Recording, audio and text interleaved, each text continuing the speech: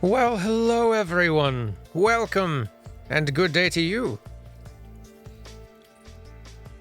Happy Tuesday. Normally not our streaming day lately, but I had a schedule conflict on Thursday, so I decided to do it now instead. I think this is going to be a good time. I hope you're all having a good Tuesday, though. Thank you for the hype train. Appreciate it very much. Thanks, pal. Thank you, Goofy. Oh, you're all too kind.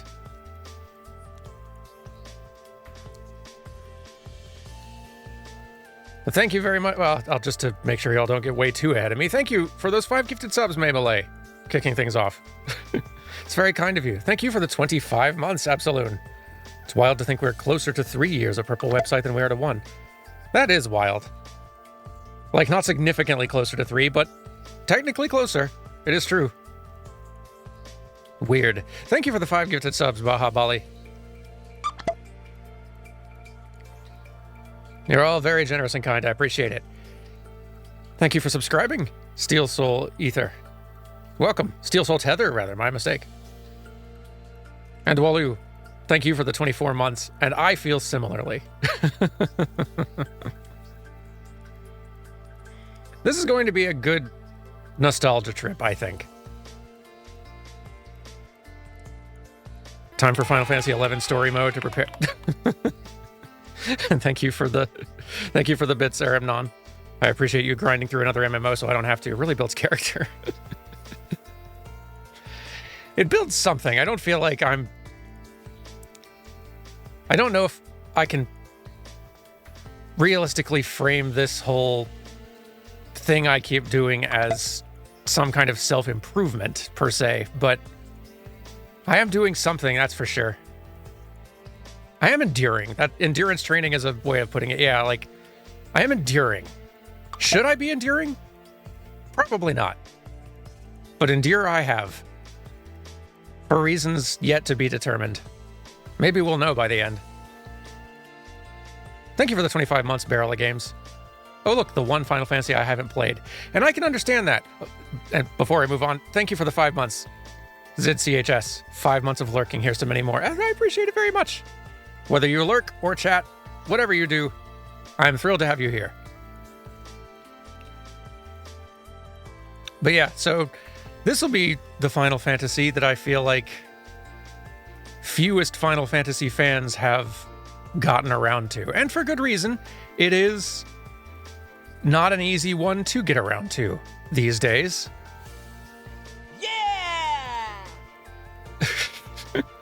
We will get to see how much nicer this game has become since it originally released. And it has become a lot nicer. I feel like this is going to be a leisurely start today. I want today to largely be kind of a nostalgia trip for anyone who has played Final Fantasy XI and a sort of guided tour of the early hours of the experience for anyone who never has. For anyone who's always been curious but never really felt like taking the plunge, which I can fully understand, because Final Fantasy XI, as the first Final Fantasy MMO, the original Final Fantasy MMO, long before Final Fantasy XIV flopped and then unflopped and blew up and became one of the biggest MMOs in the world, and one of the best, Final Fantasy XI was here. And I'm going to talk a lot of trash on this game, but I'm going to also assert up front, I feel equal love and hate for this game. I have intense nostalgia for Final Fantasy XI. I played Final Fantasy XI when it launched here in the US on PS2. I played it for 5 years. It was my first MMO, and I enjoyed that time immensely, despite it being from a very hostile era of MMO design. A lot of that hostility has been streamlined out and mitigated over the years, but it's not gone. This is an MMO where friction is inherent to the experience, and intentionally so. And they've removed a lot of the time sink that the original game had. Things that would have taken you a month before can now be done in like 2 hours. So it's not like quite the time vampire it used to be, but it is, the friction still exists there. And in some ways that's kind of good. I don't think I would want Final Fantasy XI to be, I'm sure that Final Fantasy XI is going to get kind of its remaster remake at some point, if for no other reason than to make it something that can be easily launched and opened and run on, and like ported to modern things. But I kind of hope that I don't want them to completely overhaul it into a more Final Fantasy XIV type experience, because though that would go down a lot smoother, there is something special. There is a special charm to this old style of MMO and a kind of experience that it delivers that modern MMOs do not anymore. And it's an experience that is much more niche in appeal, but it is unique, and it is a unique appeal that you can't get in modern MMOs. And I think that is important.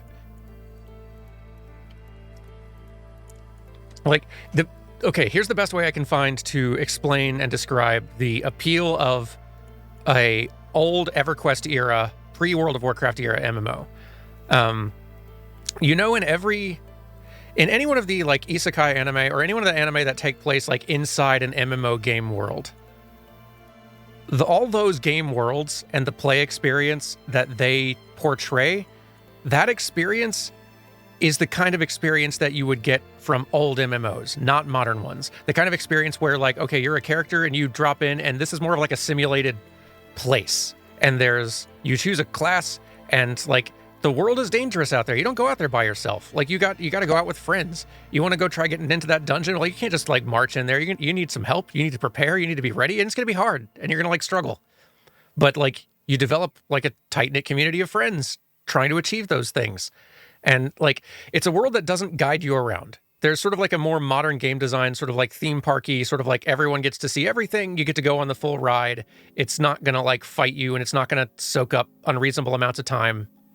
And all that's really great. I love Final Fantasy XIV and modern MMO design, but there is something still very appealing to that sense of like, this is just a big world that's dangerous and clunky, but also big and full of mysteries and stories and stuff that you can just, it's not going to like guide you. You're just going to go out and find stuff.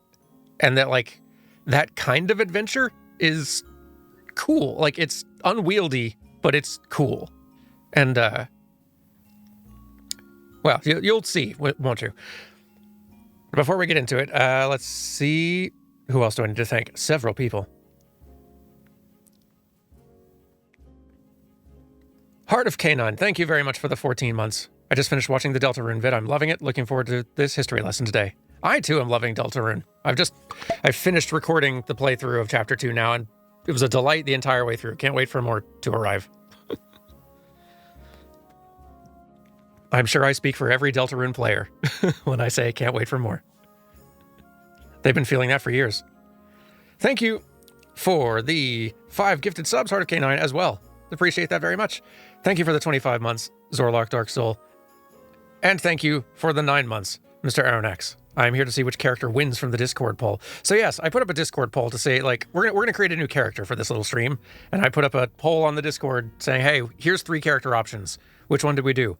And as per usual, it was a tie. So I'm picking it myself instead.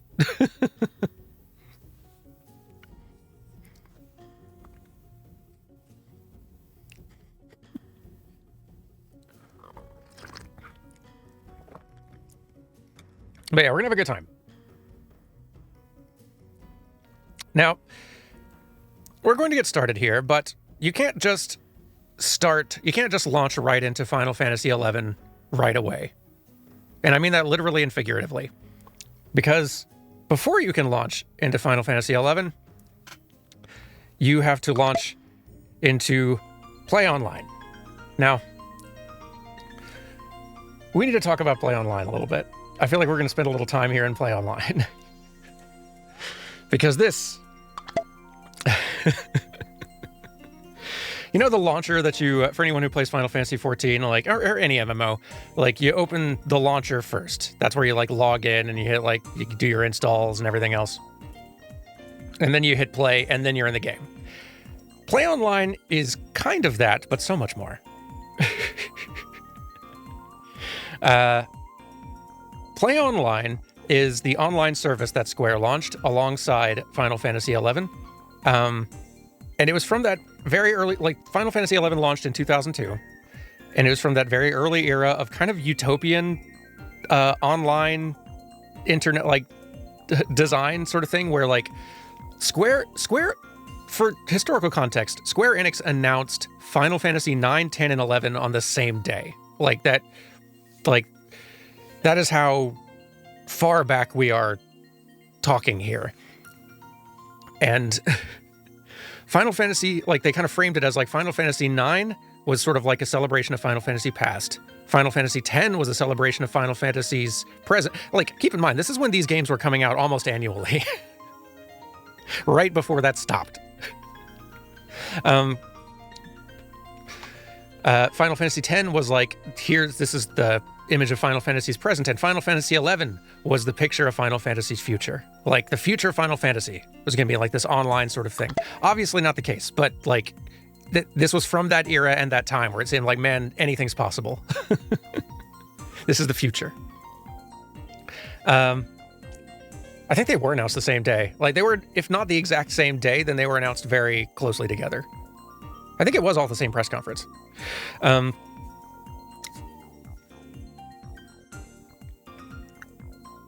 But yeah, like, so Final Fantasy XI was the launcher, but also online package experience. Here, let me log you in. You're hearing this music, by the way. This PlayOnline, this service, has its own soundtrack full of music that the Square Enix team created specifically for it. And anyone who's played Final Fantasy XI is feeling real intense nostalgia right now because this music's actually all great. I love this stuff. But okay, all right, let me get proper logged in to the experience in this. I'm kind of delighted that this time capsule still exists, because you still have to use this to get into the game.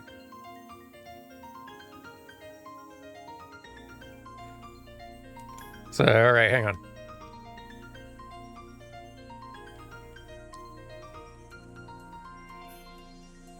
Here we go.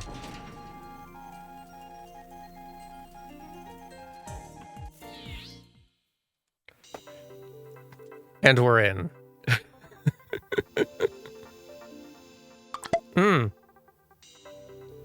You could choose, they had like a dozen tracks that you could choose for what you wanted the music for this little launcher window to be. This is your home base for PlayOnline.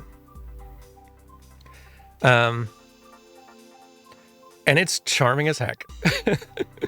I can't make this window bigger, by the way. This is how it has always looked. There's gonna be a lot of that in this. This is another reason that honestly they need to do. They're gonna have to at some point do some sort of overhaul on Final Fantasy XI, because like 11 requires this architecture to run. They can't like easily change this clearly without some massive overhaul work. And I love it. So from here, you can get like your news updates. You want to see like all the upcoming world maintenance like that's happening later tomorrow or tonight or something. Good sound effects and everything. You can launch into Final Fantasy XI. You could at one point also launch into Tetramaster. They also launched a basically online play mode of the Final Fantasy IX card game, if you wanted to play that with people.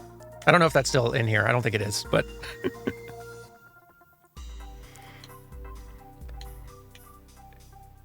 You can go to the navigator, because like, again, this was like, they were not just creating a launcher for Final Fantasy XI. This was like their online platform. At least they thought at the time that they were building. So you have a friends list, you have an email address that you get if you create a PlayOnline account. You have an email address attached to it. You have chat. You have like a file manager, friend search handle. You have, they basically, it's like from the days of like instant messenger and all this sort of stuff where like they were trying to create, this is your internet home. This is where you will go, right?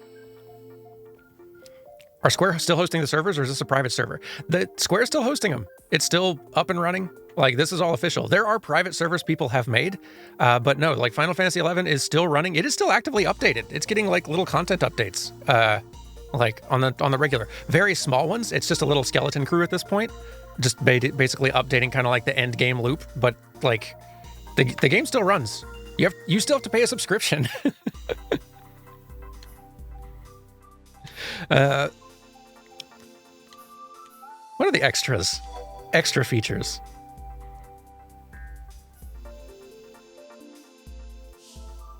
Do you want to download some greeting cards? Or a wallpaper? Or go to the Vana'diel Tribune? Sort of like their little news post thing for Final Fantasy XI stuff?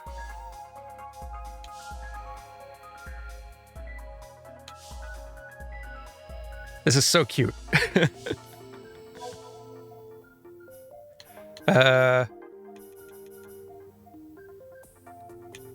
Now I'm curious. We've got my old handle from forever ago.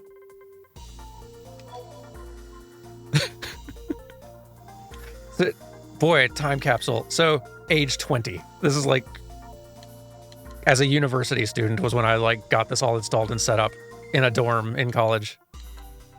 It's very cute.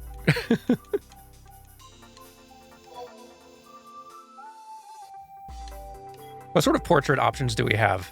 Because we got like a Bahamut from Final Fantasy X here, but we got a whole bunch of other... The bouncer, boy.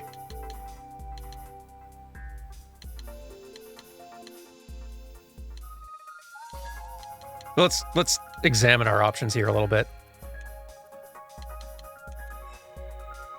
It's all right. This makes a kind of sense. Final Fantasy IX, lots of great options. 8, for sure. 7.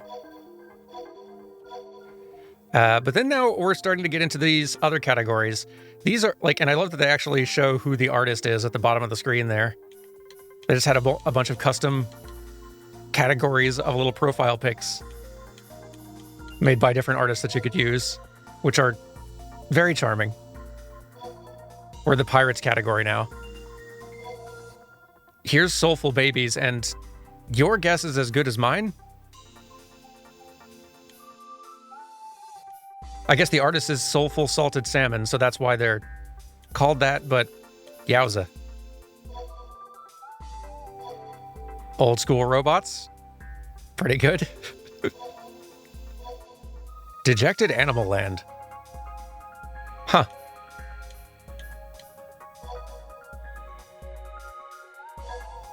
Paddle Faces.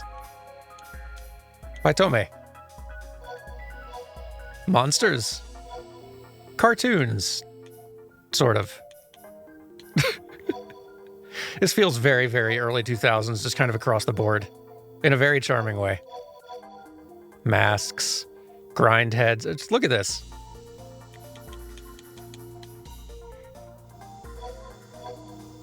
Women. Pictured here.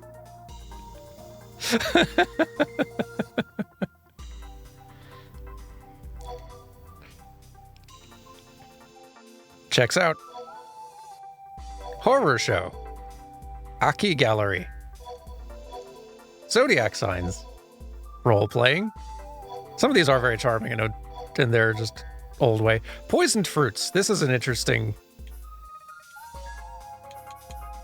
gallery.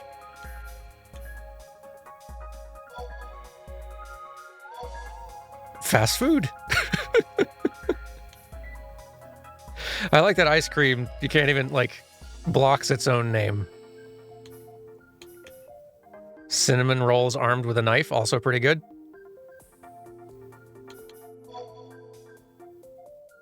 Fried potato. I kind of love the fast food category, actually.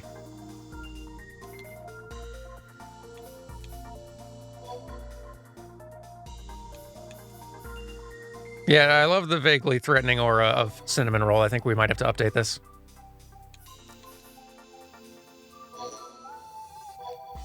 Perfect.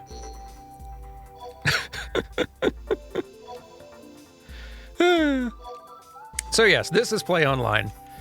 And this is what they, I think at the time, assumed was going to be sort of like the platform that they were going to, that all of the online connectivity and services that their future, their their future games were going to be built upon. That was not the case. It's basically Final Fantasy XI that Tetramastered, and that's kind of it. Although there were other things at the same launched at a similar time that sort of did use the service temporarily. Like, one of my favorite pieces of like I still have a little pile of players' guides, like physical print ones from back in the day when that was a thing, just for the nostalgia. And my favorite one, the prize of my collection, is a particular piece of garbage that is the Final Fantasy IX official player's guide. And some of you will know why. It is, so, the player's guide aimed to direct people toward PlayOnline as best it could. Like, it wanted to, it wanted to encourage people to go online to get more information about the game. So, although the player's guide did give you a lot of the basics that you needed to get around, you would, for each section, you would frequently see sort of like a link that would saying like, here's some of the start of the information you need for each little step. Go to PlayOnline to see more, to see like a more in-depth, full guide of all of the stuff that you need, of like a more complete version of with all the information you need. Which is like terrible. Even more so now because none of those links work. The player's guide is utterly worthless. And I love it.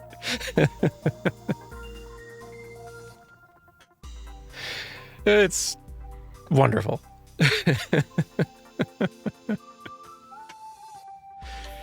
It's so charming. Like, you certainly can't be mad about it anymore, though. It's just very funny. But okay, let's say we're wanting to start playing some Final Fantasy XI, though.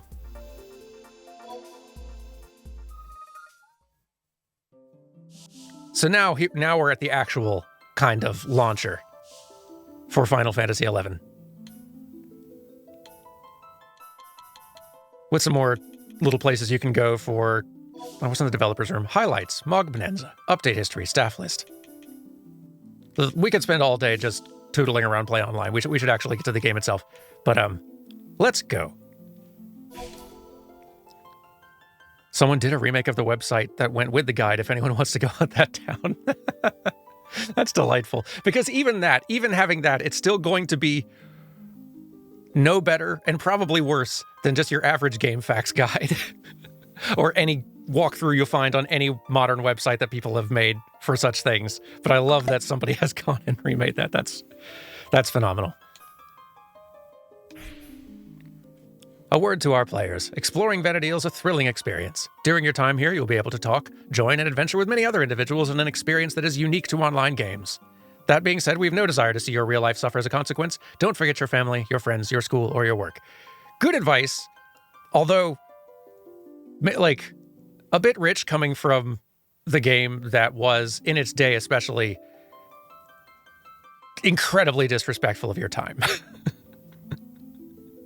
Again, they've sanded a lot of that down now to where you can play through, you can do a lot of the game stuff on your own if you want. And stuff that used to take literal months can be done in like a day.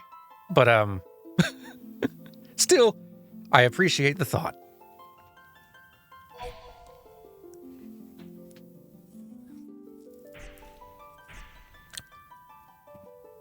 Let's get ourselves in.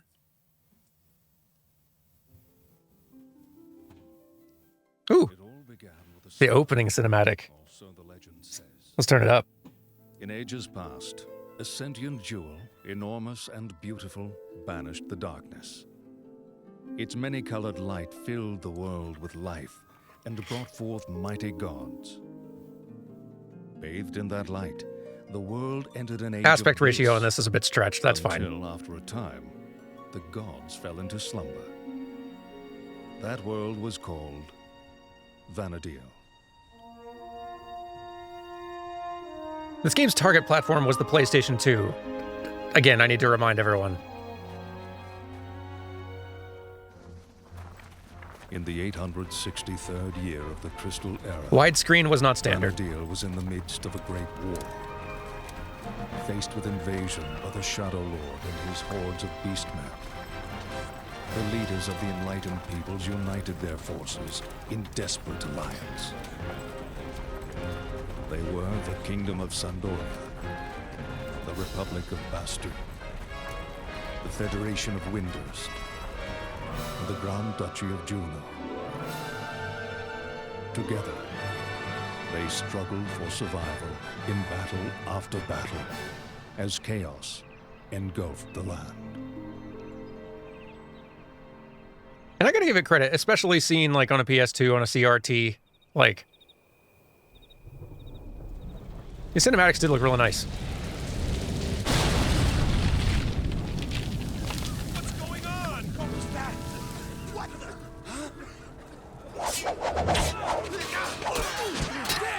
the? Are there subtitles I could throw on? Not that I'm aware of. Sorry.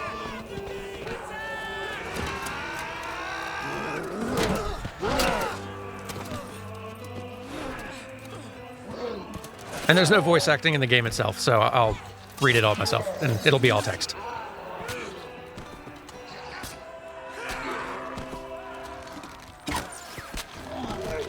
Fire at will!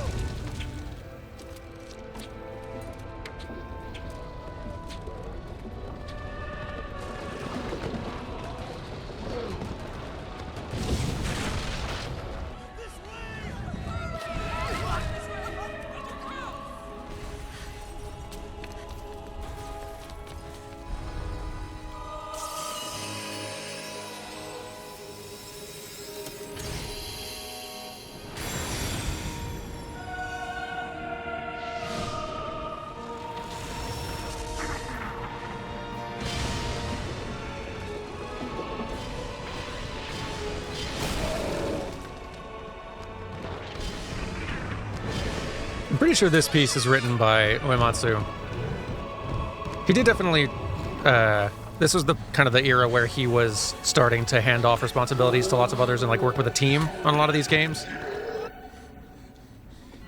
And I believe it was... Is it Mizuta? Who ended up being kind of like the main head composer of 11?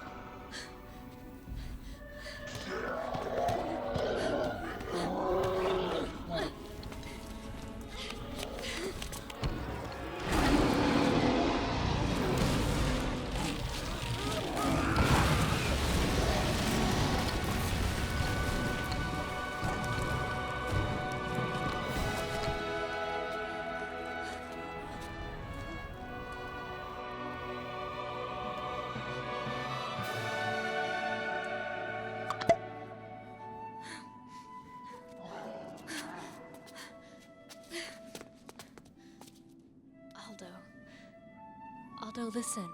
You've got to climb.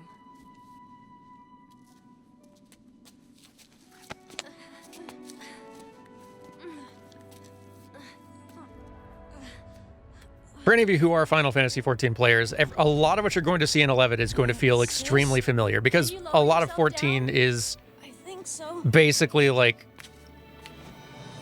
taking 11. It's basically doing 11 again. Not literally, not necessarily the story or any of the specifics, but it is using 11 as like sort of the foundation and building from there. So it's not directly connected, but you will see the same races, a lot of the same tones and vibes and such.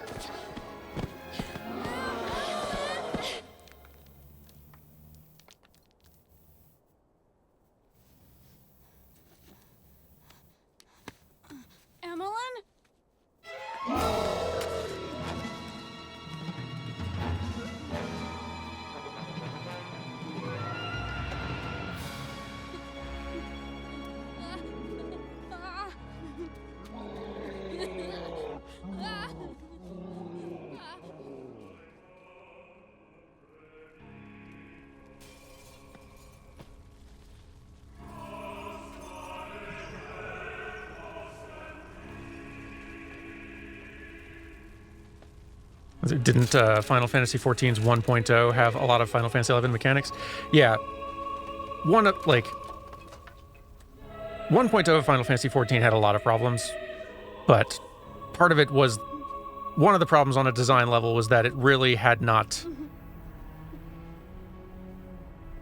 The folks who were making 1.0 of 14 were really making a follow-up to the MMO that they had already made that had been very successful, Final Fantasy XI, and hadn't been paying a lot of attention to how much the MMO scene had evolved since then. So 1.0 of 14 was much more like Final Fantasy XI in a lot of clunky ways, and was overhauled in A Realm Reborn to have caught up to sort of the more modern design sensibilities of MMOs, the post-World of Warcraft sort of era. Mostly for the better, although there are some things that get lost from that.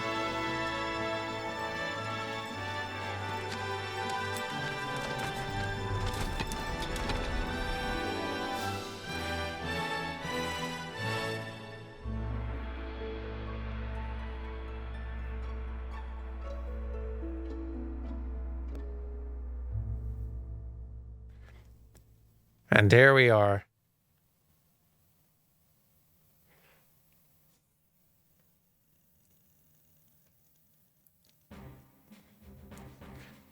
Final Fantasy XI is a massively multiplayer online role-playing game that is accessed through PlayOnline. Before playing, please read the user agreement found in the... Okay.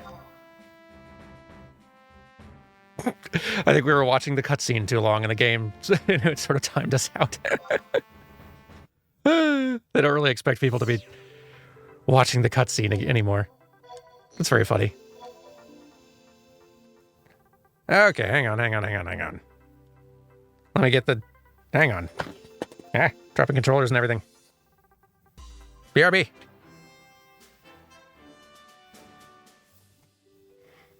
Just a second.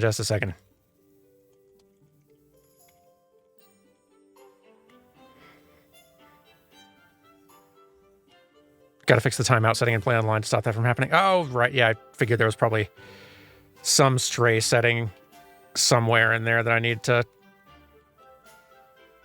fix. That's going to be the case as soon as we launch in with a new character as well. There's going to be a lot of menu settings we need to change very quickly. Okay, we're back.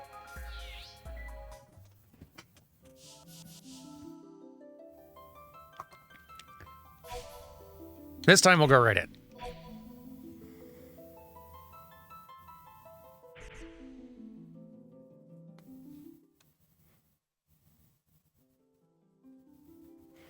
Nope, not this time.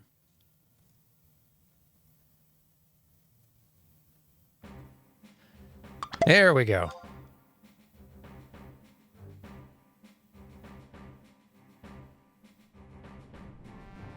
We're in. Over to the right there, you can see kind of the list of expansions and content updates that this includes, which is quite a lot at this point. The game is 20 years old.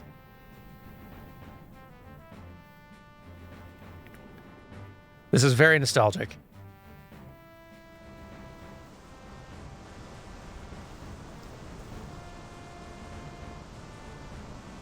And again, so yeah, like, this game launched targeting the PlayStation 2 as its hardware, which is bonkers. Both in terms of, like, hardware limitations, like having to design an MMO that runs on a PS2 and looks decent on a PS2 is wild on its own.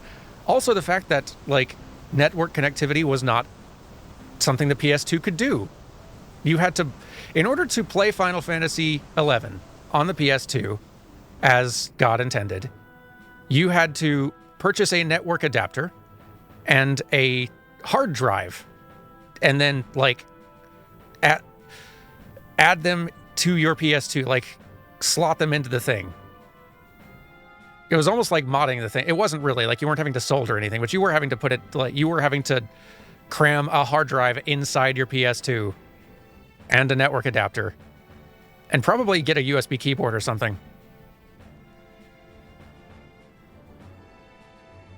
And then you had to do a very long install. Installing this game is still a huge pain in the butt and feels like you're like, you have to go to a website, which is the official website, but it, like, the entire process feels clunky and sort of weird and unofficial enough that it feels like you're trying to set yourself up on a private server. To download the game, you download 6 files, like 1 executable and 5 .rar files, and then extract them to, like, install the launcher. And then it takes hours to download the... It's very silly. You can buy the game and download it via Steam, and that'll simplify some things. But oh boy, it's a lot. So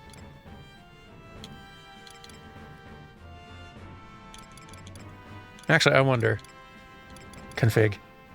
Yeah, we can change the title music. So we're hearing the original. This is what the title screen always looks like. But with each expansion, or with a lot of them, they updated the title music that played. This was like the original. Here's like the Chains of Promethea, which is maybe still one of the best ones for the title screen.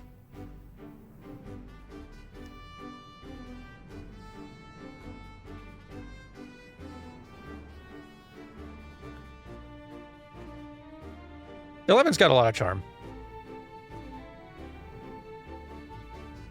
Genuine question, because I know so little about the Final Fantasy franchise. Why is going through all that install trouble worth it? Originally, because, like, it is definitely hard to give an answer for. Like, this game is clearly a very old thing that is in dire need of some overhaul updating to be able to even run more easily and better, even if they don't update anything in the game's contents. Just being that, figuring out a way to update the install and setup process would be a very good thing for them to eventually invest in. But in its day, though, this is like a really good MMO, maybe one of the better ones you could find. Like, it was really impressive in its look. It's a really charming world. Like, there's a lot that's really fun, especially in its era. And like, in terms of your MMO options, this had a lot going for it. Now, especially with 14 out and being as great as it is, it's pretty hard to recommend going back to 11 unless you're really wanting that old school MMO experience where friction was inherent to it and things were just a lot clunkier. But, like, I would not recommend most people go to the trouble. But especially if you got the nostalgia for it, or if you're just curious for that kind of like older kind of MMO experience that is much less of a guided experience, much less of a theme park ride. It is much more here's just a big world, and it's huge and vast and dangerous, and you are going to need to work together with other people to, like, explore it and figure it out. You know what? It is more like Final Fantasy XIV is like an MMO version of a modern Final Fantasy game experience, whereas 11 feels like they took the design and experience feel of Final Fantasy 1 or 3, one of the old NES titles, and gave that like a PS2 era graphics style and made it an MMO. But it's still that same sort of thing. It's like, all right, there's not a lot of like story here. There's some, but you choose your class. Here's your group. Here's a big world out there. Go get stronger. Try to explore. Go try to reach new places. Talk to all the NPCs. Learn what they're about. Like, it feels like way old school Final Fantasy as an MMO.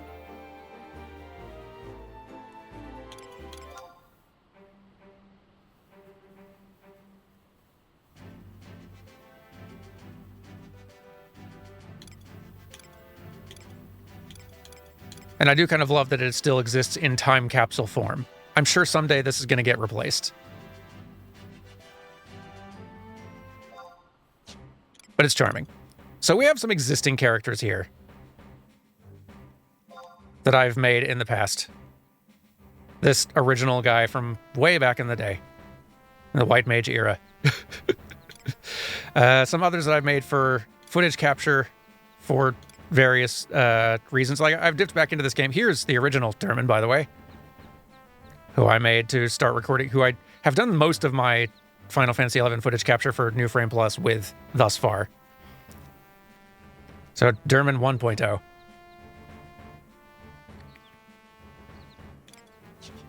But now I think we need to create someone new.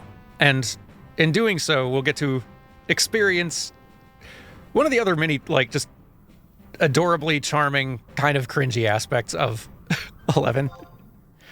But it's sort of adorable. Here is character creation, where you choose your, like, what race, gender combo do you want to start with? They created this little cutscene thing for every one of them, and a unique piece of music for every one of them. And it's ridiculous. and so goofy. Like, the camera. This feels so early PS2 exploration. Like, it's the mocap cleanup here is awful. But it's also early 2000s where this stuff was a lot harder. So this is the male human equivalent. The Humes, the Hero from 14 are based on them. One of the things I love about Shadowbringers is that they start pulling in some of the Final Fantasy XI terms for the races again. It's just a cute touch. Hume female. It's so that they made unique themes for each one of the race gender combos is so unnecessary. You'll never hear these anywhere. And again, it's very silly.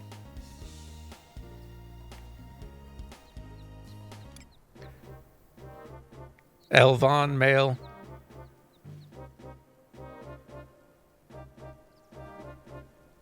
I did just realize the skybox doesn't really sync up entirely work with the with the environment.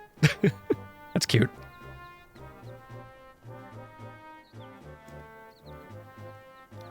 Aspect ratio is still a little off too, like everyone's a little squished.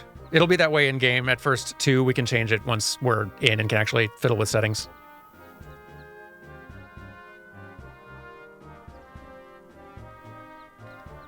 Elvon female, this is who we will be creating today.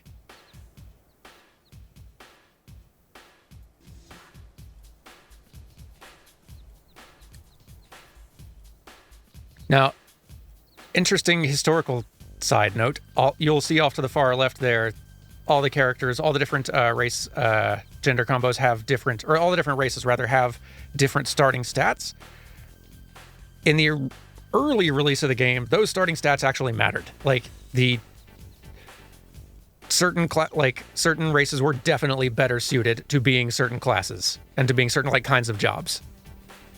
These days, the difference is so negligible it does not matter. Tarutaru, the original Lalafell.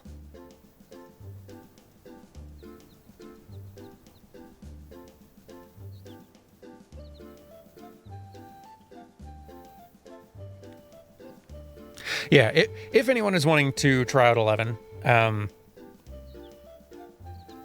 so you can buy the game on Steam. It's usually like $20. I think it often goes on sale for cheaper, or at least once or twice a year it'll go on sale for like 10 or something. It's a lot of game for 10. Granted, you still have to pay a subscription, and $1 additional for every character you want to have. But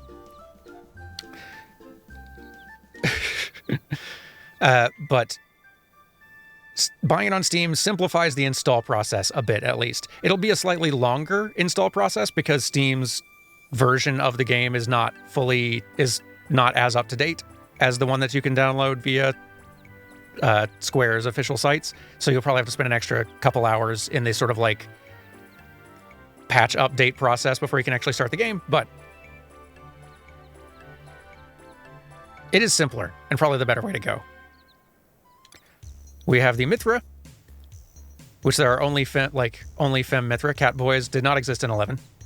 For anyone wondering why, at the start of at the launch of 14, there were only femme Mithra and male Rugadine. Were there only male Rugadine, or did they have femme Rugadine at the start?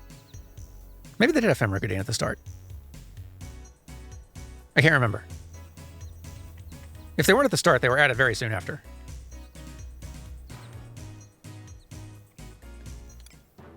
But here's the original Rugadine, the Gulka. And yeah, male only for them.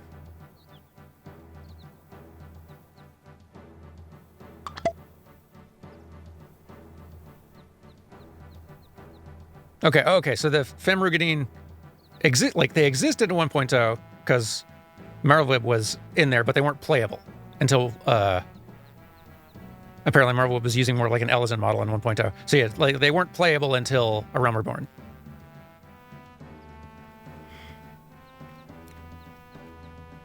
It's also charmingly clunky. Just all the animation, all the this whole way of choosing your character, but boy. Okay, so Film Elvon, you can choose between one of 8 faces, or basically head models. You can choose between one of 8 head models, which have kind of their own hairstyle and slightly adjusted face.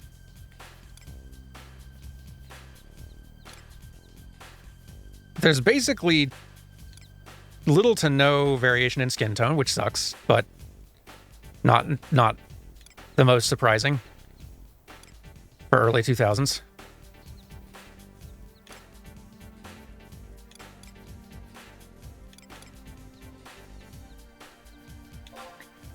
And then once you chose your sort of head model, you could choose between one of 2 sort of like coloration variants.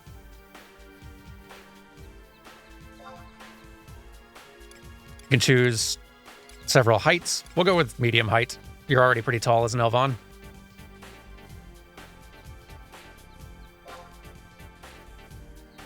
And then you choose your starting job. Now, similar to 14, you can change job whenever you want in 11. And that's honestly one of its strong points. I think that was one of the things that I loved most about it, is that in order to play a different class, you didn't have to create a whole new character like you did in WoW.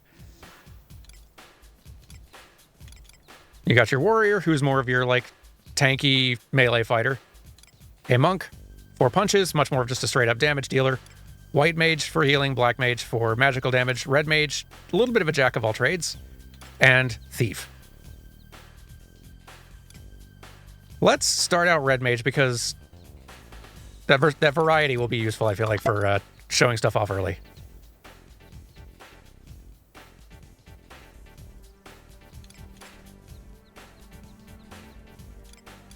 Thanks to everyone, by the way, for all like the subscriptions, resubs, gift subs, stuff like that. Sorry I'm not thanking all of you as you pop in, as I'm explaining things. I'll do some more thanking toward the end of the stream. But I do appreciate it, you all very much. Thank you. So, but you're seeing just 6 jobs here. Fear not, there's lots more in the game, but you have to get to level 30 at least, and then do some quests to unlock them. And some of those are very involved quests. They're not all easy. Let's start as a red mage. And let's name you. And choose ourselves a server. All of my other characters have been on Odin. That's just where I've always been. I think there's like more of a Japanese population on this server than English speaking. I've heard good things about Bahamut though. Seems like one of those servers that's reasonably active, but not super crowded.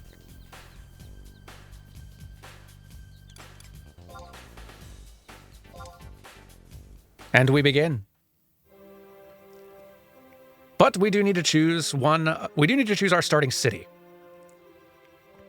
This, similar to 14, this is kind of determining like where you'll start in the world, what the very early game story quests you experience will be like. But you can also, like 14, kind of change your home city later if you want to.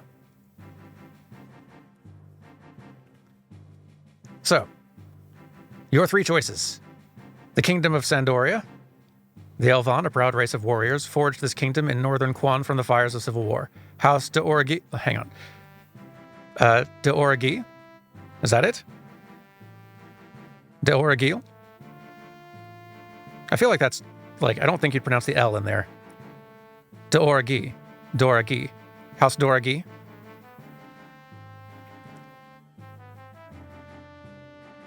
House Dorangi? Maybe it's softer. A softer G might make some sense. House Dorangi. Whatever. Has ruled from the fortress city of Sandoria for over 500 years. 2 elite chivalric orders keep watch over the kingdom. The Royal Knights patrol its borders, while the Temple Knights maintain peace within. Thanks to their vigilance, no armies ever breach the city walls. This is basically Proto-Ishgard, if you're wanting to start there. Like, it is a kingdom that is past its prime of elves who are very stuffy and, like, high and mighty. And, yeah. Alternatively, you could start in the Republic of Bastok, with text that's a little hard to read right now. Hang on.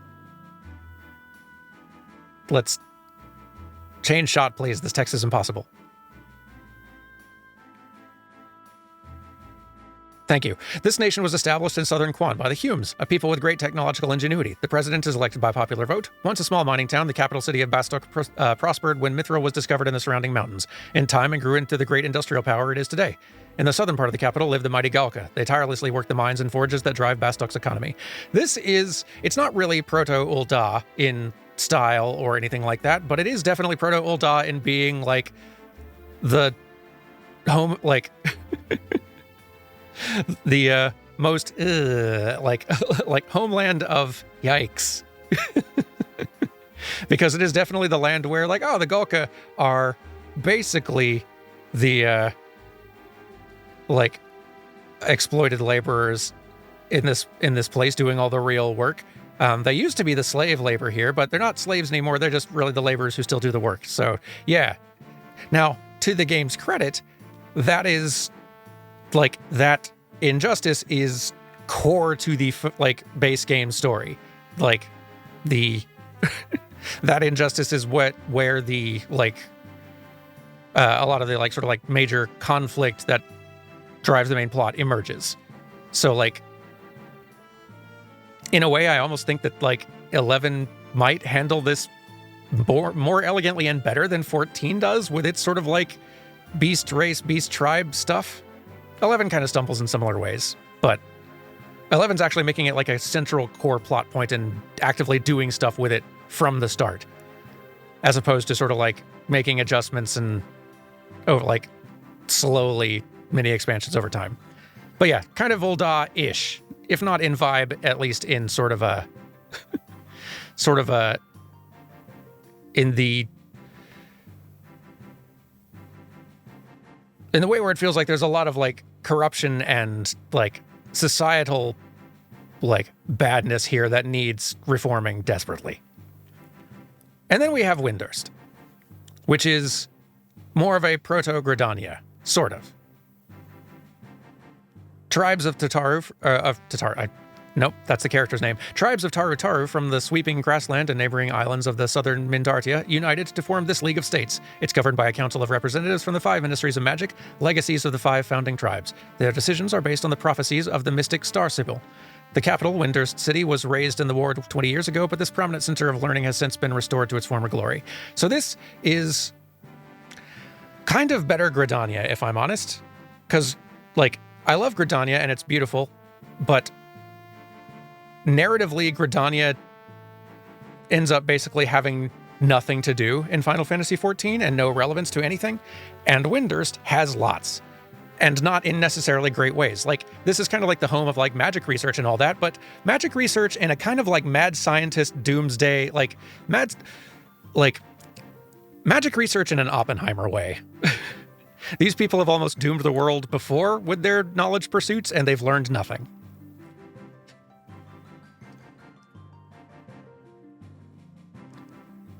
And they will do so again. Which is much more interesting than Gridania's kind of nothing.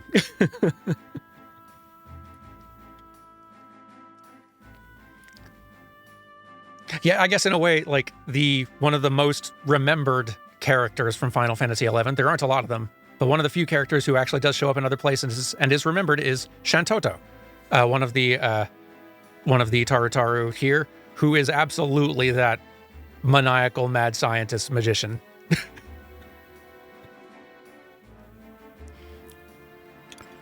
We, I think, are going to start out in Sandoria here, though.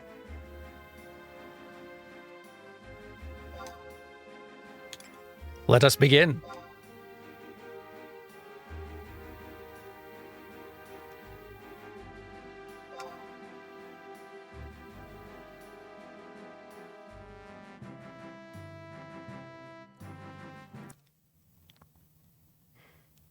By the way, the aspect ratio in this opening scene is going to be very bonkers. We'll fix some things as soon as we're in control.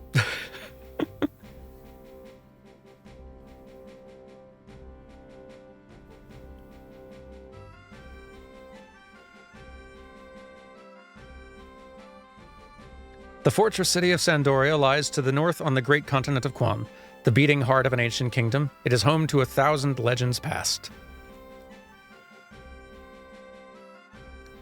But now her reign of glory is but a memory. Heroes raise shining swords to the heavens no more.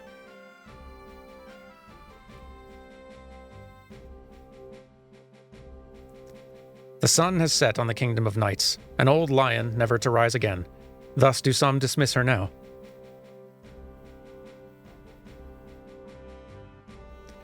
Yet young Elvan knights still venture proudly into the wilds of Vana'diel, determined to triumph over any foe.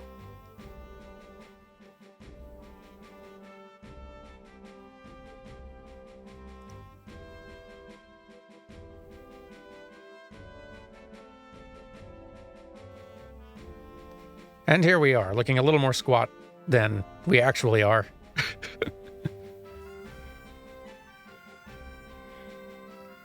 Note the scenic fountain.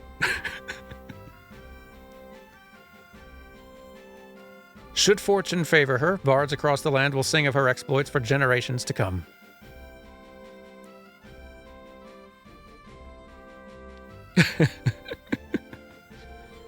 Of course, she has only begun her rise to glory. No one can tell what her future holds. Yes, come to Sandoria. See our scenic fountain. Never before has she set foot within the Elvan capital, but she's resolved to let it win a little fast. That's fine. The point is we're here. But yeah, Ishgard is definitely like a 2.0 version of Sandoria, down to the haughty elves with French-derived names. And this is what cutscenes look like. I say, watch where you're going. Oh, a new recruit, are you? That explains it. Well, far be it from me to chastise someone on her first day. Still, as a citizen of Sandoria, you... Wait, the expedition's returned.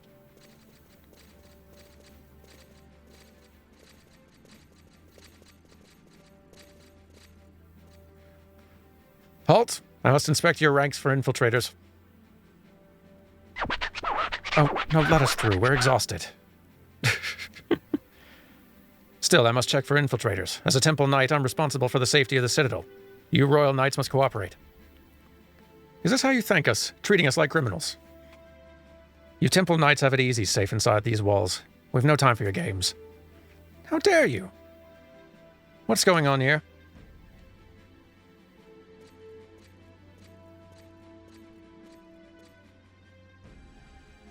Lady Cyrilla, these Royal Knights refuse to verify their identities. Welcome back, Royal Knights. You must be weary. After reporting to Prince Trion, shed your armor and see your families. Long have they waited for you. Yes, Lady Cyrilla. Royal Knights, forward!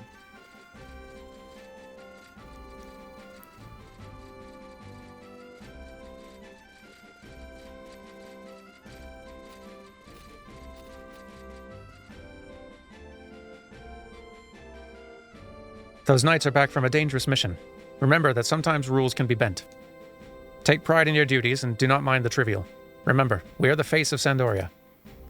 Yes, madam. And to the new recruit, I say this. The glory of Sandoria depends upon each and every citizen. Good luck. General Cyrilla, bravo. You're gifted with much sympathy. Without your Temple Knights, we Royal Knights could not patrol the wilderness. Your order is a sturdy pillar upon which we rest. We're not your servants, Rahal, but tell me how fared your patrol. You seem drawn to the world outside, Cyrilla. Perhaps you find this fortress too constraining. None of your business, but your troops did look weary. Did you make any progress against the enemy? No, it's ever the same. No one can tell what orcs may do next, and always must I struggle with two chains of command. You know Prince Trion and Prince Pew, I guess? Y'all can help me out on that. I see the wisdom in both their strategies, but... Rahal, we needn't discuss this before the recruit. Shall we walk to the castle? It would be an honor. Let's enjoy a bottle of 8 12 Rolandberry in the warmth of my chamber. Well, I prefer the strategy council room. I shall make Battalia tea should you thirst. Huh, ever the same, I see. And hey, our first... our first Gil Cell spammer. Hooray. That was Count Cirilla, or General Cirilla of the Temple Knights. Her order watches over the city and protects Chateau d'Orgy. Rahal's Royal Knights, on the other hand, spy on our enemies and battle fiends. With such disparate duties, the two orders maintain a tense rivalry. Perhaps I could be of service. Is there anything particular you'd like to know? Well, let's see. I want to go shopping. I would like to know more about adventuring, please. Ah, recruits. Don't know which way to hold a sword, and you think you're ready for adventures. Well, what would you like to know? Making easy money. Helping people? Ah, a commendable choice. Come to think of it, there was a lady in front of a house on Pikeman's Way. She may be in need of assistance. Should you need directions, ask those around you. Our citizens are friendly for the most part. Here, take this adventurer coupon. Give it to Ilavia in Victory Square. I'll show you where she is on your map. Open the map option from the main... It's very, very weird having them actually do this sort of like fourth wall breaky thing. 14 would not do this. Open the map option from the main menu, select markers, then scroll to the right. That'll tell you where you need to go. To give items to others, select trade from the main menu. Don't you forget it.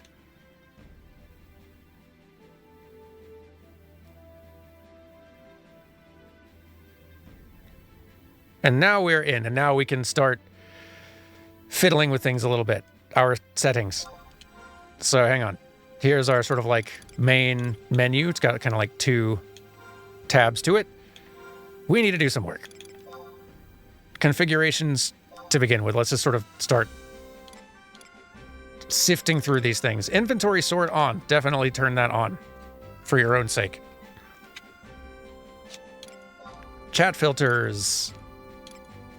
Let's just filter out shouts and yells for now, just so we're getting fewer of the Gil sellers. Font colors, not going to worry about that right now. Let's see. So you can fiddle with how you want your like windows to work. Like you can have 2 text windows if you want to like subdivide which little stuff is going to which.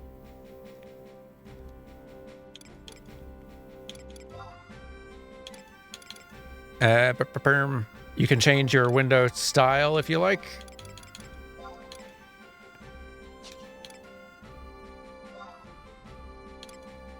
Let's reduce the window width a little bit, I think. Just a bit.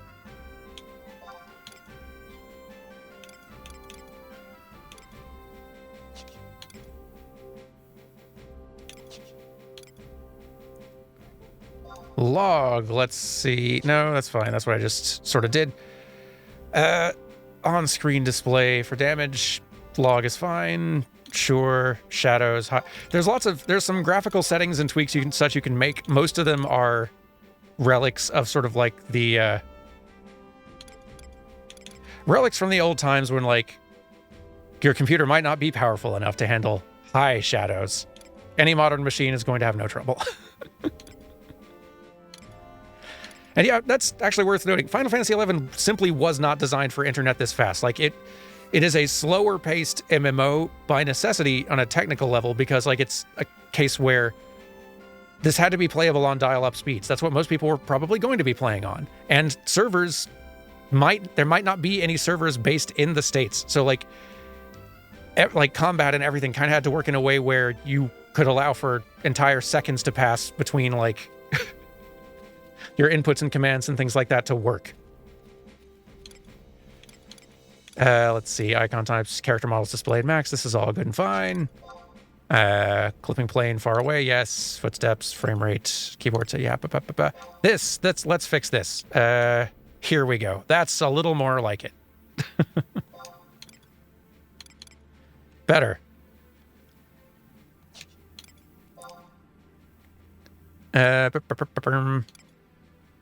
Display graphics delineating areas of effect when displaying. Oh, that seems kind of useful. Sure. Party icon display. Nah, timer display. Furniture, camera collision. It's odd that that's a setting. This is fine. Not going to worry about any of this. Am going to worry about flipping some of these camera controls around. Anything else? This is fine. Thank you. Didn't need. We're good. I feel like the gamepad edition was a thing that they must have added later. If you decide you do want to play this, by the way, even on PC, you're going to want a gamepad. This game was definitely built for gamepad. Like the mouse keyboard control of Final Fantasy XIV is not how keyboard controls in 11. It's all keyboard. Like you control the camera and your movement with keyboard entirely. Like mouse is vestigial. Controller as advised.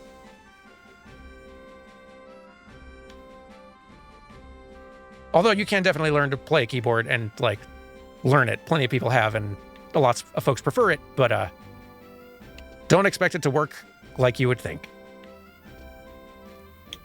But okay, I think we've got our like most important setting stuff updated now. So we've got our character. Let's see. Level 1 Red Mage.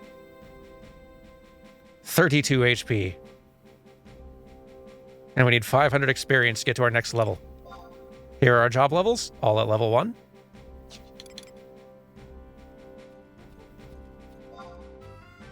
Combat skill. You know what? There will be lots of stuff to explain as we go. It is kind of nice logging in and seeing like there are actually people running around.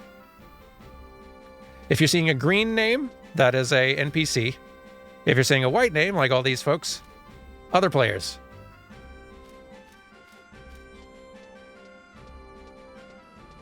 This is a home point. And it is important. These are basically your kind of your equivalent of Aetherites. You are now able to teleport here from any other home point. That is not always how it worked.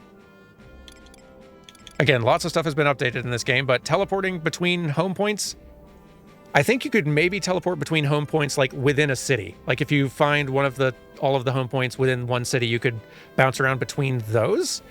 You could not teleport to other home points elsewhere in the world, though. Now you can, and thank goodness.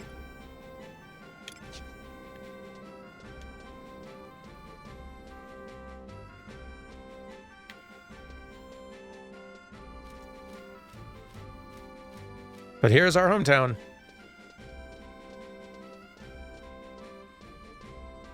It's very nostalgic. Is Kiner our character's name? Yes. I think there might be a way to turn character name thing off, but I'm sure there is. Ah. Another home point. Worth just grabbing all of these things.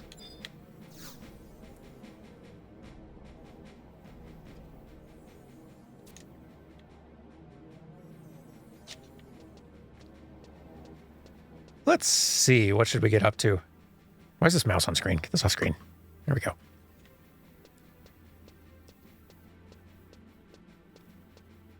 Now, perhaps you're wondering, like, okay, we're here. There's probably, like, a main quest to be following or something, right? Like, who do we talk to?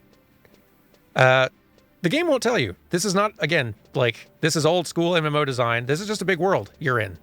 It's much more like just wandering into a town in an NES Final Fantasy and just go talk to the NPCs. You might get a one of them might give you a quest and tell you to do something.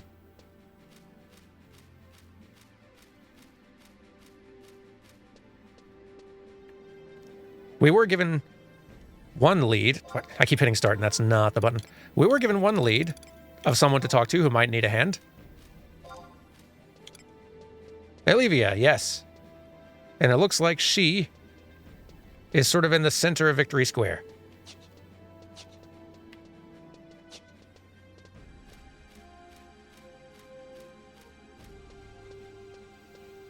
Wish this mouse would not keep appearing on screen. A lot of people who play 11 these days use a variety of mods, mostly just for sort of like quality of life things, like being able to hide the mouse, or being able to run the game at 60 FPS, or various other things. It is not necessarily allowed by Square Enix, but as with 14, lots of people do it anyway. Olivia, hello.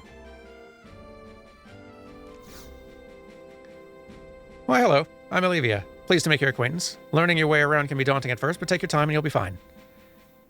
I want to find some quests. I want to try the tutorial event. They have a tutorial event. That's new. Well, new since the launch of the game, certainly. These are a lot of very important things, actually, that she is offering to teach us about. And yeah, as folks are saying in chat, it at all times it is important to remember this game is 2 years older than World of Warcraft, and World of Warcraft revolutionized MMO design. This is much more what MMOs were like back in the day. Like, this is much more that EverQuest vein of, here's just a big old world. It's kind of clunky. Go explore it. It's dangerous, but like, go figure out stuff. Go walk, like, go ask around. It does not guide you anywhere. It does not have a lot of quality of life to it, generally. But let's say I want to find some quests. Though I wish the situation were less dire, there exist many who require your aid. Do you wish to reference the materials I've gathered on them? Sure. Wow, yeah, this is, like, a lot of my memory of the game is from its first 5 years. And I know, like, a lot of things got added to the game that significantly change, like, what the early experience can be like. Now, granted, if you hadn't gone and talked to this character like you were told, you might not find... You would just be kind of like wandering around on your own, but it is very helpful having someone to direct you in some places to go talk to. Like, tell me of some people who want help in southern Sandoria. The following individuals are likely to request your assistance if you were to speak to them. I guess you just added them. Oh, you're just giving me names. Cool. What does Roselle need? Allow me to make things easier for you and mark their location on the map. So kind.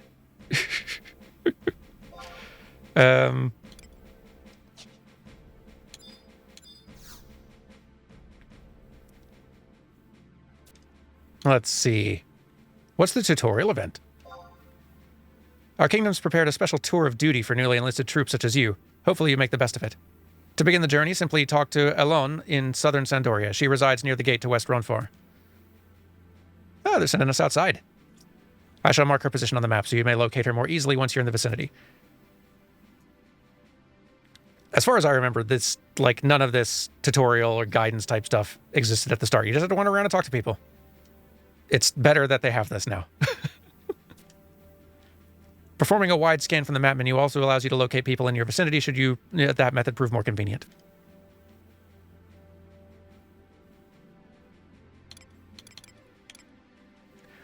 You kind of miss the sense that creators of MMOs pre-WoW loathed their players to some extent. They I don't think it's not necessarily... It is definitely true that MMOs of this era were had a lot more friction and were much more hostile and dangerous, and they were not holding your hand and they were making it a lot harder to get around. They were not trying to help you get through the whole thing and make it all go down smooth. There's friction everywhere. But that, in some ways, that is also kind of like part of the wonder as well, of the discovery of stumbling upon a quest or stumbling upon a neat location, or being given a quest of hey, go find this graveyard keep location. I need you to go and find an item for me there. And they won't tell you won't know exactly where it is. You'll just look on your map and try to see some places that that area looks like there's some structures there on my map. Maybe that might have something. Let me go wander and see what I can find. It is much more like that early Demon Soulsy sort of experience. There is kind of almost that early FromSoft Soulsborne sort of experience of it's not really holding your hand. You're just kind of having to figure a lot out, which isn't great in a lot of ways, but it does lead to an experience that modern MMOs just don't quite replicate. Now, here's some very important things. Well, one, I want a map of this area, please. I guess I have it already, but look as long as you desire, I shall not interfere. It's possible to check who's been marked on your map by opening the map menu, etc. Okay. This is important, and this is something that was added into the game much later. Teach me about the Trust Initiative. The Trust Initiative is a special magic regimen developed by one of the world's finest academies of magic. Those who successfully undergo training will be bestowed the ability to call forth powerful allies into battle. This basically allows you to summon a party of NPCs to fight alongside you so that you do not have to figure out how to rally a group of 5 other players to do things with you. This is how it's possible to do most of the game solo these days. And thank goodness. Only adventurers who have proven their worth by achieving level 5 are eligible to participate. I'll provide you with further information when you reach that landmark. Okay. Records of Eminence. These are also a thing that were added much later, like maybe 2014 or later? A good 12 or more years into the game's lifespan, I feel like. These are like very important for allowing you to get a lot of experience and money more quickly now. It really has accelerated a lot. Are they as reliable as Trust NPCs in 14? Kind of more in a lot of ways. Like, Trust NPCs in 14 are very specifically scripted and built to run dungeons with you specifically. You can summon trusts anywhere there's enemies in, like, anywhere but, like, not in towns, but anywhere else you want in 14, in 11. And they are just kind of following you around and doing some very, very basic combat stuff, but, like, you can do a lot more with them. And there's a lot of them that you can collect, and they each kind of have their own abilities and fighting style. And like, there can be a lot of fun strategy to figuring out, like, all right, if I summon these few trusts work together really well, or this guy's like a really good tank. I like the way that I like this tanking style a lot, and his weapon skills combo with mine really usefully. Like, okay, let's go with that one. Like, they're quite cool, honestly. I like, there's a lot more. You can do a lot more with trusts in 11 than you can in 14. Teach me of Records of Eminence. When decorated in battle or recently enlisted, all can benefit from trying their hands at Records of Eminence. It's a simple method for participating in Vana'diel's many adventures and bestows rewards all of its own. Open the main menu, go right to the next screen, and select Objective List under the Quest submenu. Select Tutorial, head to Basics, and accept the objective first step forward to get started down this magnificent road. We should start doing that right away, because that's going to really stop hitting the start button. It's going to help fast track us a little bit. Isn't it quests, was it? Or was it missions? Yes, quests. Records of Eminent. Objective List. Tutorial. Basics. First step forward. Speak to one of the following Records of Eminence guides. Rolandien in southern Sandoria. Yeah. All the rest are in other towns. Yes. I accept. She's at G10 on the map. We have undertaken the quest. Map. G10 would be down. Okay, around the same spot that actually I need to go. It's around where we started. Perfect. We're going back there.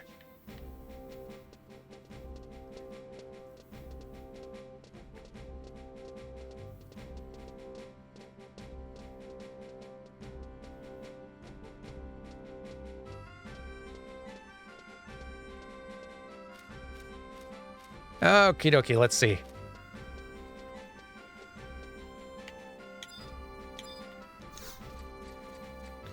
Greetings and well met. Guardian of the Kingdom, Alone, at your most humble service. My station is to help along those new to the life of an adventurer in Vana'diel. I specialize in the types of fundamental knowledge necessary for success in such endeavors, as well as related methods of pedagogy. With my aid, you can rest assured your first steps down the adventurer's path will not go astray. Should you still consider yourself a newcomer, I would highly recommend that you make full use of my services. This is my permanent post, and I never leave it. Remember it well. Whenever you need a hand with anything at all, don't hesitate to come calling. You got it. Does that... I don't think that counts as having completed the thing. Are you interested in some entry-level duties to put you well on your way to greatness? Not to worry, I've got just the thing. Go talk to the guard Aravog in just over yonder and have him cast Signet on you, then come back and see me. Yes, so... Signet is a little buff status effect thing of sorts that you wanted to get cast on you because it allowed you to, as you defeated monsters, to get kind of a little currency that you could spend. It's kind of almost like sort of like Grand Company point type stuff that you would get in 14 that allows you to buy gear and some very useful tools, and also makes it to where crystals will drop off of enemies, which can be very useful for lots of things. So you wanted to always have, like, it lasts about 2 hours or so, and you pretty much always wanted to have this up as much as you could. I'm Aravog, a Temple Knight. I'm one of the guards charged with overseeing Sandoria's conquest campaign. Please cast Signet on me. Currently, we rank first in Vana'diel's conquest. Yeah, there's like a competition thing between the three home nations, but that must not be taken for granted. We must continue our fight to remain on top. Good luck. I'll bestow upon you your nation's signet. There we go. And now we got the buff. That little crystal symbol in the top left. We have done it. Well, looks like you're able to get your signet. Easy enough, yes? As soon as Signet's in effect, there is always a possibility you'll obtain crystals from enemies you defeat. There are also other more concrete benefits, such as increased defense and evasion. Signet even helps you when not engaged in combat with an enemy. For example, it boosts the rate at which healing occurs while at rest. For all these reasons and more, you should consider it essential to have Signet cast on you at all times. Very well then. As a reward for successful completion of your first assignment, I would like to present you with these strips of meat jerky. Well, thank you. There's more here than meets the eye. That was a joke. Anyway, this is a type of item known amongst adventurers as a meal. This meal in particular will temporarily enhance your attack power when eaten. Whenever any type of meal is consumed, you'll receive some such temporary status bonus. Naturally, different meals grant different types of bonuses. For the most part, meat dishes will affect attack power. Conversely, seafood dishes generally enhance defense, and so on and so forth. Take care to select dishes best suited to your purpose. One thing you should make note of, however, is you cannot eat a meal while another meal's status bonus is still in effect. Your stomach would simply burst. That's quite a lot to cover. Are you with me so far? This is a breeze. I'm with you. Great. Well, talking can only prepare you so much. Let's get right down to it. Go ahead and pop one of those strips of meat jerky. After eating a meal, a status icon designated as food will appear in the upper left portion of your screen. Come back and talk to me once you've confirmed that it's there. Go eat food. Got it. This I can do. So we've got, several things in here. We've got a dagger, a weapon. Sure, might as well equip that in a bit. We've got our equipped gear, a ring, an adventurer coupon that I still need to give to somebody, and meat jerky. Plus 3 strength, minus 1 intelligence, attack plus 23%. Not bad. Use. And yeah, food buffs very significant in 11. They're significant in 14, but just across the board, 11's world is just much more dangerous, and every buff and boost you can give yourself makes a really significant difference. I have eaten food. Check out the full belly on you. Well done. Signet and meals can both play crucial roles whenever you take on any type of enemy. It's a key lesson you do well not to forget. Next, let's get those pristine hands of yours nice and dirty. No sense letting that food go to waste now, is there? Let's send you out to fight a monster on a full stomach. Exiting through that gate over there will lead you into an area with hostile enemies. Try to target one of the monsters and then select Check option from your menu. This will help you ascertain an enemy's level of difficulty and make sure they're not too strong. A smart adventurer picks her fights. Be warned, engaging any enemy that checks as very tough or above will result in your signet not granting you the defense and evasion bonuses you'd otherwise receive. And that brings us to our next assignment. It's high time you learned how to use a weapon skill. Perhaps you've already noticed, but sometimes when fighting an enemy, your skills will rise little by little. When your skill with the weapon you are wielding reaches a predetermined value, weapon skills will become available for use. Combo for those adept with hand-to-hand weapons. Wasp Sting for those who fight with daggers. Fast Blade for those who prefer the sword. Shining Strike for wielders of the club. Heavy Swing for those who take the staff, so on and on and on. Selecting status from the main menu will bring up the combat skill option, and this will display all the current skills values in all weapon categories. The first weapon skill for each weapon type can be learned at skill value 5. So make that your first goal, and we'll take it from there. You got it. We have a task.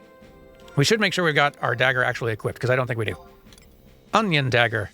Damage of 3, delay of 193. Usable on most jobs. Let's equip our ring as well. Boosts our strength and mind by 1. Well, we're on our way. Let's go outside.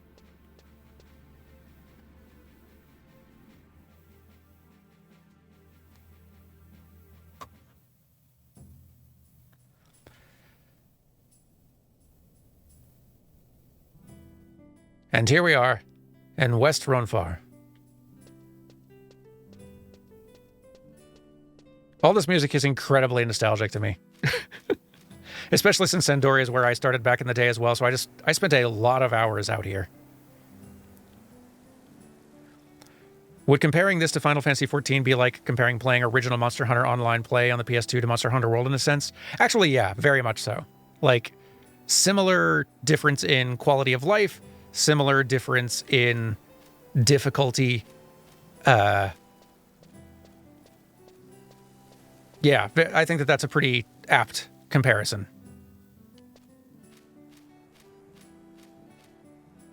Does Final Fantasy XI still have belts? That's important to the kind of Final Fantasy it is. Great question. Yes, it has a waist piece and also a back piece for like not all these things will show up on your character.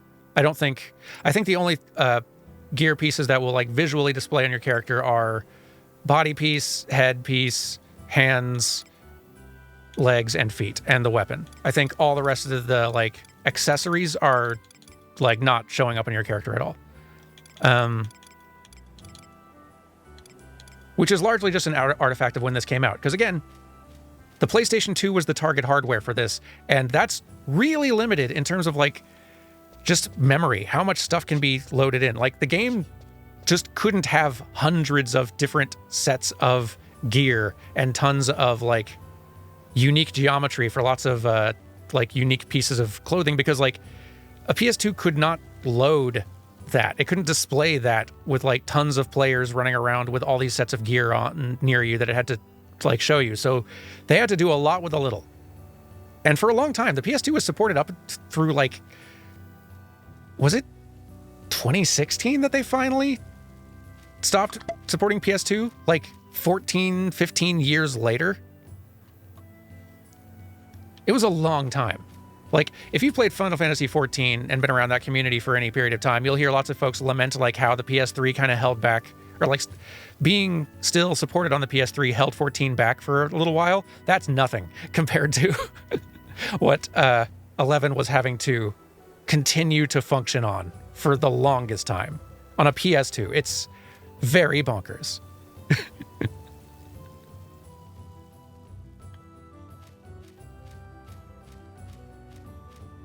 But yeah, we are out and about now in the big wide world. We have our signet.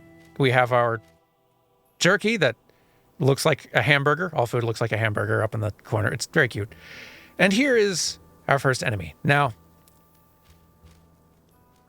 you might wonder looking at an enemy, oh, is that the kind that'll aggro you? Is it like your level? Many of these things are only discoverable the hard way, but if you want to find out anything about them, you need to select them and check. The wild rabbit seems like a decent challenge. It seems to have low defense. This is how you can determine you can't determine what level the creature is. There's no way to know that. The way to find out how hard, like, is this a thing that I should try fighting, is checking it and gauging based on the text it gives you. Decent challenge is something that is a little lower level than me. So I can fight that, at least right now. Early on, decent challenge or even match, those are fights that I can withstand. The higher level I get, though, the more that's a bad idea, at least not without trusts to help me. Once you get kind of like past level 10 or 15, trying to solo fight monsters that are similar to level in you will get you obliterated. You really need to be with a party or now trusts to withstand that. It's a dangerous world. And maybe you'd think, okay, so all right, wild rabbits are a little lower level than you currently, so they're not something you need to worry about. Not so.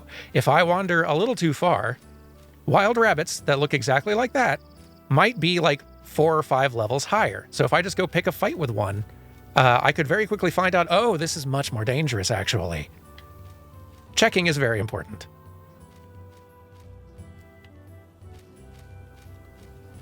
And these early monsters near me here are not aggressive, but a lot of the ones out in the world are. So you need to be somewhat careful. Let's stay close to town here and play it a little bit safe to start. Decent challenge. Great. All right. Combat begin. Come back here. Stop moving.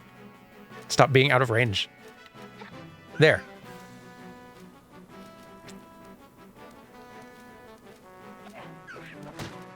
I am missing attacks a lot, but that's okay. As you can see, I've got skills that are rising. My parrying skill is rising slowly. My evasion skills are rising slowly. There are a lot more skills and such that you are leveling in 11 than just your job. And it's important to be raising those things because, like, if some of these skills kind of fall behind as you're leveling, your effectiveness is going to go down quite a lot. So I'm missing a lot of my attacks right now, in part because if we... Stop hitting the start button. In part because... if we look at like my combat skills, all of my combat skills with all of these kinds of weapons that I can use as a red mage, dagger, sword, club, archery, throwing, and also like shields, evasion, parrying, these are all set at, starting at 0. I'm not very good with any of these things. And it's only through using them that those skills go up. Same with my magic, by the way. You have 6 different divine or magic skills: divine, healing, enhancing, enfeebling, elemental, and dark. And you need to level those as you go, or they're just like your ability to actually like hit enemies and have the skills be all that effective will suffer if you're not managing to keep these leveled. Which reminds me, I believe I have a magic ability that I can use. Dia, my first spell. A scroll of Dia that they've just given me for free. How nice. White mages can use this at level 3, red mages can at level 1. This lowers an enemy's defense and gradually deals light elemental damage. So, a debuff and a damage over time. Very good skill. Let's use this scroll and learn it. You have to use scrolls to learn skills. You do not learn spells automatically as you level up. You have to buy them or find them, and they can be quite expensive. So you're probably like, it's just like Final Fantasy 1 or 3. You got to be going to towns and trying and like looking in shops and saying, okay, here's all the spells. I need to get a hold of these. I can't afford all these, but I do want that one. I'm going to get that one. So like, it is charmingly old school, but it is going to make it a lot easier to start fighting these rabbits rather than trying to make them hold still. I can hit them with a spell. Cast Dia.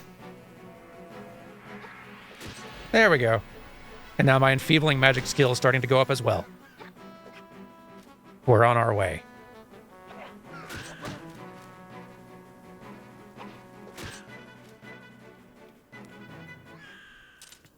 And we win. Now you can see my HP and MP in the corner. Those aren't going back up. You might notice. And they're not going to. At least not on their own.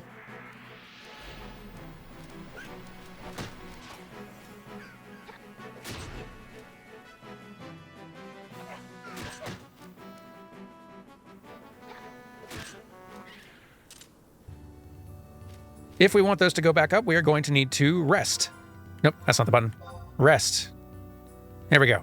You basically need to park in place, and as you do it, after like every 8 or 10 or whatever seconds or so, your health and MP will start to tick back up and recover. It's not fast. Wait for it. There we go. There's a tick.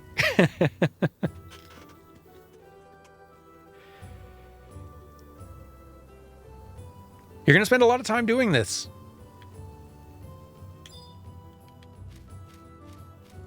And yeah, there's various ways to make that go faster. Different foods will make the recovery go a little speedier.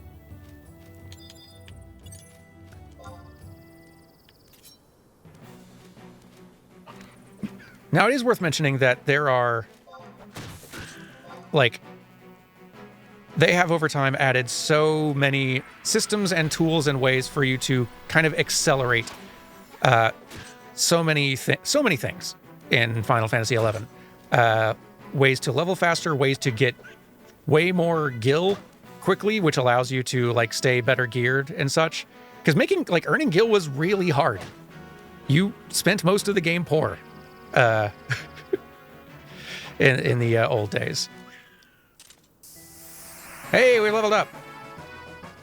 We're level 2. And we found an earth crystal on the rabbit. And it dropped a chest. Was a cav. Flask of echo drops. I'll take it. Ah, yes. Balanced Wrecked Fist is... I know that feeling exactly. So, temporary item. Sure.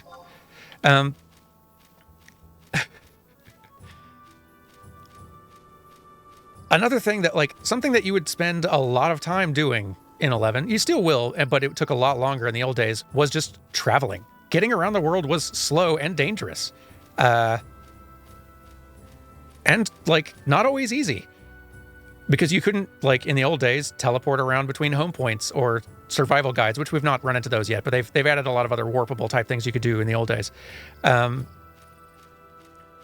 So, like, just getting around the world was really hard, and only white mages had spells for teleporting to several key points in the world. So as a white mage, sometimes, like, if you were wanting an easy way to make money, rather than logging in and, like, playing the game and progressing, you could log in into, like, a core hub town and just advertise via shout, hey, I will, like, pay me 500 gil, and I will teleport you to any one of these spots that you want me to. You can join my party, we will teleport there, I will warp back home, and then I will start advertising it again. And you'll spend all day doing that, just to have some, like, spending money. And you can make some good money, too, because, like, it was really expensive. 500 gil was, like, unless you were at endgame, was not a small amount.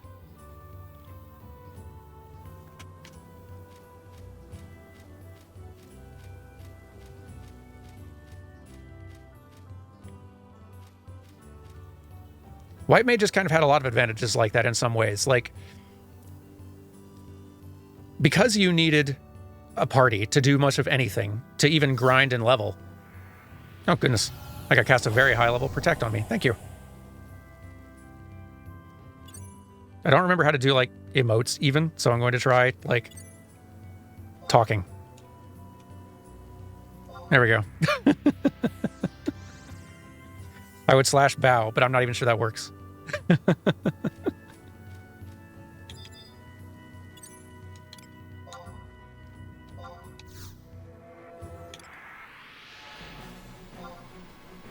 I think we might have possibly some people in chat actually wandering around now in the area, which I love. We do still have slash emotes. Good. Okay, that's good to know.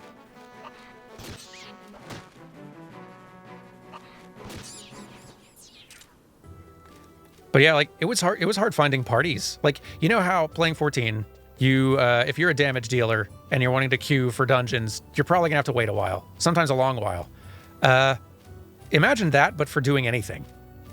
Even just going out and leveling. Like, hey, I'm level 18 and I want to keep on leveling up, but I need a party, so I just need to set myself as looking for party, and so people will find me in lists.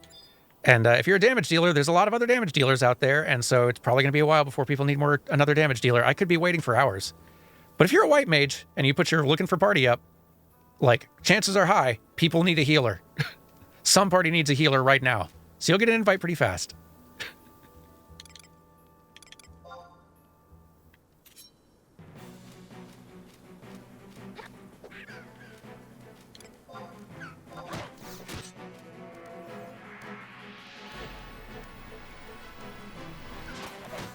So combat in 11 is a pretty different beast. Like, this is before the era of sort of like the danger puddle, like, avoid, like, danger areas and AoEs and things like that. Like, that's I don't think really, honestly, like, I don't think these old locked chests. No, I'm not gonna. No, leave it be. That's a headache. Like, just the tech and connection speeds and stuff like that of old MMORPGs like this just weren't up to the task of that sort of thing. So instead, like, you're not moving and dancing around enemies and danger spots in nearly the same way. You're mostly just, like, standing there with your party facing an enemy. Maybe if you're playing like a thief or a ninja or something, you'll try to position behind them to get, like, backstabs. But that's, like, the most that positioning really matters. Beyond that, you're just trying to, like, attack enemies and avoid getting in like the line of sight of other enemies so you don't get like multiple creatures attacking you at once, because that can be devastating. But the way that party play and strategy instead works is you're trying to use like your special weapon skill abilities, like build up TP by hitting enemies, and then use those weapon skill abilities at specific times. Because as you are leveling up and learning new skills, I wonder if I can see any of them since I haven't learned them yet. Master levels? No, that's a different thing. Combat skills, no. Those are going up, though. Hey, daggers at 2. We're on our way.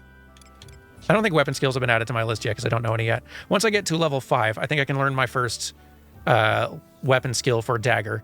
And there's a very, very complex, incredibly unintuitive system for like how weapon skills can be comboed off of each other with you and different players. So like theoretically, like you can look up a very complex chart of this somewhere online if you want. They are impenetrable. Let's say I build up enough TP and I use my dagger weapon skill, like something sting or whatever it's called.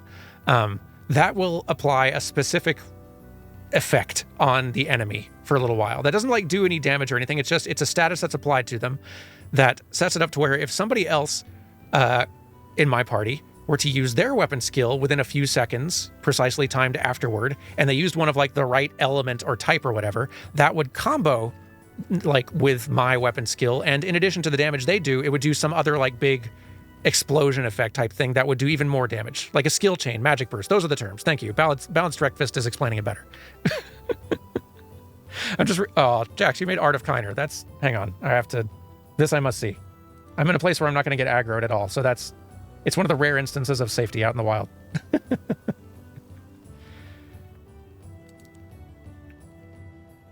Ah, I love it. Hang on.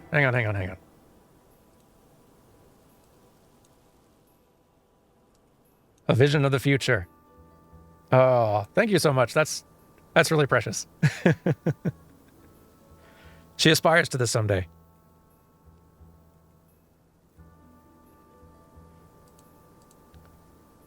I love it.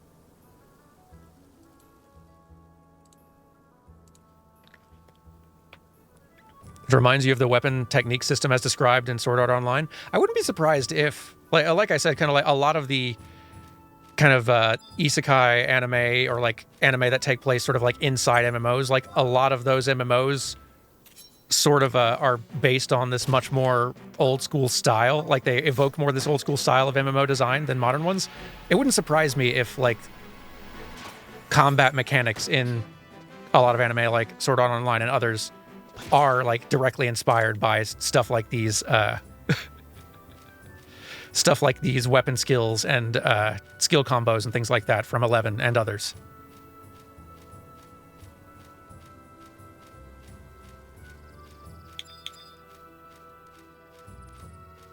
Those nostalgic times when you could actually just level up by attacking something solo. I'm out of MP, so I can't cast Dia this time, but it's okay.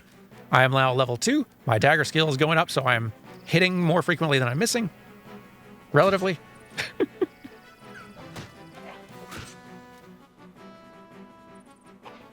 We're moving on up.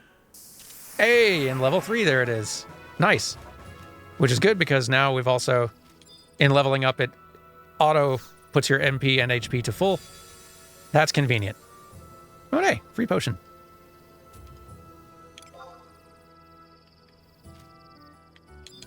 So now, if I check this rabbit, it's probably easy prey. Okay, so we're getting to where my level is outpacing the level of these creatures in the immediate surroundings, so I'm going to be getting less experience for each one of them I take out.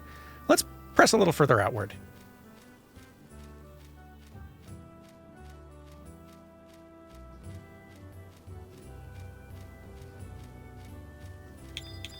How about the tunnel worms?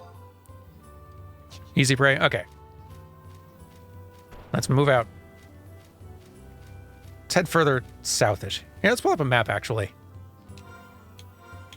See what this area looks like. So, okay. This is the western Ronfor area. There's an eastern one to the east, obviously. And it's a really charming looking map.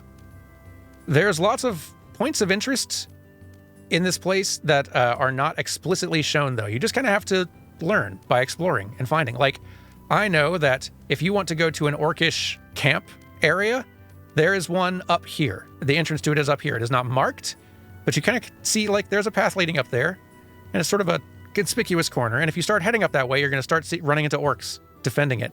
So you'll be like, oh, okay. I have an idea of what's up there. And eventually, if you keep on wandering, you'll see, like, a cave entrance and be like, ooh, okay. What's in there? Ooh, this is a whole orc place. Let me check these enemies. How strong are they? Oh, I should leave.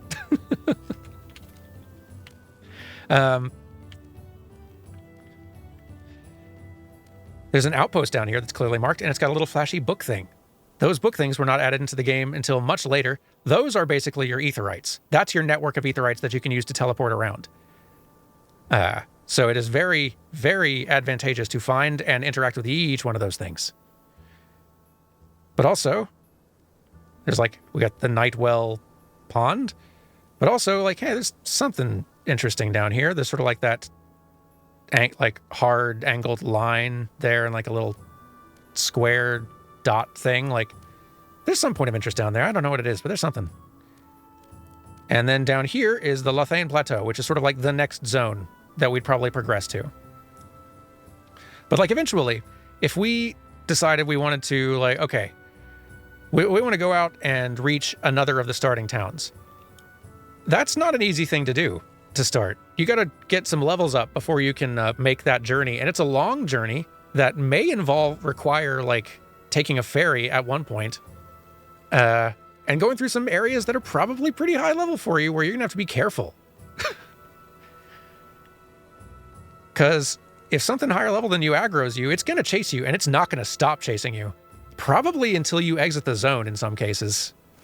And if it catches up to you, it'll hit you real hard, may kill you, and if it kills you, well, death in 11 is harsh.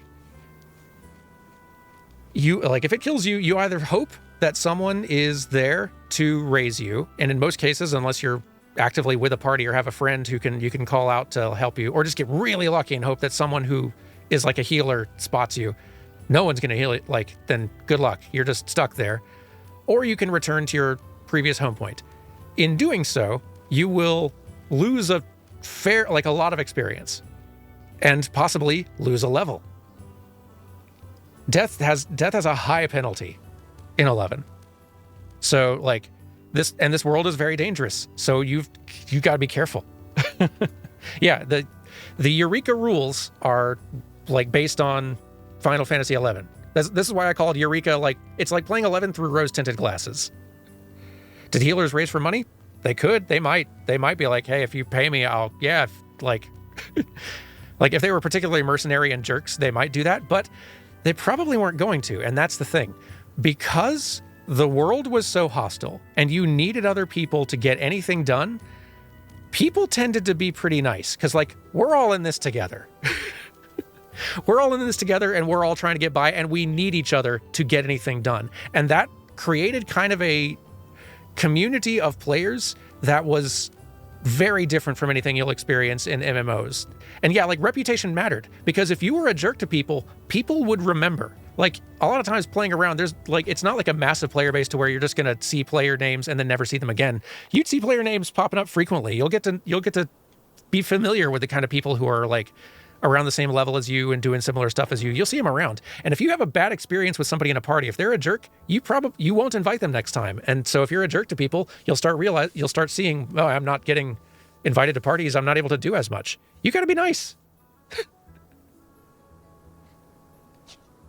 So yeah, like that, there are not tons of things I miss about Final Fantasy 11 compared to 14, but that aspect of sort of like the we're all in this together and we're helping each other out and we're like the willingness to help people do something that it's not going to benefit you at all, but you've been there before and you know how hard it is and how time consuming it is to do the thing because you had to do it yourself once and you're higher level now and you can help this lower level couple of people who really there's no way they can do this thing by themselves, but you're willing to spend 2 or 3 hours helping them do the thing because that's the only way.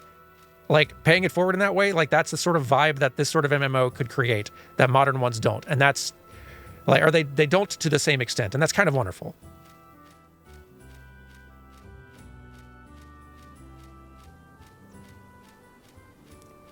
Ooh, an orc.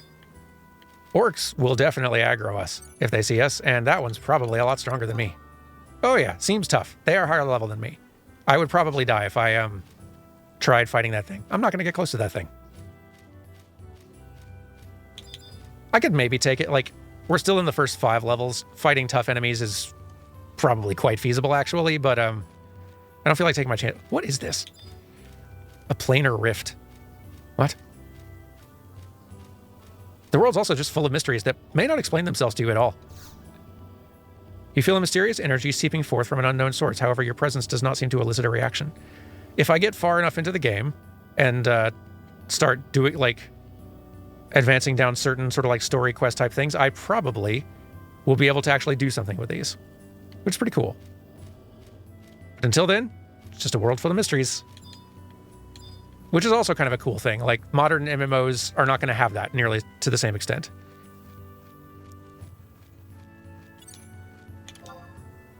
Decent challenge. All right. This we can do.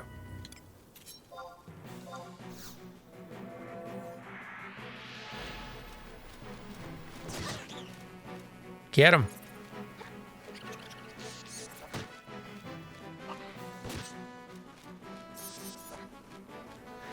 Remember when you're high enough level to be able to go through the tunnel in the dunes without dying? And it being a norm to always clear out the monsters in there for the lower level people every time you pass through?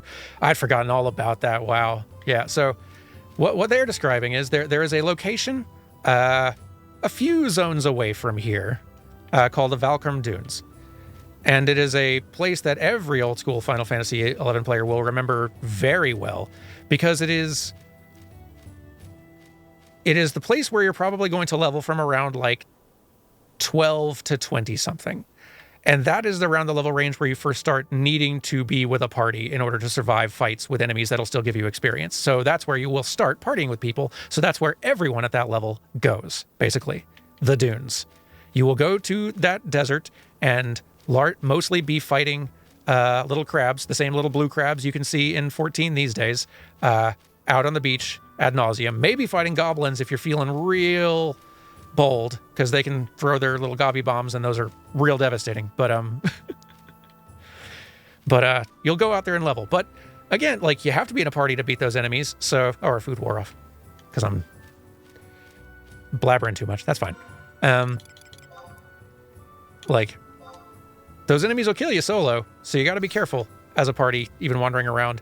And there may be some, like, even just traveling to the area where your group is going to set up to safely pull enemies and safely pull enemies and fight them can be dangerous. And so, like, if you're a high-level player passing through there, you might, just as a public service, take out the dangerous enemies that'll aggro lower-level players in those tunnels where they have to run close by to those enemies, just as a public service, just so, like, everyone else can pass through more safely. It's really sweet. We're still getting like 130 per, like, enemy here, even on relatively easy prey. We should probably stick with that. Efficient. Does Final Fantasy XI have any fun exploity stories like the WoW Plague? That's a good question. I don't know if they have anything that's quite as, like, big as that story. Like, because that was kind of like a massive whole thing. There are definitely, like, smaller scale cases of that everywhere. Like, there was... Because an enemy that aggroes you will chase you probably until you can reach the edge of a zone and escape. That would often lead to cases where if someone was just kind of charging through and aggroing enemies but just sprinting for an exit, all the enemies would pursue them to that exit. And then as soon as they lost sight of you, of the person they were chasing, then they would start wandering back to their kind of like usual prowling area. But if they spotted anybody else, any other player on the way, or any other player who was just waiting near that exit, they would aggro them instead. So if you were quite inconsiderate or just in a really bad spot, you might end up in a place where like, oh, I've got 3 gobbies that are aggroed to me, and they're going to kill me if I don't run. I'm going to run for the exit. I need to shout while I'm running to let people know, gobbies incoming to the zone, like zoning out into like the town, clear out. There's gobbies coming. Guys, move. Anyone who does not want to die in 2 minutes, move. Train to the zone. That's the shorthand. Yes. There's a monster train coming to the zone, like to the zone area, like the area where you zone to the next area. Clear out. Frequent occurrence.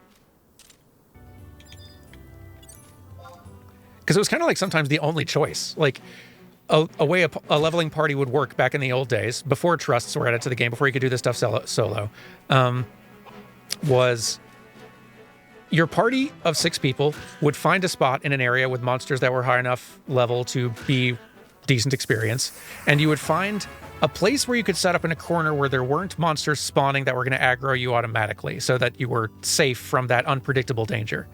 You basically wanted to control how frequently enemies were coming, so that you could, like, one person in your party who would be sort of the puller would go out, aggro an enemy, pull it back, like that looked like the right challenge level for your group, and was the right kind of enemy who wasn't going to throw unpredictable or especially dangerous statuses or skills at you. Attack them, aggro them, run back to the party, avoiding any other aggro enemies on the way, to bring it back to the party so the whole party could take that enemy out. And then while the party did their little crouch, rest, get our MP back, do everything else, that puller would go back out and grab something else. And that they would keep doing that on loop. But every now and then the puller, inevitably, just bad luck had happened, the puller would get, got aggroed by something else. Okay, I'm sorry, we're doing a gobby this time, everybody. Or if it went real bad, okay, 2 gobbies, I am zoning. All right, sorry, everybody. And then everyone would be like, all right, well, we're just take 5, everyone. We're not fighting anything for a bit. Hopefully the puller will make it to the zone.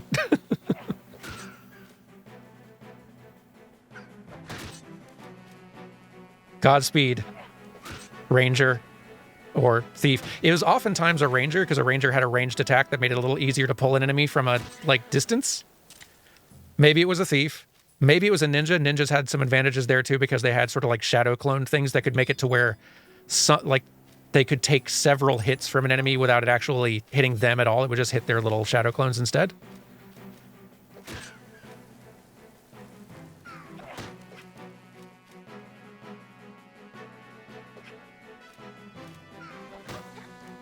None of this is stuff you have to really do anymore.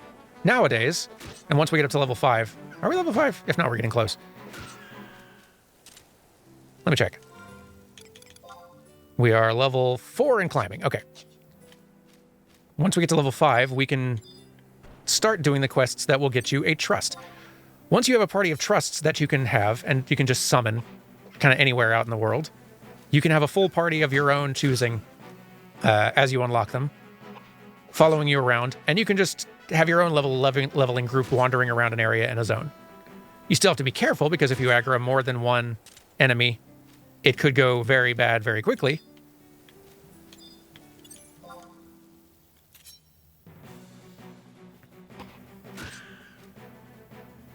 I'm loving seeing all of the old school MMO war stories in chat. It's very nostalgic. I need to be using Dia more. And the reason why, stop hitting that button. The reason why is that I'm leveling up, and that's good. And I'm leveling my dagger skills reasonably well. Evasion and parrying are leveling slower, which is not great, but that's how it goes. My divine skill and enfeebling skills are not going up much because I'm not casting that spell much. And they're not going to go up much unless I'm using them. So I need to, in order to be keeping those effective, I need to be using them regularly.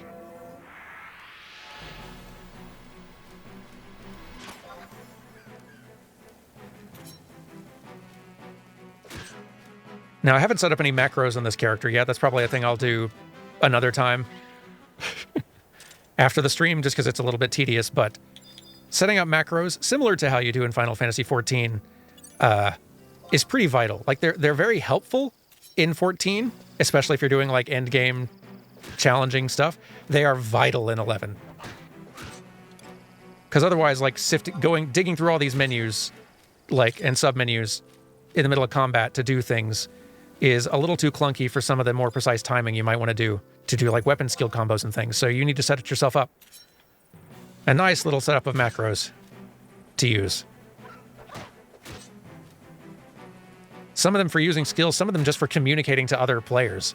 Like, using your skill and saying, like, hey, all right, I have used this skill. Combo with me, or I'm about to use this skill in 3 seconds. Get ready to weapon skill combo with me.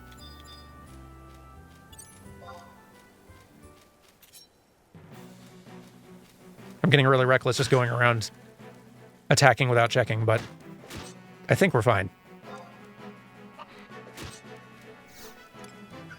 Yeah, still easy prey. We're all right.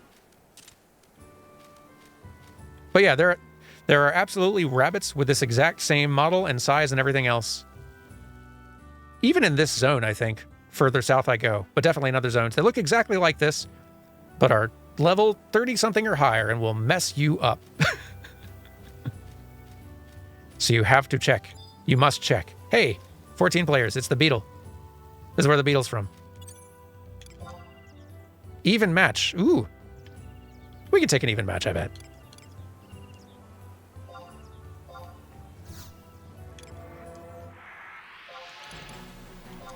Do I have any weapon skills I can use yet? Wasp Sting, I do. And I've got a ton of TP. Let's use it. Nice, good hit. A good 20 damage there. What I really need to do is go back to town and find someplace I can buy a scroll of cure. Because especially as a red mage, that's going to help a lot. But yeah, this beetle's putting up much more of a fight. And it's only like around the same level as me. I kind of feel like I want to trade this dagger for a sword. Uh-oh, beetle's using something. I'm okay. Ha ha ha ha, level 5. We've done it. Let's go back to town.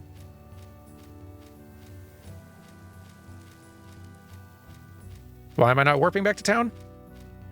Ha. Warping. That's not a thing. I mean, it is, but it's a level 18 Black Mage spell.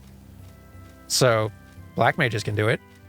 And there's a ring you can get. There's a ring. That's one of the reasons you want to get Signet Cast, is because we're earning this sort of like little currency with these enemies we defeat that we can spend on a warp ring that allows you every 10 minutes to cast warp on yourself, and that's helpful.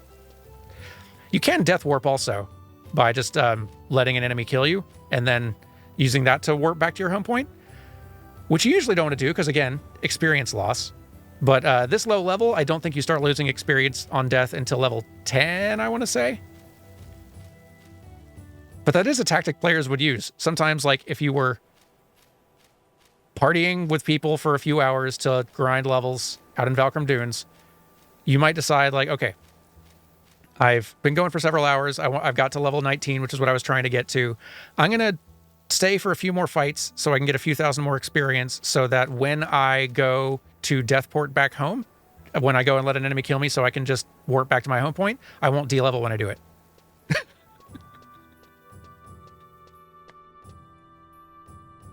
Last time you played 11, it wasn't really soloable. Has that changed? Yes.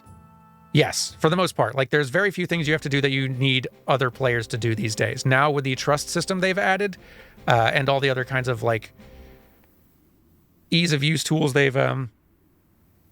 Start Rhapsodies of Vana'diel. I'll explain that in a second. With all the other ease of use tools, you can do much more solo in 11 than you used to be able to. The vast majority, I'd say. There's only a handful of things that you'll need other players for, as far as I know, until endgame. So, let me explain what this is. Rhapsodies of Vana'diel is a thing that they added to the game kind of toward the end of it was one of the last major content additions that they added to the game after they were done putting out big expansions. This expansion story thing is a series of quests that is designed to kind of layer over the entire experience of 11. It's another little series of quest type things that you will do as you level. That is kind of a different side story type thing, which will give you cause to explore all over the world, but also unlock a lot of like buffs and major like speed boosts and quality of life boosts and like not necessarily experience boosts, but it will like a lot of the quality of life changes that speed things up are accessed through this quest chain. So they're a thing that you'll definitely be wanting to do. Experiencing them will result in experiencing some story stuff in kind of weird order, where like characters that you would normally not meet in main story stuff will like be in these quests and be like, oh, hey, how you doing? like you're supposed to know them. But you want to do this because otherwise you are going to not be taking advantage of some of the fast track stuff that modern Final Fantasy XI offers. And Final Fantasy XI without those quality of life changes and fast track additions is slow. And you do not want that. The crystal resonates deep within your soul.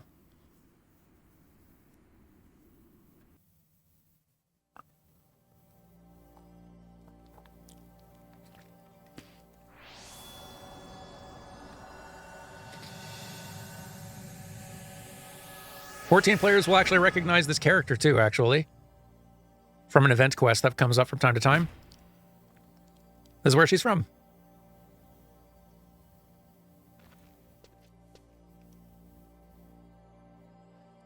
Vana'diel, in the year 898. I must make haste for a race in Jima and find the master before...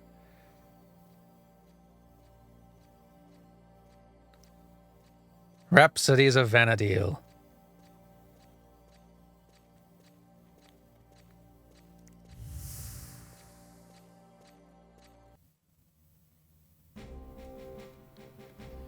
We have begun. And we're back in town. So hey, I did some things. Ooh, somebody went and learned a new weapon skill, didn't she? Very good. I can see by that twinkle in your eyes that you've already used it on some poor unfortunate creature, but I'll explain it just a bit more. Whenever your tactical points, or TP, reach 1,000 or more, selecting abilities and then weapon skill from the menu will display a list of usable weapon skills. These are deadly techniques capable of rendering massive damage on enemies. It's well worth an adventurer's time to learn and master them. And by the way, were you fortunate enough to receive some items from the monsters you fought? If you were lucky enough to come across any Beastman seals, make sure you hang on to them. They may pay dividends later on. Also, that reminds me, there is another lesson better learned sooner than later. The items you no doubt come across known as crystals, such as earth crystals and fire crystals, are extremely significant. They are truly versatile items that can be used for a number of purposes. These include trading them to guards for certain rewards and selling them to earn money, just to name a few. For now, I'd like to explain more about another of their uses, namely the role they play in synthesis. But first things first. Your reward for completing your last assignment. Here you are then. A slice of hare meat, a chunk of rock salt, and last but not least, a fire crystal. Now, using a fire crystal will bring up the synthesis interface. Once there, select the slice of hare meat and a chunk of rock salt as the ingredients to be added. All that remains is to select the OK option and synthesis will commence. You'll find that the crafting process will never begin should the ingredients you selected not form a viable synthesis recipe. Also, even when your materials are correct, there is always a chance your synthesis will fail, so be wary. The majority of items which you create via synthesis, as well as most of those dropped by enemies you defeat, can be placed on the auction house for sale. The auction house is an ultra-consumer venue where you can attempt to purchase the wares of other players by placing bids, as well as have other players bid on items they have put up for sale. My words alone can do no justice to the vast cornucopia of goods that is the auction house. One simply must see it with one's own eyes. That's quite a lot to cover. Are you with me so far? I got it. Sure am. And that brings us to your next assignment. Somewhere in this great city lies our nation's auction house. Seek it out and report back to me when you found it. You needn't worry about going through with an actual purchase. Simply examining any of the auction counters will more than suffice. Boy, I wish that this little tutorial series of quests existed when I started the game. That would have helped a lot. Just getting dropped into this and having to kind of figure it out was cool, but also it took a while. So let's try this out. Our inventory's half full now. Get used to the struggles of inventory space. Let's see, do crystals? Yeah, here we go. Use fire crystal with hare meat and rock salt. Okay. And we craft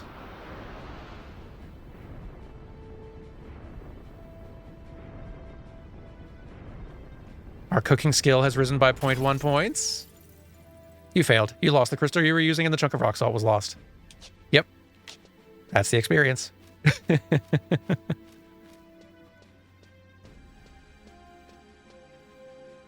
Did you make sure to face the right direction on Fire's Day? So the day of the week does matter a little bit. Like, you notice, see the colored dot down in the bottom left corner? It's like Water's Day or whatever. It's probably got a fancier sounding name, but it's like Water's Day. Water element stuff is slightly stronger on this day of the week in game. So if it was Fire's Day, our chances of success would have been a little bit higher. Facing the right direction, I don't know if that's true or if that's just superstition, but I'd believe either one. Because, like, this is also from an era of time where, like, the systems in games like these were much more opaque. We don't have, like, all of the exact data and numbers for how lots of systems work and how lots of things happen. Like,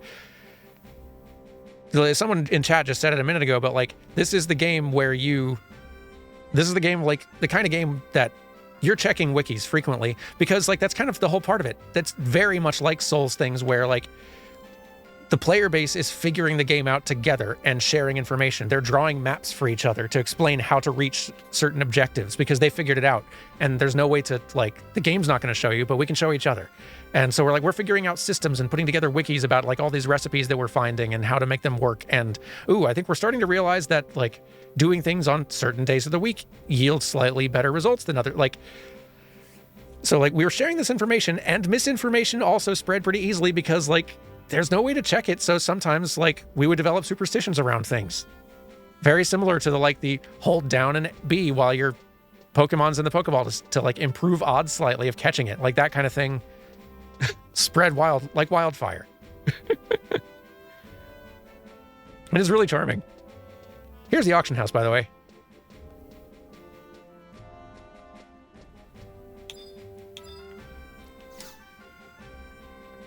You could bid and then sift through categories and then sift through many, many items. It was a whole thing.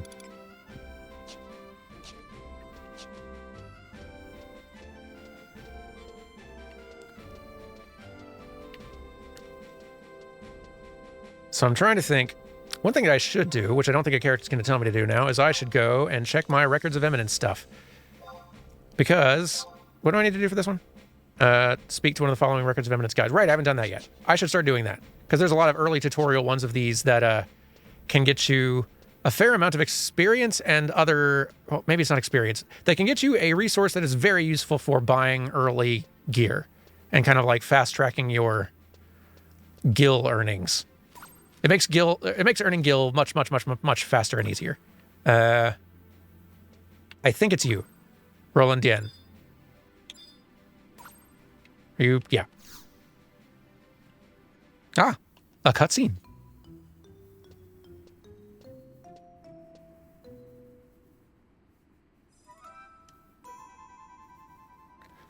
What will you do? Watch and wait.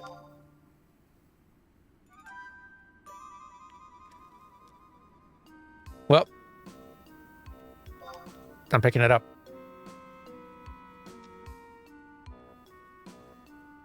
Oh, I'm on this character's on Bahamut server if anyone was wanting to create a character there too.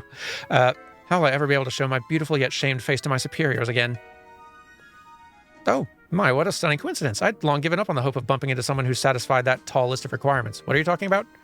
You would not happen to be knowledgeable about the subject of records of eminence, would you? Barely. Splendid. Then you've saved both me from losing any more of my time, and you from a long-winded explanation. As you know, you've cleared the first objective with flying colors, by talking to you. In honor of your accomplishment, I'd like to present you with a memorandal. Hello. It slinks up from nowhere like an assassin, and it stares with such creepy intensity that you cannot help but think how adorable it is. Do you think it's listening? Each time you clear an objective, the details are recorded within the frame of this eerie doll. On a brighter note, you also receive a quantified measure of your eminence termed sparks. Let's see. Oh, of course. I as well cannot stand how that doll stares daggers into the depths of my soul. At least its inventor was magnanimous enough to bestow it with this special function.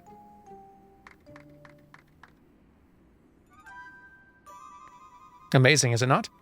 I hear it is all attributable to an astral patina. Sadly, I do not understand much more about it than that. What I do know is that your recipe for success is to set your objectives periodically. That way you can complete them while on your adventures and garner as many sparks as possible. Moreover, some objectives only appear after you complete a certain amount of others. There's always a chance you'll be surprised when you check. In the event you've forgotten how to set objectives, go to the objective list under the Records of Eminence section. From there, you simply pick those most suited to your current undertakings. I suggest partaking in a variety of objectives, including the ones that may be repeated. Then, when you accrue a sufficient amount of eminence, come to me or one of my friends. You have many a reward stockpiled and ready for to enter your veteran hands. In summation, with benefits more inflated than even the Royal Guard's sense of self-worth and absolutely no downside, why would you not give this a shot? When you put it that way. Oh, and as that Vana'diel has irrevocably bonded to you, there is no need to return it. All we can do with it is throw it to the Wendigos if you don't keep it.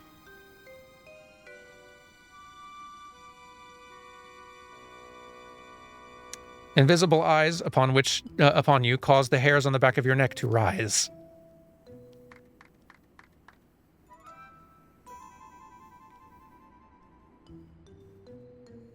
The Vana'diel nods in agreement. I like this.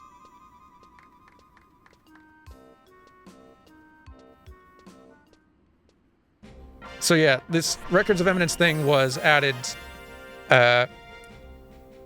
much later in the game's life. It is how you are... It is really as a way to, like, accelerate your progression pretty considerably. Like, we just got 300 experience points and 6 meat jerky just for doing that little, hey, go talk to that guy. Which is really nice. So.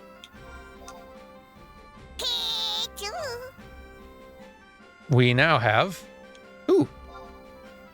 a limited time challenge. Obtain the requisite number of either Beastman Seals, Kindred Crests, High Kindred Crests, or Sacred Kindred Crests as a reward from battle. 3.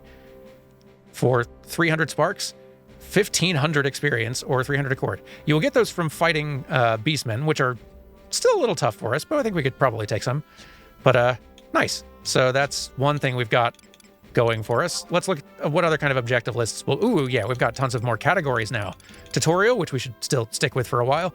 Combat, fishing, crafting, harvesting, content, achievements. Progressing through the main story will get you a bunch. If you start playing 11, for the love of God, do this stuff for your own sanity.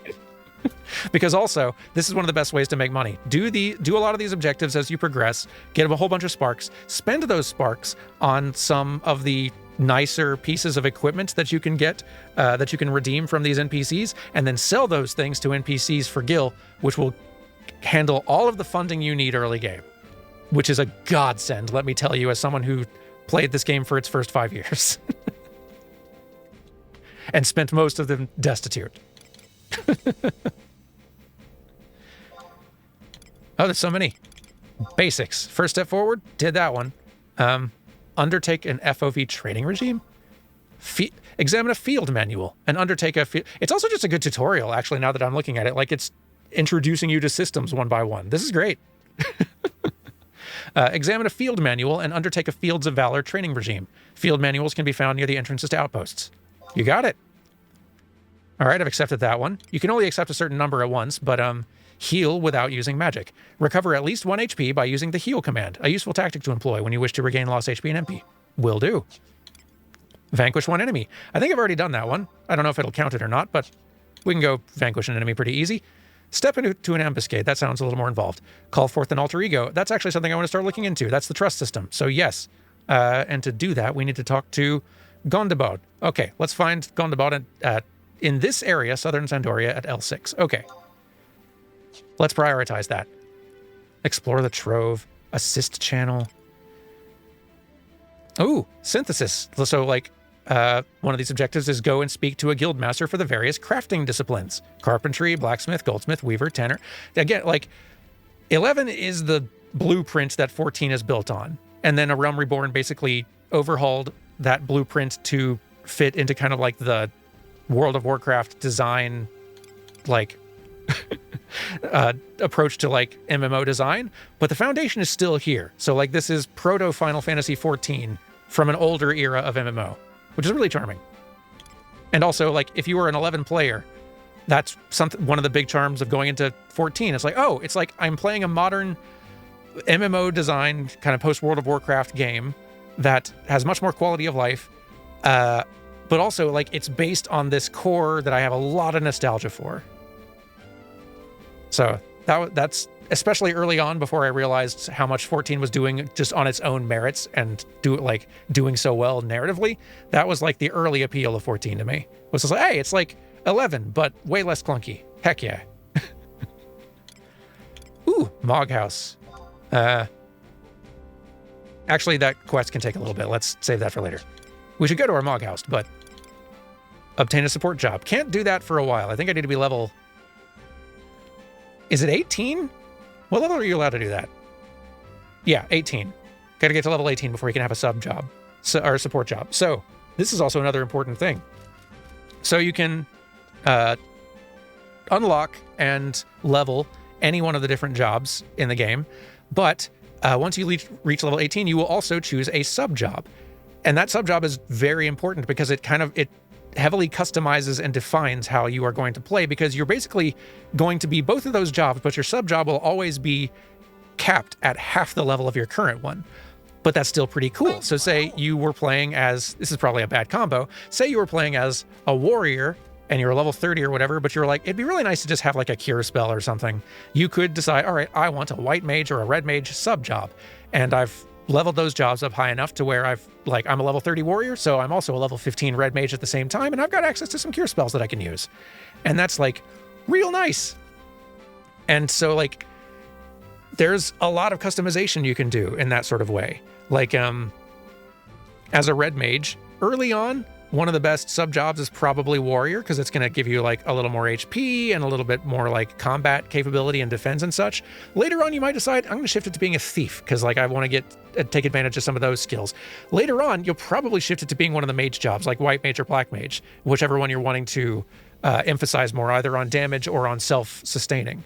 And later on, once you unlock it, you may want to shift to blue mage is actually a pretty popular sub job for red mage, I think, and vice versa.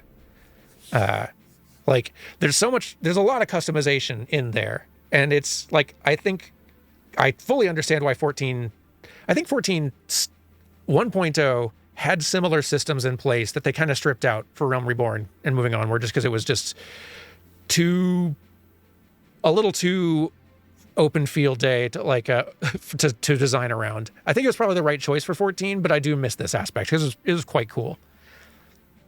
Oh yeah, and Ninja is a very common choice for high-end soloing, because having the ability to summon those little shadow clones for defense really helps your survivability. But yeah, we're not going to be doing that quest right now. Obtain an alter ego. Heck yes. Let's go speak to Gondabot. Let's go do that right now. We got several of these picked. And I think they're kind of on just the other side of the auction house, this away.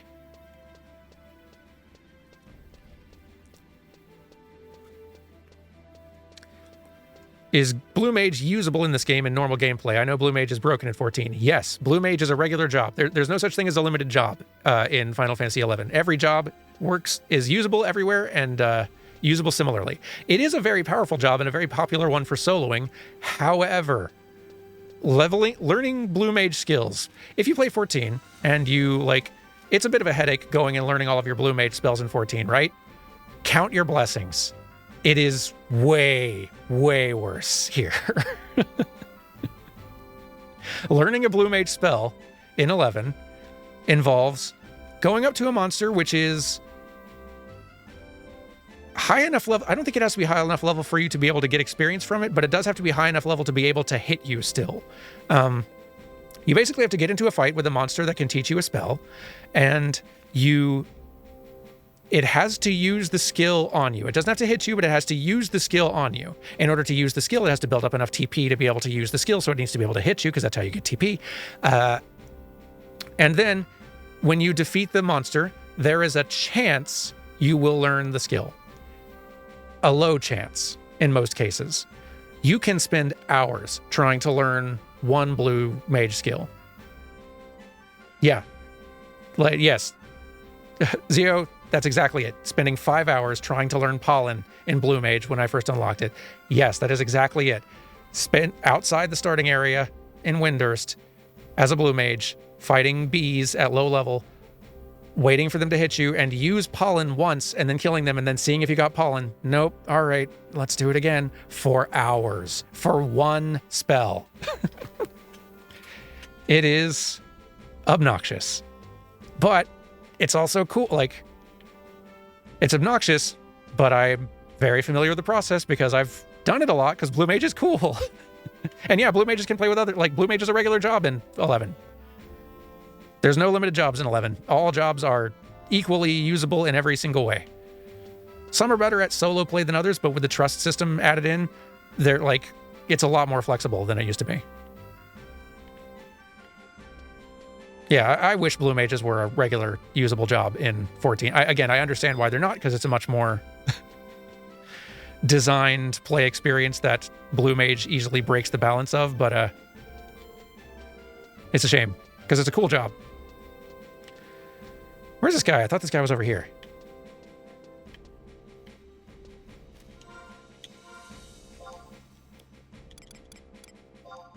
Where? L6 in southern Sandoria. So I think I'm just in the wrong spot. I think I misremembered where the dude is. Oh, he's close. He's just further this way, I think.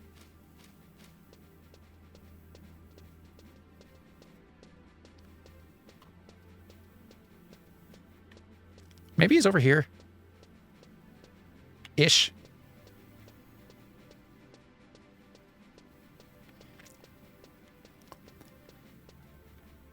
But yeah, like, the quest markers aren't a thing in 11. You just gotta wander around, talk to people. They'll give you a quest directing you out in the world kind of vaguely. Like, it's in this area to the south. Look for an area with, like, some flowers. You'll find it. And then you just go out and you try to find it.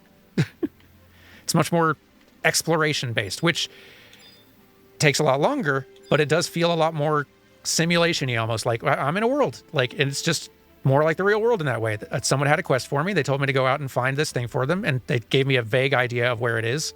But that's my job to go find it. And there's something very cool about that, legitimately.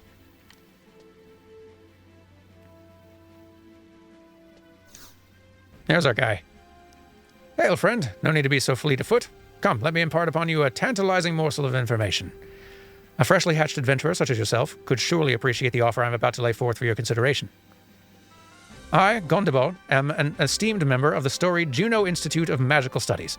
Mayhap I'm repeating what you already know, but Juno is a grand city far to the southeast of here that connects the Quan and Mindartia continents. It's sort of like the main central hub city of this world. A place we'll eventually try to get to once we're high enough level. The leading council has bidden me come to this fair land of Sandoria with the most sacred mission. Several moons past, our famed institute held a lavish symposium at which we made privy to the public information about a new form of magic. These new forms of incantations, which we call trust, would prove a mighty boon to adventurers of your caliber. A bevy of new experiences await should you choose to participate in this grand experiment. Will you embark on a journey to this fresh new world? I'd love to. How fortuitous. I swear by every gray hair on this head that you will not regret it. Your first task is to head to the city gates in northern Sandoria. There you'll find someone engaged in the running of Ballista, a type of mock skirmish. Some call him by the moniker of the Grand Hero of Sandoria. As you've already surmised, experimental magic may have unknown effects on the world, so he's very careful to ensure the safety of everyone involved. In fact, he's so dedicated to this goal that he himself stepped up as the nation's first participant in the program. The two other grand nations, Bastok and Windurst, have also seen others step up to try their hand at this wonderful manifestation of the arcane. I need to turn off whatever chat version that is where people are shouting. I'm glad they're helping each other, but I need to turn that off. But we will leave those journeys for a later date. Your first step starts here in Sandoria, where you will garner the services of one of Vana'diel's most storied heroes. I'm in. Stupendous. Under my expert tutelage here in Sandoria, you will surely grasp the basics of trust in no time. Take this letter of introduction with you and head to Ronpair Gate in northern Sandoria. To get to northern Sandoria, you must first head west of here, then north toward Victory Square. After reaching northern Sandoria, you're to make for Ronpair Gate. Once there, seek out Exenmeal, and pray do not affront him in any fashion. The words of a hero such as he carry unmatched weight in this land. I've got a Red Institute card, and we've been given a quest. All right. Before we go do that, though, actually, let's grab this home point right here, and let me show you the Mog House. The equivalent of the inn in 14.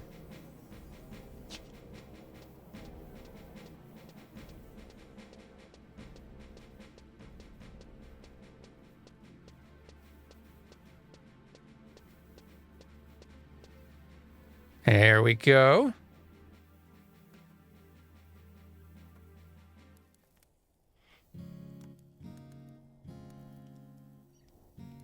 I love this music. Home sweet home. Welcome, Master. This is your home, the Mog House, Kupo. I'm a Moogle. We Moogles like taking care of houses and items. Nice to meet you. I'll tell you about your Mog House, Kupo. First, the basics. Open your main menu. The button at the very bottom changes to Mog House when you're in your Mog House. Press it and the Mog House menu will appear. Everything you can do in your Mog House is there. There are lots of things you can do in your Mog House. It can be too much for some masters. So I'll teach you about each one of them. Ask me what you want to know about. You've got the Mog. This is where you can store some items. This is where you can check your mail or like deliveries from if other people have sent you money or messages or things.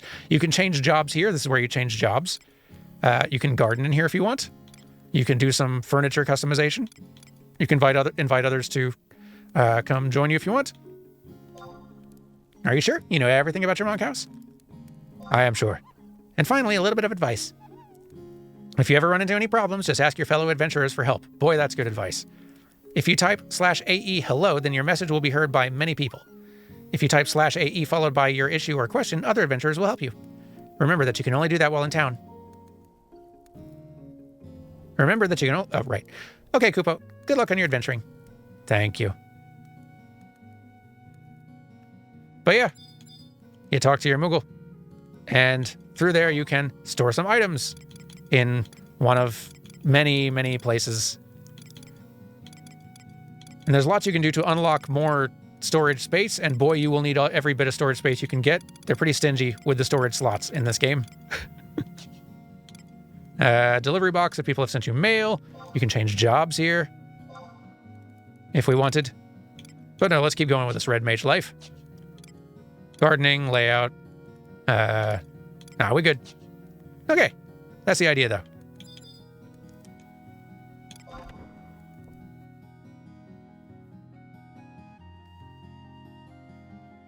And once you've done a little side quest in each town, you can actually, like, the Mog House has several entrances in each capital city, and once you've done a little quest, you can choose which of those entrances you exit from, which can make it a sometimes handy way for kind of getting around the town. Yeah, just getting around can be a little slow. Fortunately, you can at least warp around a bit. That's very cute costuming. Especially for a Tarutaru. I like it. Travel to another home point. Let's see. In current region, Southern Sandoria. Let's go to this one. It does cost money.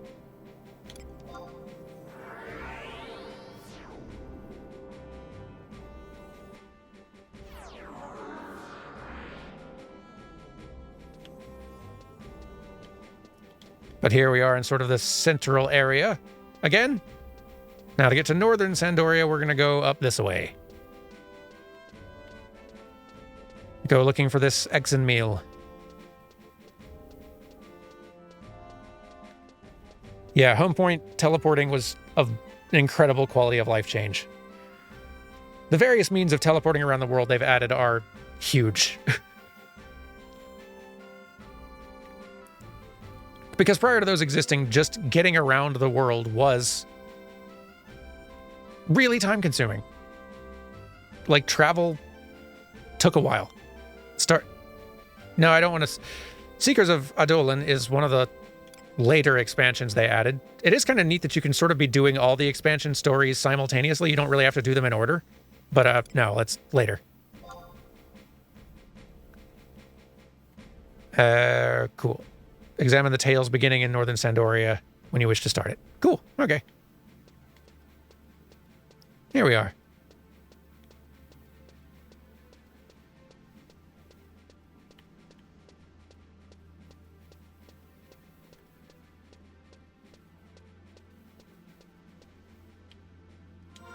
Now, where was this guy meant to be?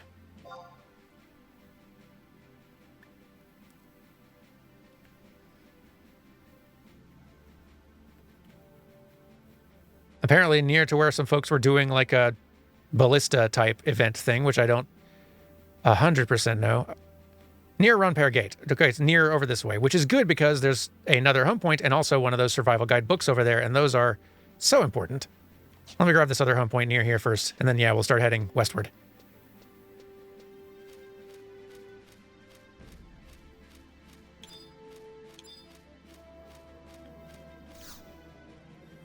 There we go.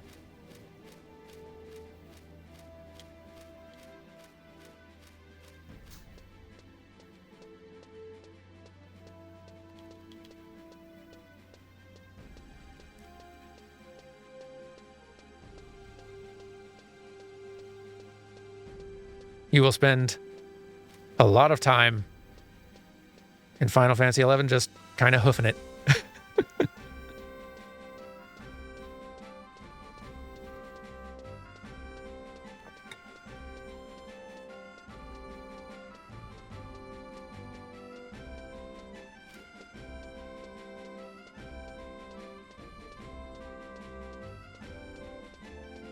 Getting a mount is huge. Yeah. You can't start doing like the chocobo, like getting a chocobo for yourself. That whole quest chain starts in the town of Juneau, that big capital they mentioned earlier. And you really can't get there until, well, you can't get there easily until like pushing level 20 at least, I would say.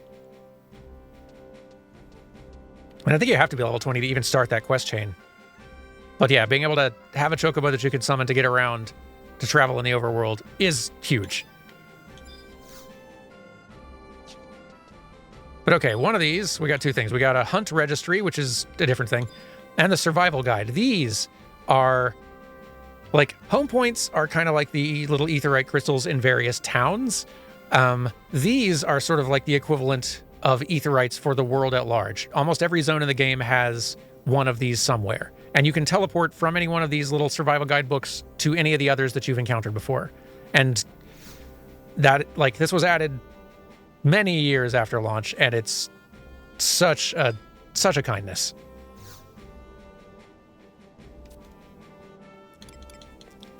This is the only one I've found so far, so it's not going to take me anywhere, but you want to interact with everyone you find.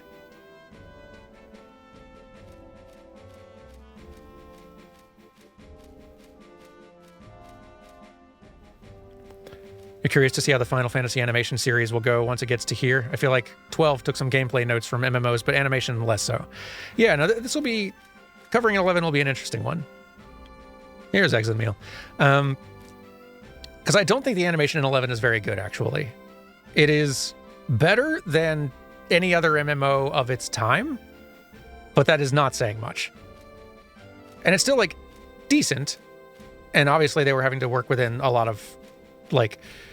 There are things that constrain 11, technically, that do not constrain other games on the PS2 platform. So 10 and 12's animation, like especially 12's animation. 12's animation's great. But 11 is pretty rough in a lot of ways. Understandable ways, but it's rough. But yeah, like, I'm excited to get to covering 11 because it'll also be a good test run to figure out, like, how should I structure that video? It's going to make it a lot easier to figure out how I'm covering 14, which I'm also daunted by. So, how goes? I'm Exenmeal M. Orshiot, overseer of all conflict-related matters. Conflict with a capital C. It's like a whole system thing. I see. You wish to try your hand at trust. In bygone times, I might have said that adventurers were to be kept at an arm's distance, like the deranged mother of one's partner. Yet when I chose to revive the ancient traditions of conflict and ballista, it was you, the adventurers, who heeded the call to battle. As such, I shall permit you to engage in the trust ritual with me. You are not aware of what trust magic is? Sometimes I wonder if Gondabad's head is filled with naught but cobwebs. The trust ritual draws forth energy from ardent bonds of trust and camaraderie, as are forged betwixt brothers in arms upon the battlefield. To cut to the quick, if a strong bond exists between the two of us, you will be able to summon an alter ego of me. Indeed, I could drive your foes into the sea, as I did the orcs of Razoa. The problem is, I could hardly pick you out of a lineup with similarly built individuals. Yes, I am ready to commit to the ritual. Come, take my hand, concentrate on the bonds that the two of us have forged. Such as they are. What's your name, by the way?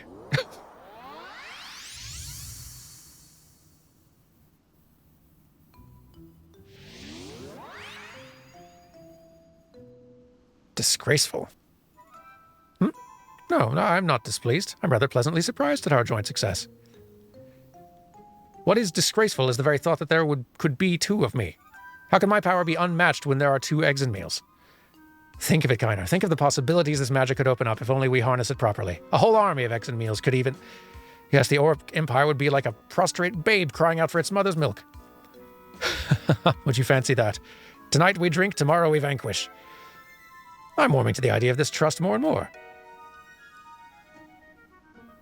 They like each other. Though I must admit, I barely expected success to come so easily. I triumphed in the bonding only once before. It was with my old friend Rahal, leader of the Royal Knights, but all those who came after have failed spectacularly. But that man can be so infuriating. Go here, hold your sword like this, turn 90 degrees and touch your nose. Make sure you do not fall into the same trap.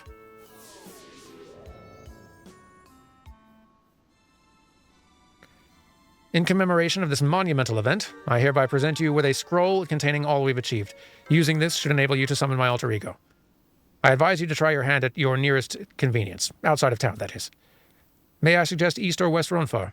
They're both nearby and provide ideal conditions for you to try out this newfound power. When you're finished, return here and inform me as to how you are progressing. So if I'm remembering right, and I may not be, but if I am, Eggs and Meal is one of the better tanks you can have as a trust? Or am I mixing him up with another Elvon fighter?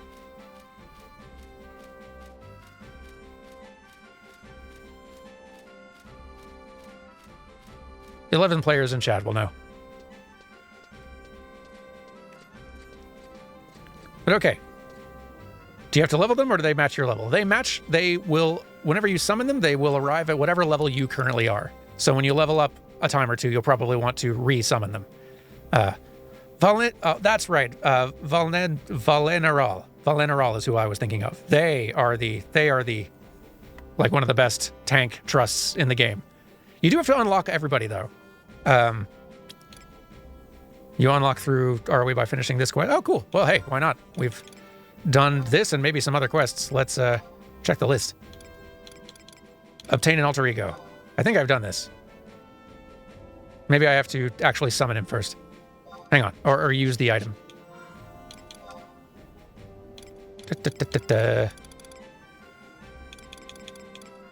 think I've obtained him. Let's find a way outside and see about using it. Is there a exit from here, or do I need to go back down to Southern? Okay, no, I can go out to West Ronfar from here. Perfect.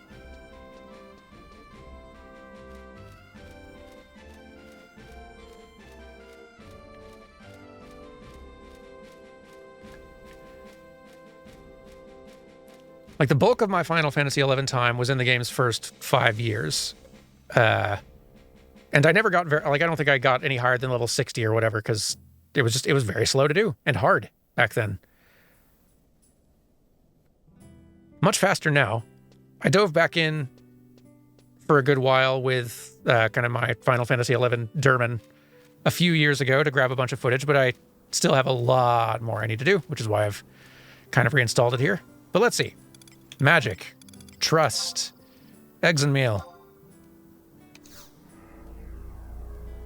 They're basically spells you cast, and there we go. And there's that quest done as well. And now he's here, fighting at our side. He will follow us around, and when I attack, he attacks.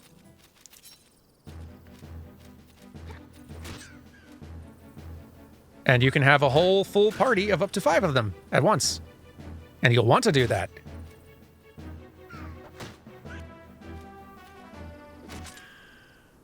Really helpful having another having another party member who's not impacting your experience gain whatsoever, just around all the time. And they'll stay summoned out basically until you zone into a new area or dismiss them. It's very convenient. And it's quite cool being able to like summon in NPCs, like kind of lots of main character NPCs from around the world. Just to do stuff. But okay, now we have completed that quest. We still have... obtain an alter ego. Maybe we need to attain a different alter ego. Or complete the quest, Trust Endor. I need to go back and talk to Gondabot, I think, to maybe complete the quest. I'll talk to you one more time just to be sure it's not just talking to you one more time. Were you successful? Please, tell me everything. Swimmingly. It's wonderful to hear that you are getting along well with my alter ego. Good things come in threes, so one more positive thing must await you yet. The Red Institute card I bequeath to you will surely be of interest to Gondabot. He can tell you more, and please treat my alter ego well. Don't go barking inane orders like Rahal did. All of us involved in this grand experiment are attempting to figure out the exact methodology behind it. This is bigger than Sandoria. The nations of Bastok and Windor are as serious as we are. This Sandoria trust permit is intended not just for your own betterment, but for the betterment of us all. Go forth, discover all there is to be learned. While I have your attention, Cyrilla of the Temple Knights is also participating in this initiative. I must warn you, she has little time for those who have done her no favors. I highly doubt she would consent to undergoing the ritual with you. Increase your reputation around Vana'diel and do all you can for Sandoria first. You wish to know where Cyrilla is, anyway. Why, she can be found in Chateau de Orgil, or Oragil, whatever, located to the northeast of here. However, I would not expect the guards there to let you past. I must bid you adieu. May glory shine upon you and on the grand nation of Sandoria. So yeah, there's a... Okay, it's the cheer music. It startled me. There are lots of characters who can become trusts for you, but they all have like different conditions. You might need to have done enough story quests for your hometown to have reached a high enough kind of rank to where those characters will give you the time of day. Maybe you have to have completed some other quest for them, or maybe you sometimes just have to talk to them or give them a certain item. It's kind of cool. You're just like a little scavenger hunt of finding party members who you can call upon at any given time. And they all do function a little bit differently. They've all got their own strengths. They've all got their own kind of class they function as and skills that they tend to use and ways they function. So being able to kind of mix and match and put together a party that functions really well with your class and does specifically the things you need is quite fun. Let's go chat with Gorobod again. If we need to. Do we need to? No. Rad. I might do it anyway, just to see if he kicks off anything else for us. Still need to do some of these at our earliest convenience. Oh yeah, we should trade him the cipher we got. Okay, yeah. Good idea. Thanks for the reminder, Walu. It's been some years since I did any of this on Proto-Derman.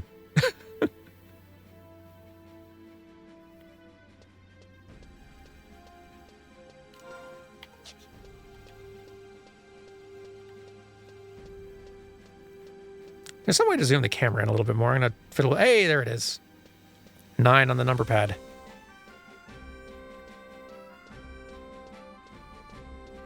Three, we'll zoom it back out. Cool. Okay, nice.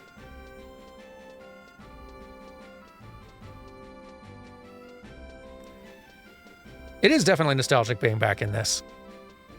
This is not a game that I would want to play regularly. It is still very clunky and time-consuming despite all of the quality of life things they've added, and boy, they've added a lot.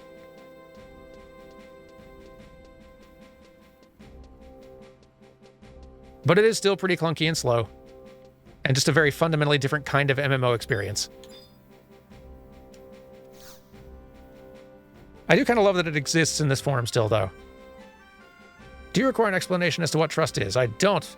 How to learn new trust spells. Bringing forth an alter ego is not a simple process. You have to forge intangible bonds with those who you wish to enlist. Carefully cultivate trust and respect between yourself and a practitioner, as this technique cannot work until the bonds between you be surer than steel. Know you the adage, opposites attract? Assuredly such is not the case here. Storied personages have little time for those whose deeds are not sung as widely as their own. But all I've just told you can be circumvented, as research into new methods of calling forth alter egos has been ongoing. It is possible to summon one without having so much as met the person. As you can imagine, this requires a bit of tinkering with the ether, but it is indeed possible. All I require is the appropriate scroll. So sometimes you can find scrolls for trusts of that sort, through various means. Let's try trading you a thing.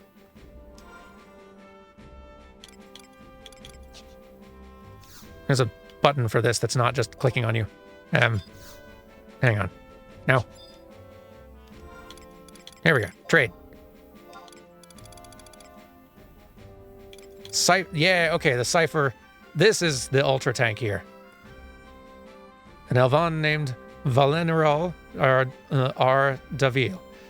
Chanting the enigmatic script summons his alter ego to the bearer's side.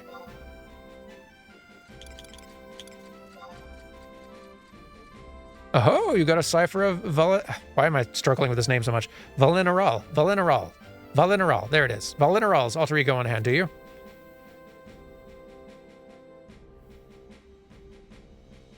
Woohoo!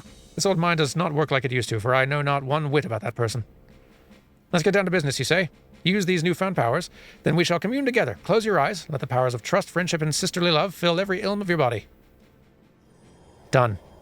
What's next?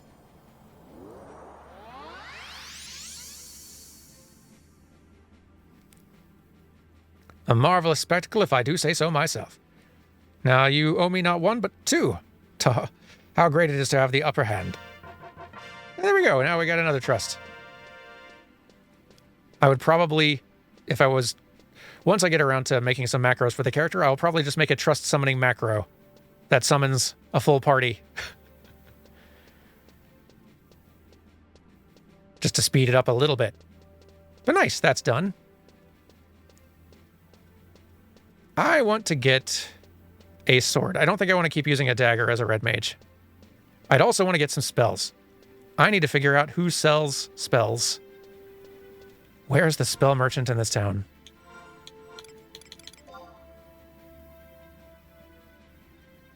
Probably, if I had to guess, like maybe one of these booths around here. Might not be. Oh yeah, check out that green moon. It's Wednesday. The color of the moon will be slightly tinted the color of the elemental day. It's cute. Oh, is the mage salesperson in Port Sandoria. Okay, one of the other Sandoria little regions. What do you sell, if anything? Produce. Ah, I see. I have 10 gil. That's nothing. That was probably something we better fix first. Produce from Norvaland. Oh, some produce from other parts, from other lands. Also cool. But no. Let's see if we've gotten enough sparks through our early Records of Eminence work to just get some stuff using those instead. We might. I have 1,200 sparks, which is not a ton. Ooh, we can get skill increasing tomes. Let's see. Oh, this is cool. Okay, so you need to be leveling your individual skills with weapons and evasion and different magics and stuff. It looks like you could spend some sparks to buy some items that you can use, some consumables, to increase those skills in other ways if one of them's falling behind. That's cool. I'd forgotten about that. I like that.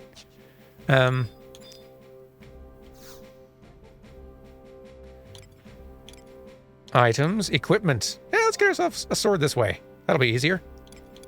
And we got more than enough sparks for it. Let's get a bronze. Well, no, we can go higher than... Well, not quite. We're not quite level 7 yet. I will get a wax sword.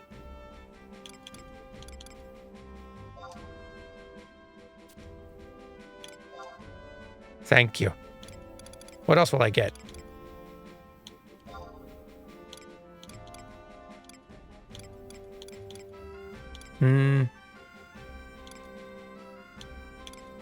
Let's check items.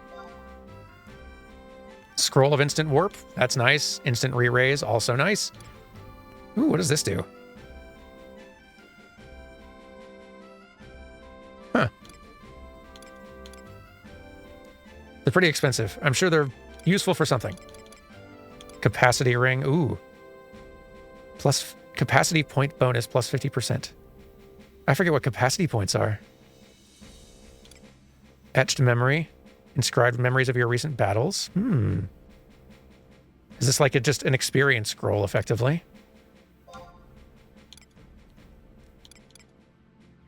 Yeah, like the range of stuff you can get increases a lot as you level. I'm wondering, what level... Where am I going to find that warp ring, and what level do I need to be to get it, and how many sparks? Because that's a must-get for everybody. Oh, here's a bard tool, like tools, different instruments that boost different songs you can play. Could get ourselves some more gear, but it's not significantly better than what we've already got right now. Capacity points are like merit points. I don't know if merit points are like once you got into level 99, the merit points are ways you can kind of like further boost your character. It's like post-game leveling, right? I've never gotten far enough to actually mess with that at all.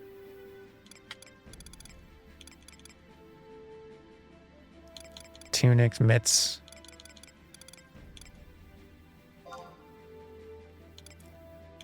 Could get a shield. That's not a terrible idea, actually. Let's do that.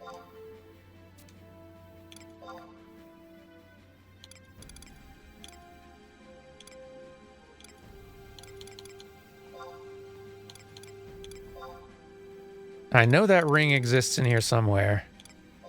I'm very curious now.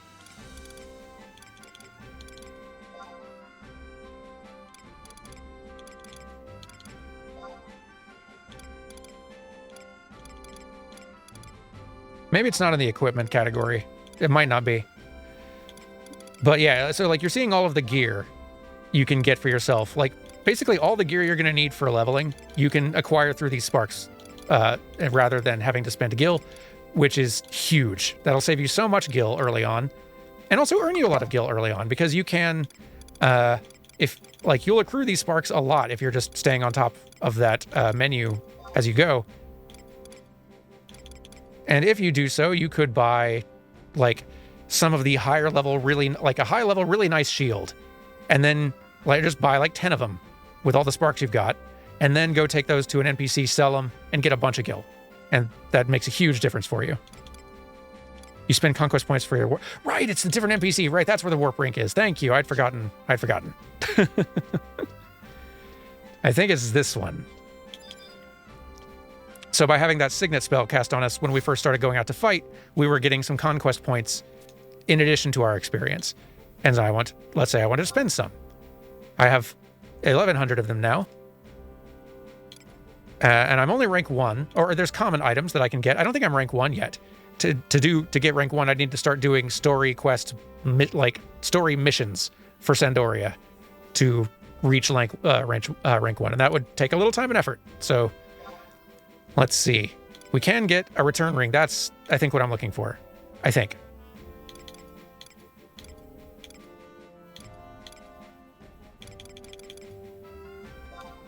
Will it show it me? It will. Yeah. This is for like outpost warp, which is a different thing.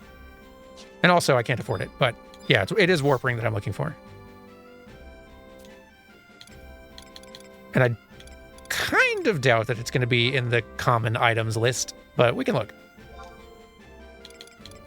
Homing ring, chariot band, empress band. Hey, it is here for 5,000. Okay, we can get there. That is so useful. You'll want to have that for your entire playthrough of 11. You may not want it equipped all the time. Yeah, I thought the Empress Ring was an experience booster. I thought that name was familiar. Okay, we have a better sword now. I feel like I've seen Trash Panda before other times I've played. I guess I've not been on the server before, so I'm remembering incorrectly. Maybe I just saw them earlier when we first logged in. We have a sword now. It's made of wax for some reason. But we also have a shield.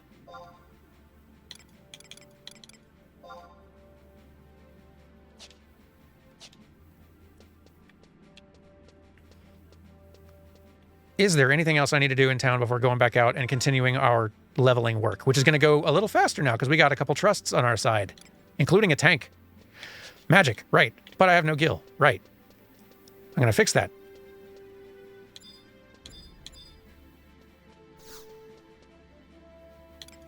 What was the item that everyone directs you to? That's like the go-to. I'm trying to remember. It's like the Acheron shield, I want to say. That's the one.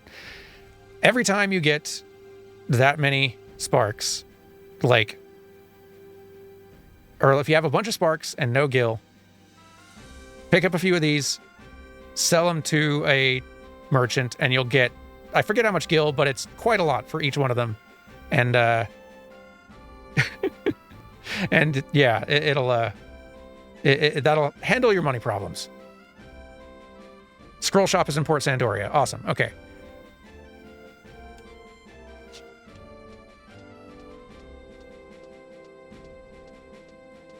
Well, let's go out and do a little more leveling to get ourselves some more sparks. And let's set ourselves up with some Records of Eminence quests that will achieve this. What are some things that we're going to be... Like, you tend to want to accept quests that are the kinds of things that you're going to be doing, so that you're just passively completing them as you go. Because there's a lot of them. So... Quests 1. No. Artifact quest, no. Level cap increase, no. Storage expansion, weapon skills.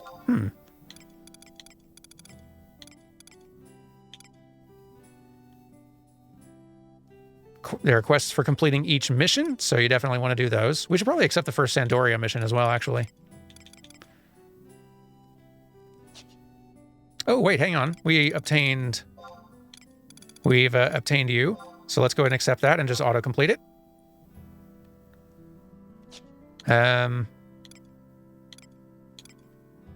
Then, outside of tutorial, combat general. Vanquish multiple enemies, 200. That's not a bad one to have kind of always going. Level sync to vanquish enemies.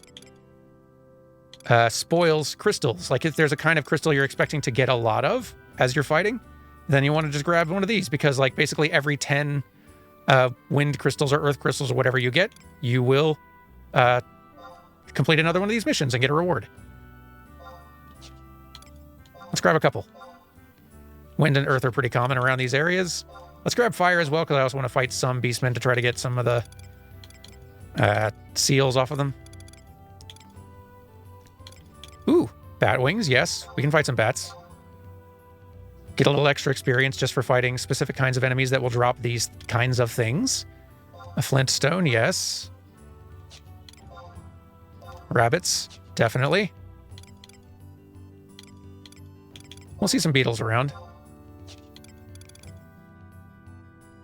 Oh yeah, the hunt quests too. I need to do one of those for these missions. I should go look into that next. In fact,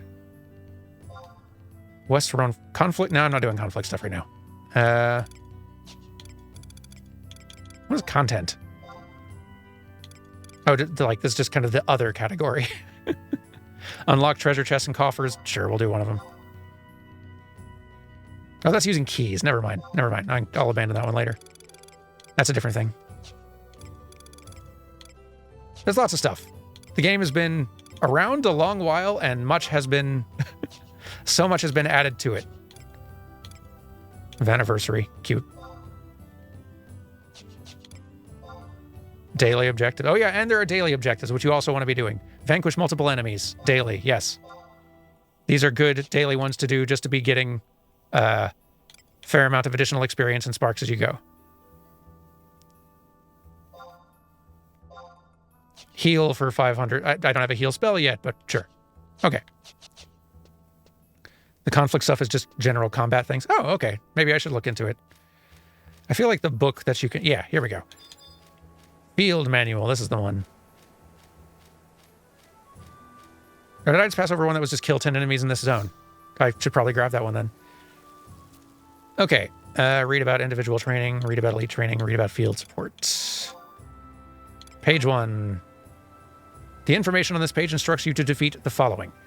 6 members of the Worm family, levels range 1 to 6. It's a quick kill quest book, basically. Bring it on. And you can set it to repeat if you want, for added experience and such, but let's just do it the once. That's fine. Well, you know what? Sure, repeat it. It's fine. We can come change it later if we want.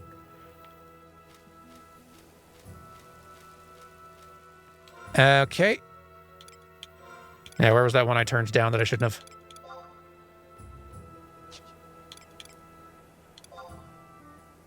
Combat region, Western conflict. Defeat. Oh, that's just all conflict is. Okay, I thought it was like a mode. Like, there are things like ambuscade and ballista and other kinds of things that I have not barely dabbled in at all that I thought this was just one of those sorts of things. It's not. Silly me. But before we go out fighting, let's pull in some backup. When did I get Cornelia? Welcome to the party, I guess? What even are you? Vana'diel, you first.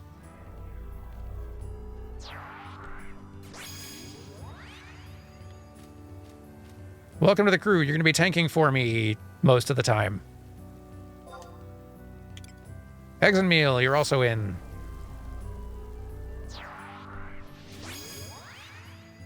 And Cornelia, why not? Welcome.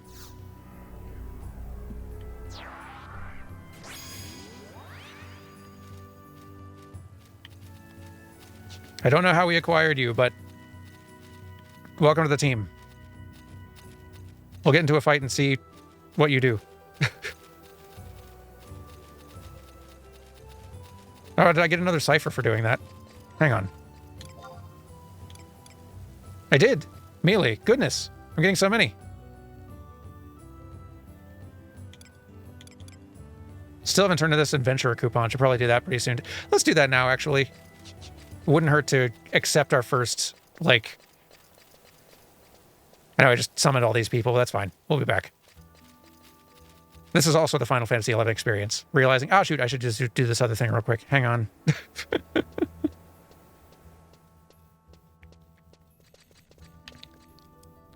Is Melee a healer? That'd be great.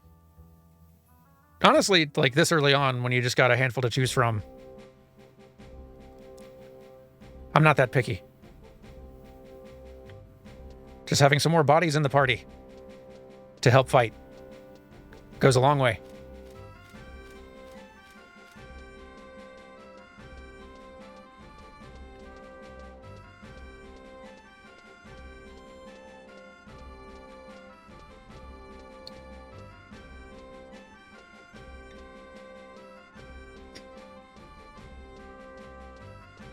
A melee white mage. Probably not one to be using long term. But has Cure 6? Dang, okay, well. Probably doesn't have it this early on. Probably only once you are level high enough to summon a version of her that has that level of spell, but... She'll probably have stuff like Protect, though, and that is really helpful.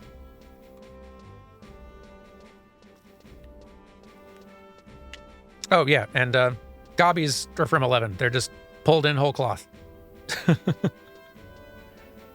Many creatures and, like, lots of stuff from 11 has eventually made its way over into 14. And now there's going to be a whole raid series just explicitly about, like, 11 stuff, which I'm glad for. 11 deserves it. I have a thing for you. By which I mean you have a thing for me.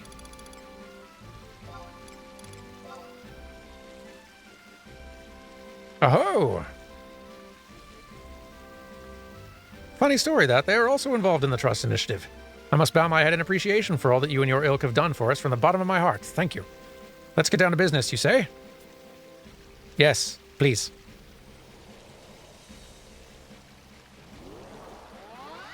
Probably useful for ignoring that spell list until later. Yeah, I think so. We're going to have to. I have no gil. Marvelous spectacle, if I do say so myself. You can get spell scrolls as enemy drops sometimes, but it is very rare. Welcome to the team, Mealy.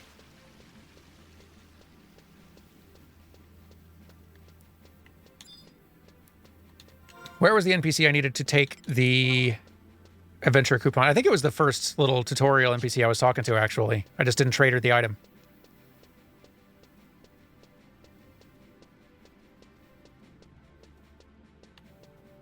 This UI makes me feel a million years old. It do be nostalgic, don't it? I love that. Again, I'm sure they are going to give this game an overhaul eventually and probably remove all the PlayOnline stuff entirely. It'll probably be a big endeavor. And it'll probably come with like a... I would not be surprised this game essentially gets kind of like a little remaster, a visual upgrade, removing all the PlayOnline stuff so that launching it is more regular and make it to where it runs way better on modern PCs and all kinds of stuff. But I do kind of love that we've still got this time capsule here.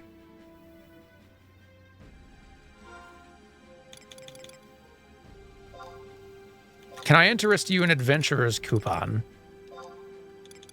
I hope you're the person. Great. Why, hello, I'm Olivia. Pleased to make your acquaintance. Again, learning your way around can be daunting at first, but take your time, you'll be fine. Should you get lost, check the map. Now I'm supposed to give you this in exchange for your Adventurer coupon. You'll find a guardswoman named Alona at the West Gate, south from here. She has further information. I really should have done this step earlier. That's fine. I'll talk to Alona again. I think we've already spoken with her, though.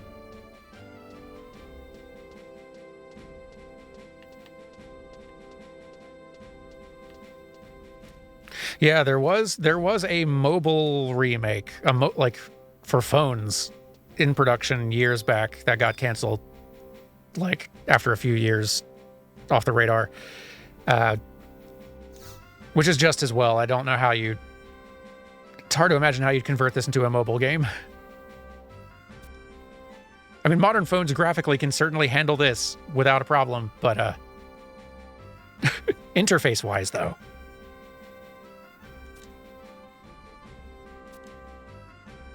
There are several items in existence which serve to enhance the number of experience points you receive for defeating enemies. For example, there are chariot bands, empress bands, and emperor bands, just to name a few. These are a bit unique in that you must wait a certain amount of time after equipping them before you may use them. There's also a predetermined amount of time, usually quite long, that must pass before they can be used again. A total number of times you may use any single item is also limited. Many of these items may be obtained from some guards, right? Conquest points. As a matter of fact, for finishing that last assignment, I'm going to give you this conquest promotion voucher. With that, you'll be able to obtain a chariot band without having to use any points. Oh, that's nice. And that brings us to your next assignment. Head over to any guard and have a go at exchanging them for something. After that, see if you can't make it all the way to level 4. I'll be right waiting here when you get back. I've done that already, but with an experience bonus in place, it should take you practically no time at all. Silly me. Should have done that earlier, but that's fine. Let's get that ring.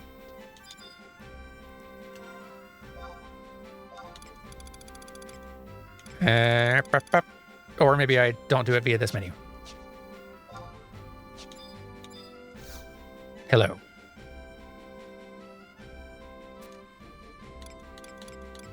I have a voucher.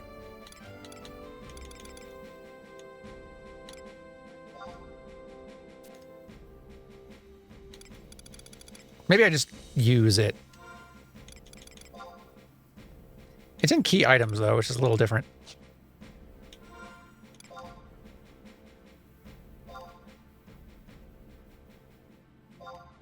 Examine.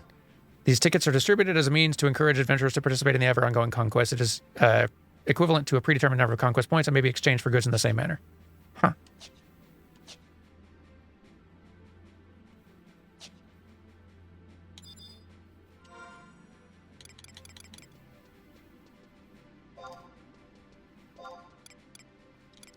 Can't really trade key items, though.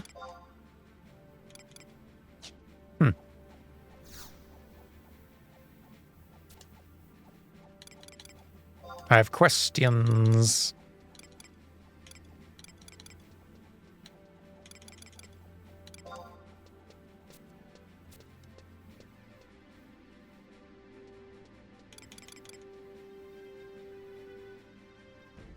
Do we just kind of, is it like an item that we sort of like use through like buying it in the interface in a way?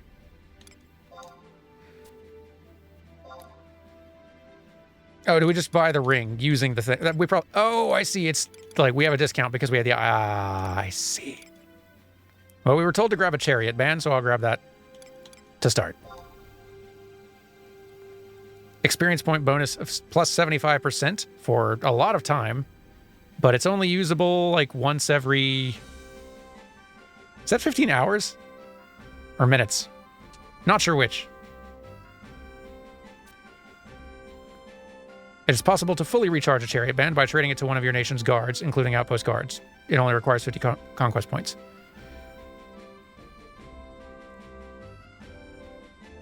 The Empress Band is definitely better, but since this is the one I was directed toward, and it's not like any of them are that bonkers expensive.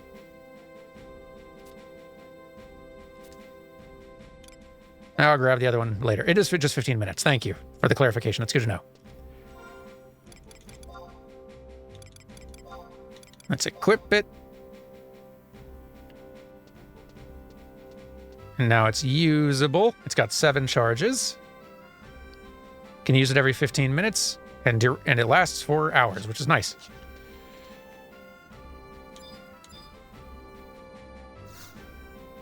Well, we might make an adventurer out of you just yet. Looks like we've almost washed all that green off of you. Bit of bad news now, though. Starting from level 31, anytime you're knocked unconscious, your experience points will suffer a deduction. Only after 31. They changed that. That's way later than it used to be. De-leveling and or like experience loss started at level 10. It used to be. That's a kindness, man. As a general rule, the amount penalized will be about 10% of the total required to reach the next level. You have to be more careful than ever from here on out. However, there are ways to minimize this loss of experience points. Like this, for example. Go on, take it. Your reward for reaching level 4. It's called a raising earring. Goodness, they're being so generous now. Like, in a good way. Using this will grant you a status known as re-raise. Whenever you are rendered unconscious while this effect is in place, you'll have the option to revive yourself. Choosing to do so will cause you to be resuscitated in the very spot where you've fallen.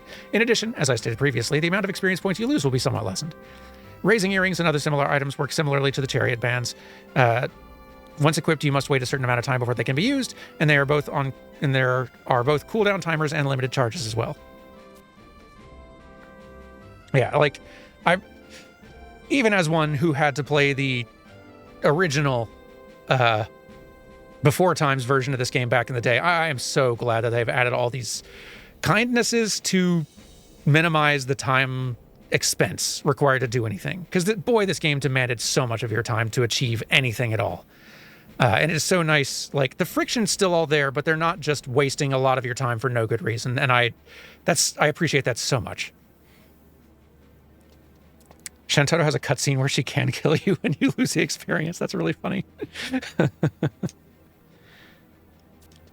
Your next assignment. Seems you're starting to get the hang of things. I'd like for you to go and fight some enemies in Lethane. Oh, that's much further out.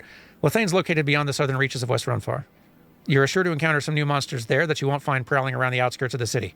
Might be a bit daunting, so I'll only require you slay one such beast and then head back. Keep in mind, the further you stray from the city, the more ferocious monsters tend to be. Just don't say I didn't warn you. Make sure to use the check command to determine the strength of your enemy. If you find that you're surrounded by enemies too difficult for you, try heading back to a previous area and leveling up a bit first.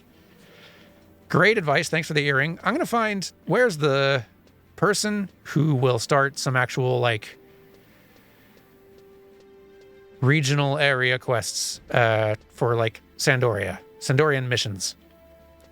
I don't think it's any of you. I think they have, like, a different...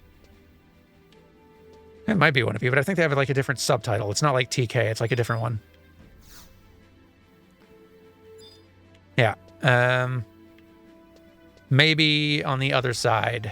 In the other exit area.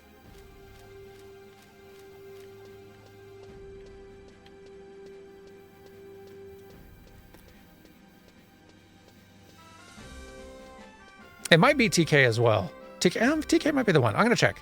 It might also be that I need to be a little higher level before I can even start any of them.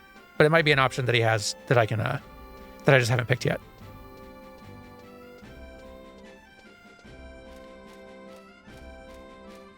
It is fun being back in this.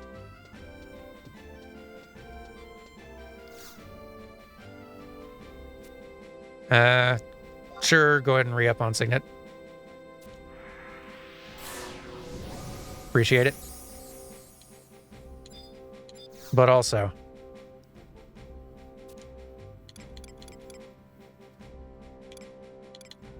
I think it is a different NPC for doing missions. Or I just need to be higher level.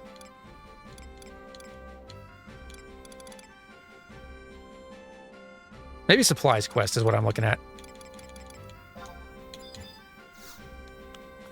That might be what I have to do first.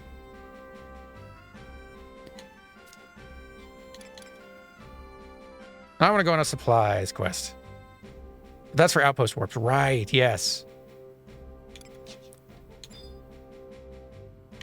There's definitely, like, trading crystals is also a thing for, like, bumping up your rank and all that. There's definitely someone specific I need to talk to, though, for, like... You're the one. Here we go. A recruit. What do you want with this gatehouse? A mission, please. Not much work for those wet behind the ears, but... How about slaying orcish scouts? Only the yellowest of yearlings would run from that, and we've no work for cowards here. If you're to take the mission, I'll be happy to explain. Tell me more. It's our first story quest. Here's your mission. Orcish scouts roam outside. Kill one, bring me his axe as proof. You'll have to bring me an orcish axe. No other kind will do, you understand? That's all. You'll take the mission then? I accept. Bring me one of those axes and your mission will be a success. No running away now. We have a proud country to defend. If you do decide that you want to play Final Fantasy XI yourself, well, as you can see, there's a lot of little quality of life and kind of tutorializing quest stuff that they've added, but highly recommend just plan on having some wiki pages open at all times, because it'll help you a lot. The BG wiki is definitely the most favored one. They've got a guide, a new player leveling guide that basically walks you through, here are all of the different systems and steps that you're going to want to, like, here's the NPCs you're going to want to talk to unlock things, here's the stuff that you're going to want to start learning, kind of level by level, bit by bit, as, like, breaking down the experience into digestible tasks, which really helps for finding your feet. FF11 FFXI, it doesn't really work out loud, but yeah, the ones people are recommending in chat are really useful. What was the one back in the day? That was the common one, was like Alakazam? Was that what it was called? Was that the database we were all using? I don't know if that one exists anymore. Alakazam, yeah, okay. That's the one I remember using way back in the day. Much less robust than the modern stuff, I'm sure. Let's get our trusts out here. We're going on an adventure. Oh, the Final Fantasy XI Clupedia had a host change to fandom. Oh, that's unfortunate. So yeah, BG Wiki is what I recommend in that case.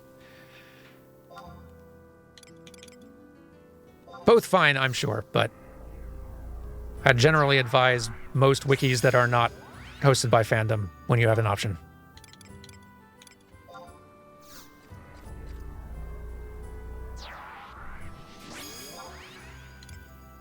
I'm guessing Cornelia is like a thief, maybe? I don't know what that class is, but I'm curious. I guess we'll see once we get in a fight. Oh, can I only summon 3 right now? Interesting. Right, there's like quests you have to do to unlock like your 4th and 5th trust slot, I think. Neat, okay.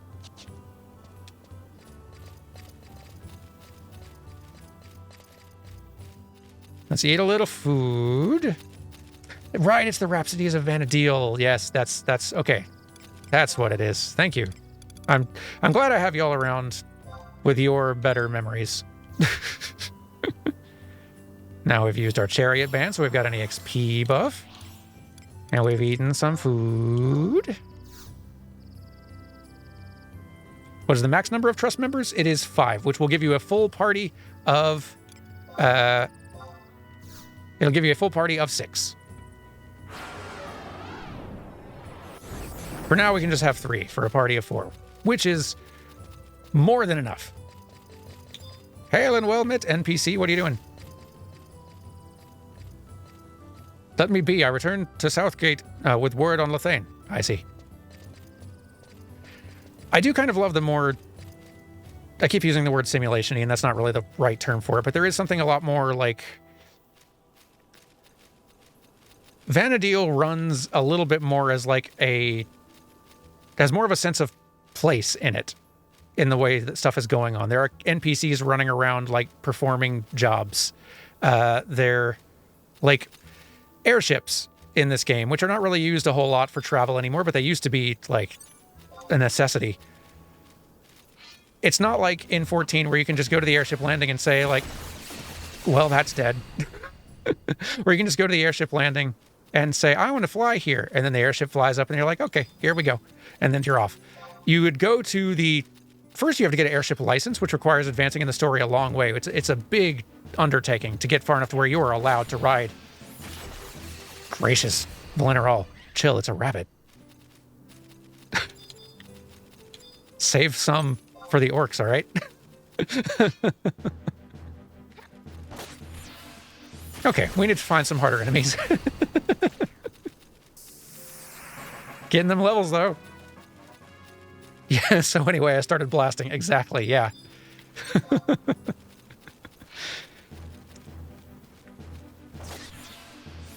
Gracious. My guy. Mousepat, you're a little stronger, I bet. Nope, not really. That's fine.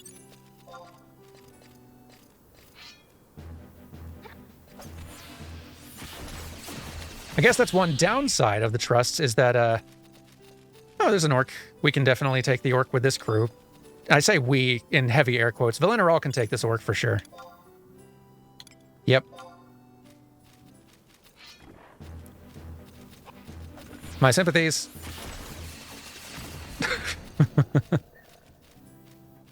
Gracious. What was I saying earlier? Right, if you wanted to fly in an airship, you would go to the airship, like basically the airport, pay your pass to like get in there, and then wait for the ship to arrive. Because the ship travels in real time. Like it makes trips every, what, 10, 15 minutes or so? So you just have to wait at the landing for the airship to come, and then get on the ship when it arrives, and then you could fly. If sometimes you may see like an airship fly overhead in certain zones, that is in real time, like showing like that's the airship traveling. You're not like, not literally, you're not seeing, it's not loading in the players on it or anything like that, but like that is showing you the airship route being traveled in real time. It's like quite cool. Where am I? I'm just wandering willy-nilly. Okay, I've looped around way too much. Let's go find the orcs. What dropped the axes?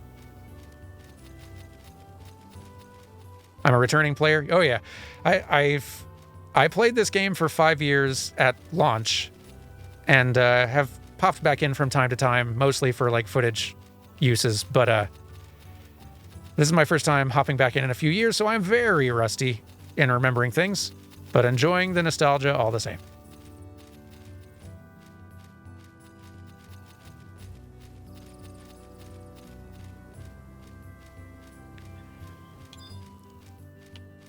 Where are them scouts? I'm seeing fodder, I'm seeing mesmerizer, whatever. It's experience. Don't cast poison on me. Oh, you missed, and you're dead. But yeah, my skills are not really rising because I'm not getting in any offense here, so that may be a good reason to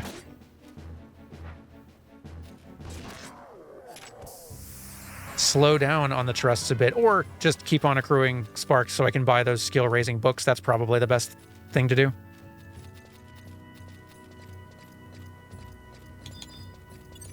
Carrion worm. Okay, I think there's a different kind of worm. Or maybe it's not. Or maybe forest hare is. What you really want to be checking as you're wandering around and seeing enemies is checking the names of the enemy. Because the model might be the same, but if it's a different name, then it's probably a different level.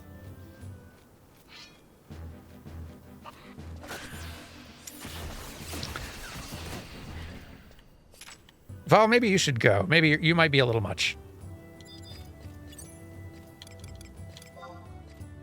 You head out for now. Thanks for joining. I am curious, though, about melee.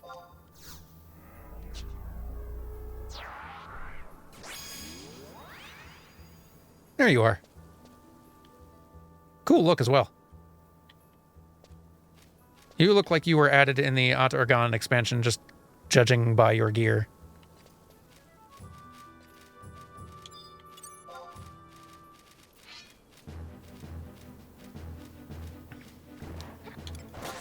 I gotta remember to use Dia as well. Keep raising that enfeebling magic skill slowly.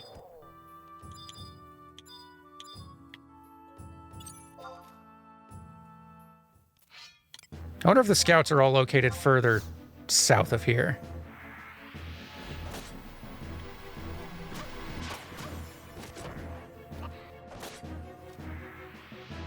Raise that sword skill. I've been leveling my dagger skill for the first few levels, so I'm I'm not very good with my sword yet. Got to put in some time, or I'm going to be missing enemies constantly. And you don't want to be missing enemies because it's only by getting successful attacks that you're raising your TP, which is what lets you use your weapon skills.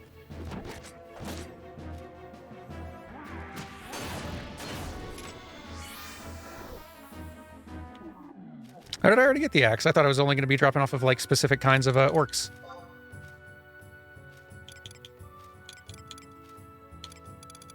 Oh, what do you know? Perfect. Decent experience off these guys, though. And if we're getting some more fire crystals off of them, they tend to drop fire crystals. We can try cooking again.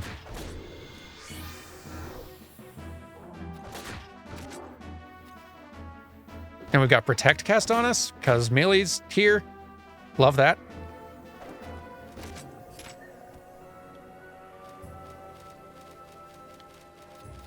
Goodness.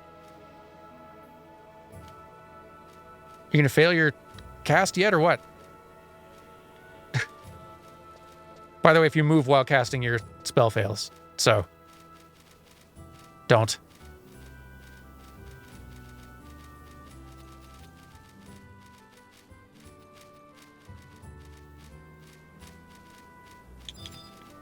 So we're kind of wandering now, like, further and further up that little path, right, where I said, like, it's not marked on the map anywhere because lots of points of interest aren't, but we're running into a lot of orcs up here, and there is an orcish camp zone tucked away up here for you to find.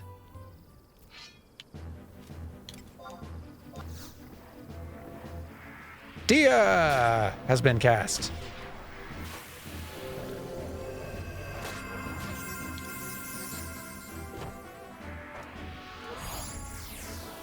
I don't think I have a weapon skill yet, or do I? Nope, not yet. Have to raise my sword skill to 5 at least first, I think.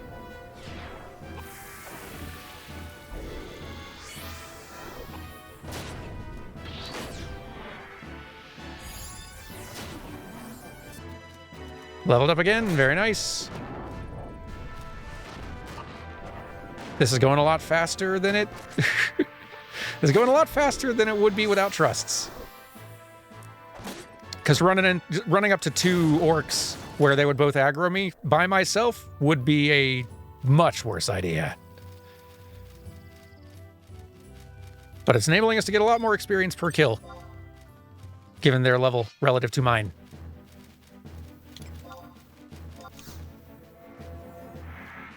Castia.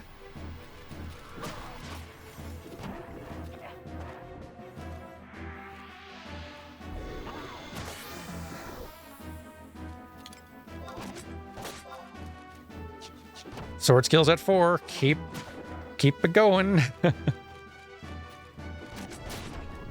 I run into how much experience I've gotten with chains yet? Yeah, I guess we haven't gotten, like... So another factor to keep in mind when leveling up is that the more monsters you've, like, managed to take out back to back to back in close proximity, you can kind of build up a experience chain. That's sort of like a building bonus. Let's actually not go in there just so I don't have to resummon all of our crew again, but You know what? Here, I'll let you see it. But yeah, those experience chains are a great way to keep on building up that experience faster and faster. We've found Gelsba Outpost.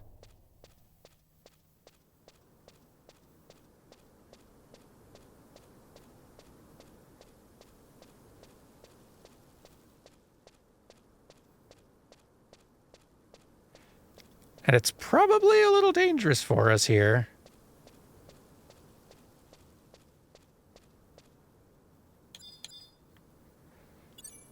The bats are easy prey. Well, it still says orcish fodder. We might be still okay here. But only to a point. The further we wander into this place, and we don't have a map of this place, we'd have to buy it somewhere. Find someone selling it and buy it from him. The further we wander in, we'd start running into higher level orcs pretty fast. So,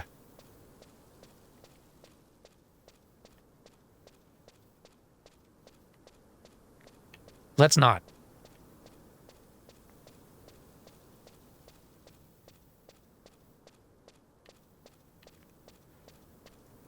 Let's start heading south in the direction of Lethane Plateau instead, where we were told to go kill an enemy down there for our little quest. There might be a survival manual nearby, that's true. Won't show on the map. We can... Let's get a trust or two in and poke our head in. Hang on. Buttons.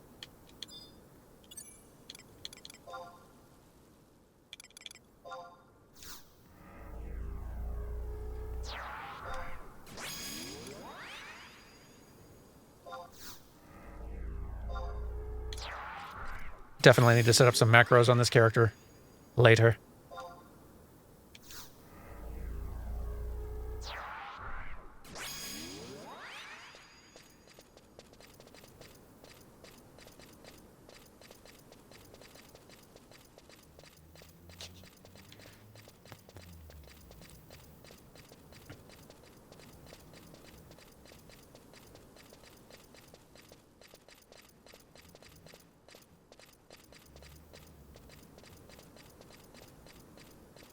Let's see.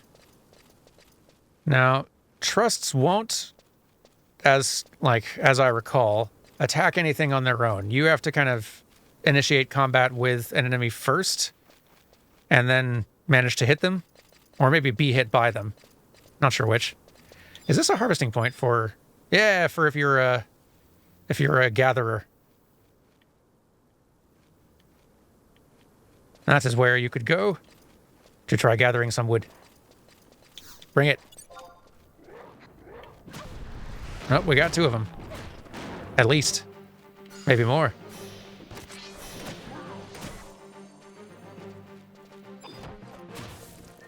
Oh, yeah. This would be a very bad idea. Really long cast time, whatever you're doing there, Mealy.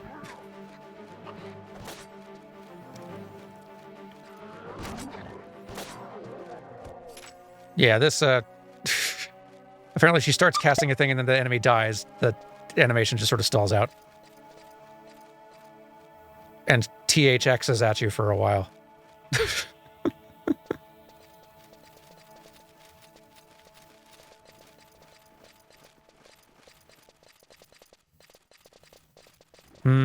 It's gonna be so easy to get lost in here without the,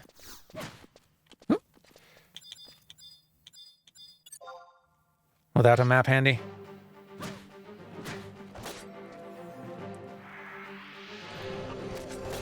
Thanks for the heals. Appreciate it.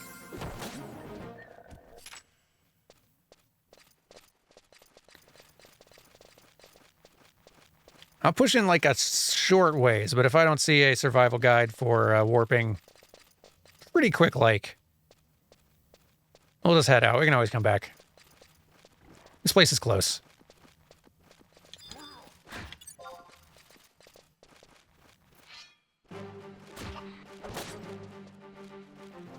I appreciate that the bats don't aggro, or at least these don't.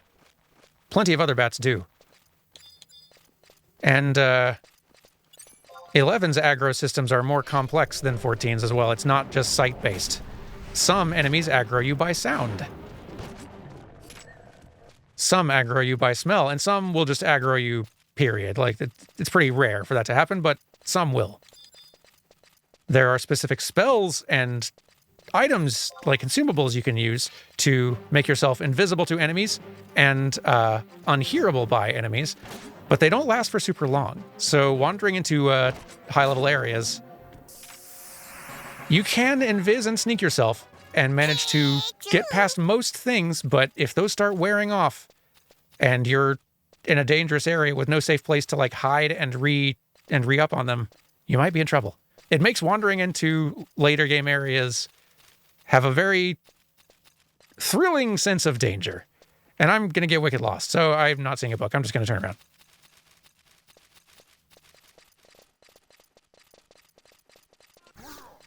Oop. I've been perceived.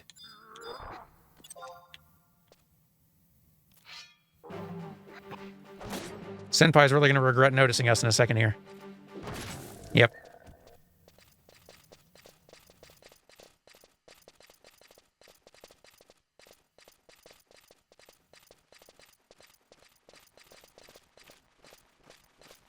Let's get out of Gelsba. We don't need to be here for any reason right now. We will have reasons. We'll get sent here for missions later.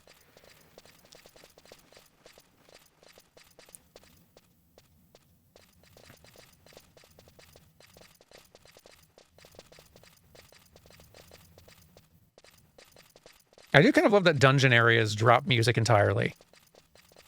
Like there's music for most of the overworld areas you wander, but as soon as you hit a dungeon, most of them are just quiet. It's kind of cool. And kind of fitting because you also need to have, like, as soon as you enter these sort of areas, they tend to be more dangerous. So, like, traditionally, you need to have your head much more on a swivel. You need to be paying attention, listening for sound cues. And yeah, it feels more threatening without the music.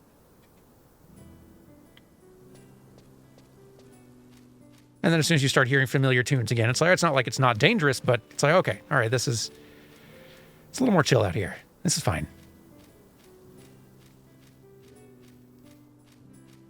As soon as I get out of orc range, let's set up our first macro. I think having a trust macro at the very least is going to be nice.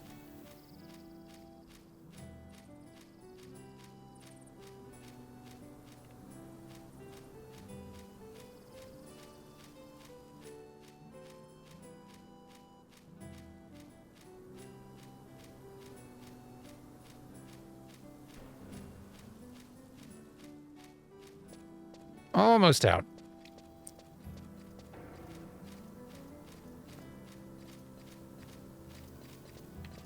That's true. Once you're in the dungeon, unless you're sneaking around real careful, you'll probably just be hearing the battle music a lot.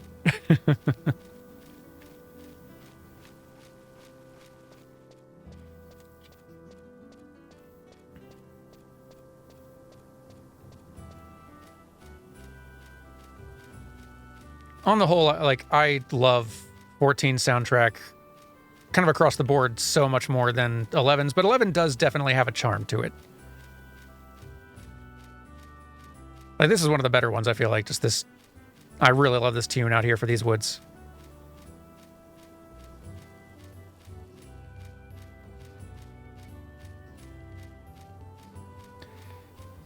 And there's just still something, like, really kind of charming and kind of gorgeous about how this game looks all the same. Like, it's very early 2000s, simple graphics, but, like, these are big areas full of mystery and danger and things to find. And it's, like, just big, fun places to explore and get lost in and find cool stuff. It does feel like it feels like a big old world, in part because it just takes a while to get around. And there's lots of places that are dangerous to go. You got to be careful. But okay, let's remember how to set up a macro. Macros. Edit macro. So you can have a whole lot of different sets of them, which is good. You can change their name as well, which is nice. So like I will probably end up setting different macros books for each job. So let's say Red Mage. here's the default ones they've given me, and I don't... It's not terrible. But it's also not... I also don't want to keep any of it. Nope, I don't want to keep any of this. None of this is good. Let's see. Nope.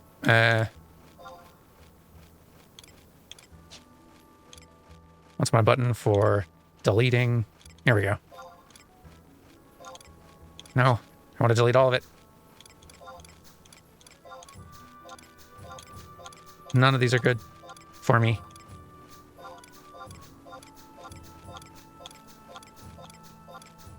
There we go. Okay. So let's say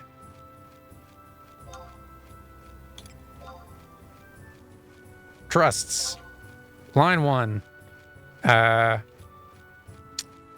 Is it a magic attack, I guess, in this case? And then now I have to remember how to say their name. Xen Meal. It's probably got that spelled wrong, but let's get it sort of let's get that sort of in place. It might just be like /trust, but let's see if that does anything. Probably not. I'm guessing I got something wrong there. Yep. Especially because I spelled his name wrong. But let's see. Nope, not trade. Trust. Magic, right. Xen Meal. Okay. Okay, /MA is right. Thank you. That's good to know. Okay. So I think if I just had spelled his name correct, we'd be in business. Eh. There we go. How long do you have to wait in between casting of these before they don't interrupt? Is it 6? Thank you. Thank that you've saved me some time. Wait 6 seconds for that to finish casting. Because otherwise, any of these other names we put in here are just going to be like, you can't cast that yet, and it won't work. Oh, can you put the wait 6 in the same line? Oh, I didn't know that. I don't know if I ever knew that. That's cool. I probably did. I just forgot, but neat. Okay. So, Cornelia. Yep. Wait 6. And... okay, this one's going to be... Yep, okay, hang on. What's your spelling again? Mili Aliapo. Okay.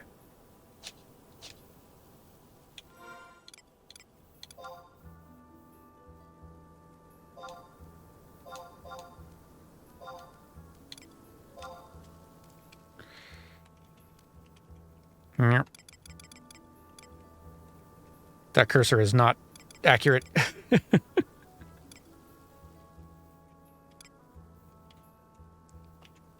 Me. And that should be it. That's the only 3 I can summon right now.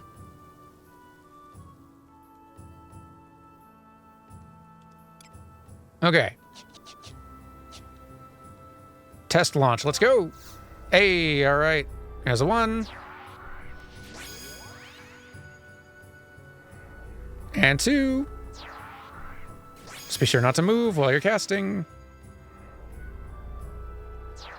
Hey, all right. Cruise together. Let's go. That's a nice time save for future us.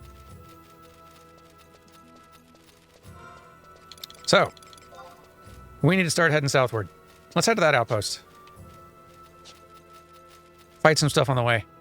Get this mouse off screen for the 100th time.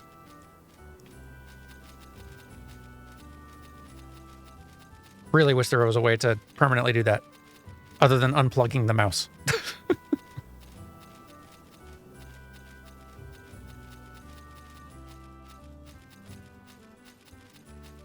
Even that might not do it, I'm not sure.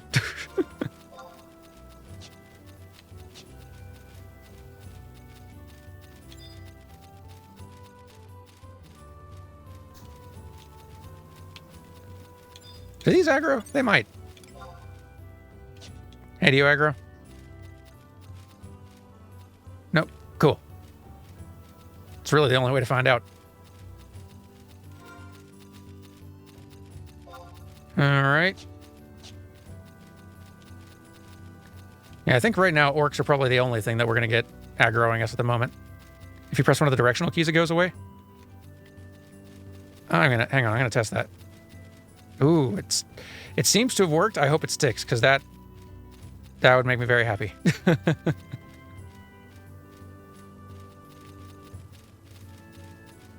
Goblins will definitely aggro you. Thanks for the tip on the mouse thing. If, like, even if it doesn't work, having a button I can quickly hit to make it disappear is very nice. Does come back, but...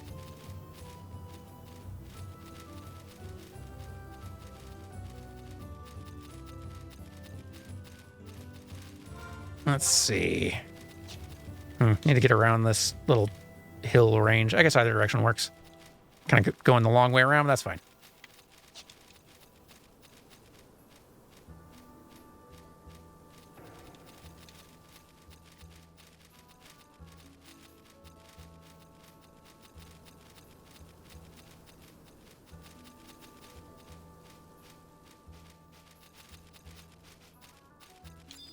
What are enemies checking to us at this point? Easy prey. We're getting pretty... If we're not level 10 already, we're getting pretty close. Okay, we're level 10, so a lot of the enemies out here are going to be pretty easy prey. Decent challenge at highest, I think. It's a pretty good time to start heading out toward Lethane Plateau anyhow. And we're close to the outposts. Here it is.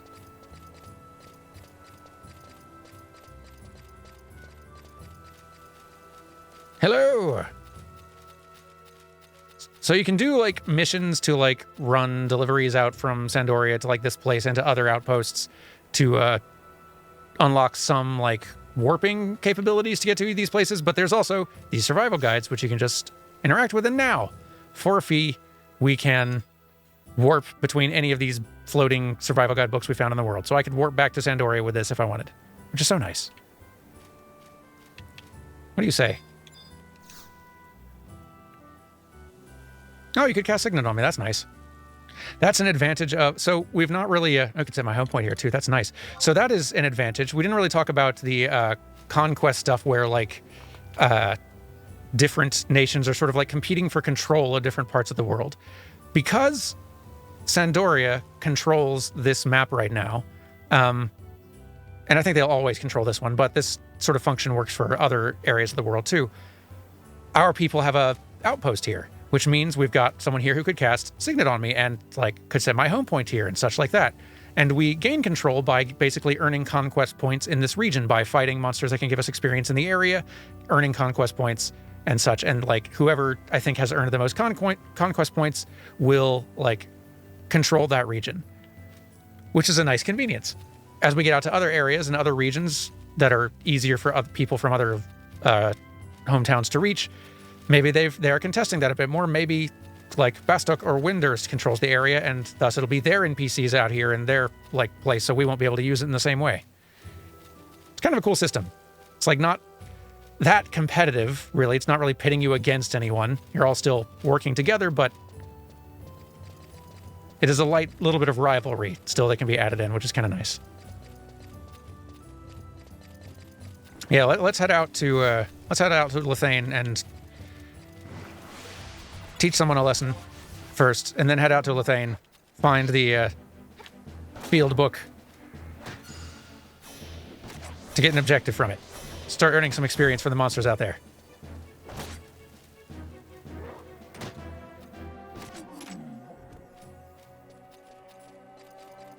Hey, I got a Copper Amon voucher and completed our Conquest of West Run 4 little mission thing. Excellent.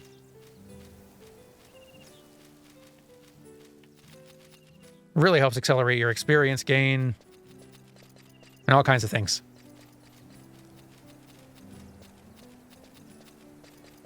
It's like an old kind of like ruin out this way. Or just like an old wall.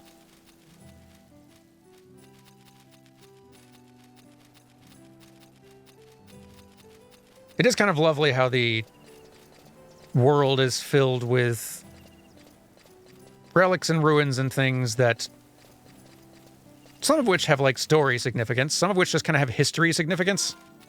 Am I going the right way? I am. Awesome. Like some of them you may play for dozens of hours before you like have a mission or a quest or something that like reveals what an old ruin was or what its purpose was or something like that. And finally have like stumbling upon that information after so many hours of just kind of them being background noise and scenery can be really cool.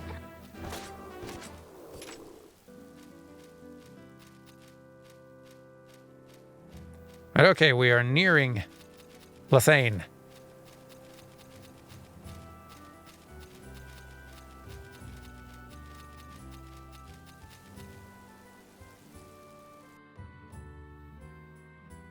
Here we are, loading in.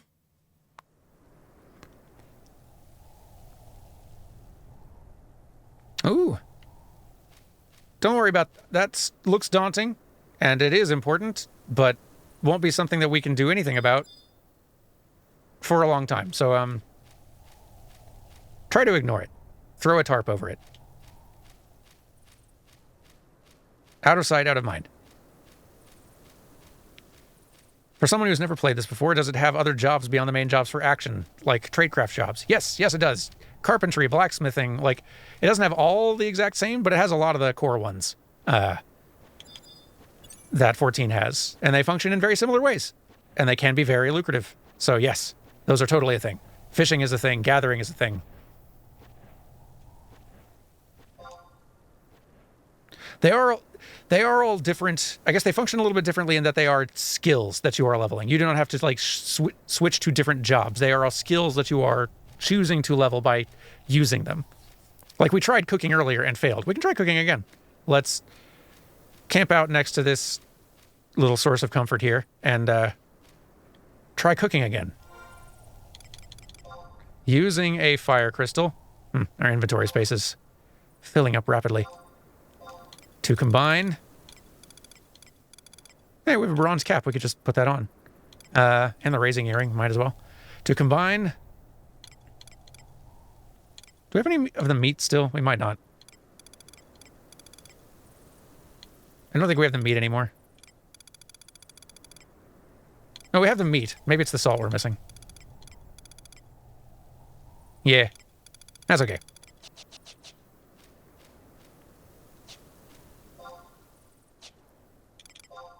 But we can equip ourselves a hat. And earring. I really wish that equipping these things removed them from your inventory so that they weren't just still taking up slots, but alas. You can do quests later on to expand your inventory. Add like 10 slots to it at a time. They're a bit of a pain though, and they can require some pretty expensive resources.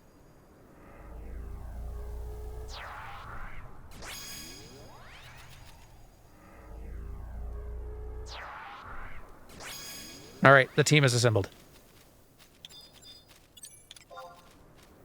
You're a decent challenge. I fight you.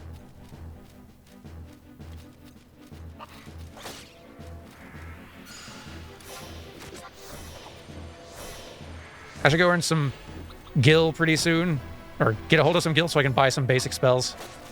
Having more than just Dia would be good. Having only Dia as a level 10 red mage is a little embarrassing.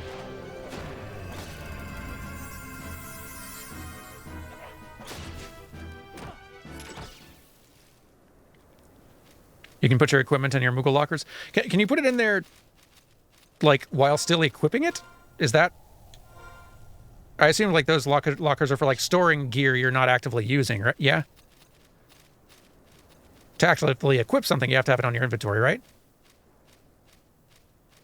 Or am I misunderstanding? Which is very, very possible. There's a lot of systems in this game I only kind of know. Did I miss the book? Where's the book in this area? It's way over there, that's right.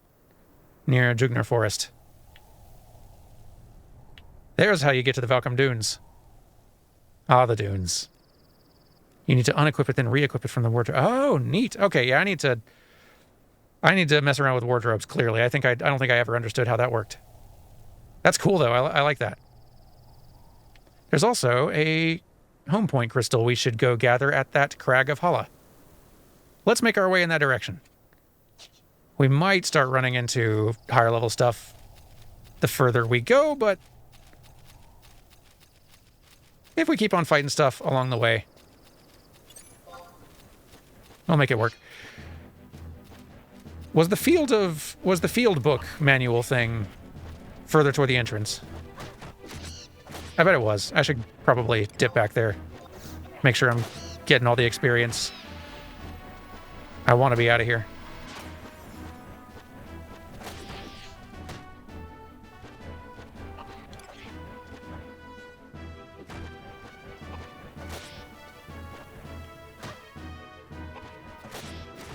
Cornelia, are you participating in this at all? Kind of seems like you're just hanging out.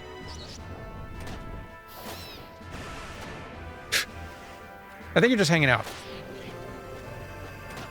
Still not really sure what you do. 420 experience from that, though. Not bad. She provides auras. Oh, neat. I do love how differently all the trusts work. That it's not just like, okay, here's the trusts. They each are slot into one of the job classes, and all the warrior ones work the same. All the black mage ones work the same. Like, they've all got their own functional, like, kind of unique functions and ways that they work, which is really cool. It makes all of them, each one of them, valuable. Haste accuracy and magic accuracy. That's really cool. Manuals at D4.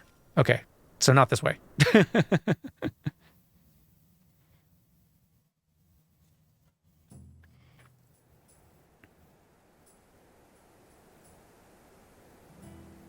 She just provides party-wide buffs just by existing. I've had friends like that.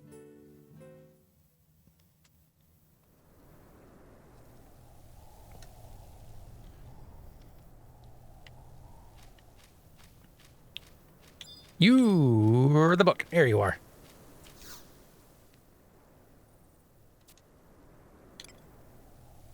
Let's cancel our current training regime and take on a new one.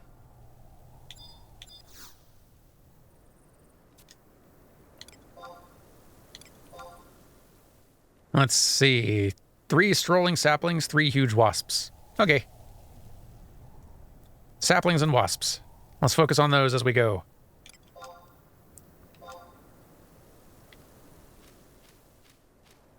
And let's get our crew back out here.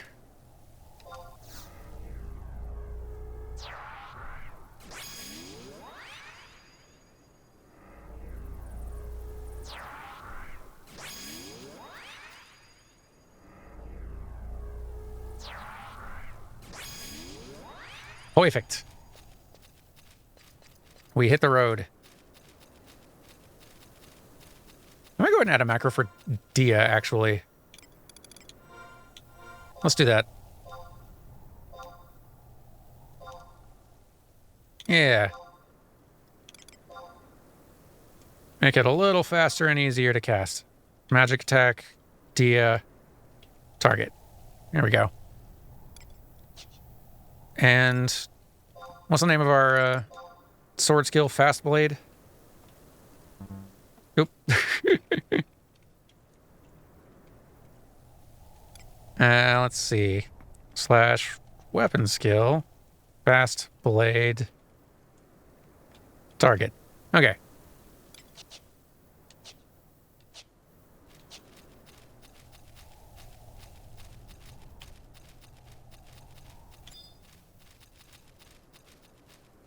Saplings and bees is our target.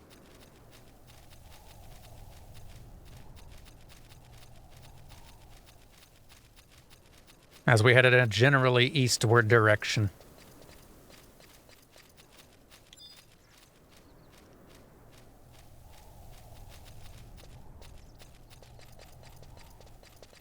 other than fighting those specific enemies, I'm wanting to gather... I wanted to, like, grab the home point near that big crag thing and, reach the survival guide at the far end of the map near the entrance to Yugnar Forest. Or Jugnar, not sure how you say it. It's not voice acted. It's pronounced how I say it is, I suppose. Because then from that survival guide, we can warp back... we can warp ourselves back to Sandoria real easy. I guess we could do it from the home point as well, but, you know. Now I can just use my Dia macro, and that's easier. Here we go. To battle!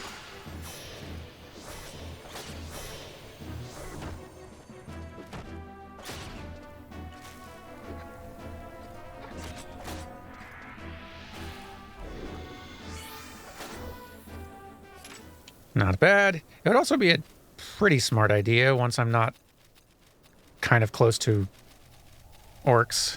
I go around this way, I think. What's the easiest way around this? Either one works, but let's head south. I should adjust some of the records of eminence a bit to add in some of those enemies that I'm focusing on right now.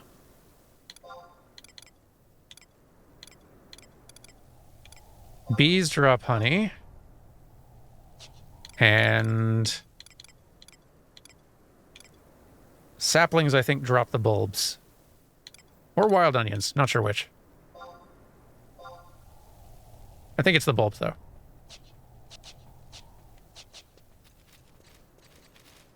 Oh, here's another one.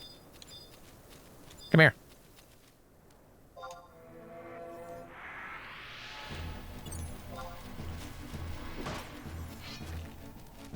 Get him, squad!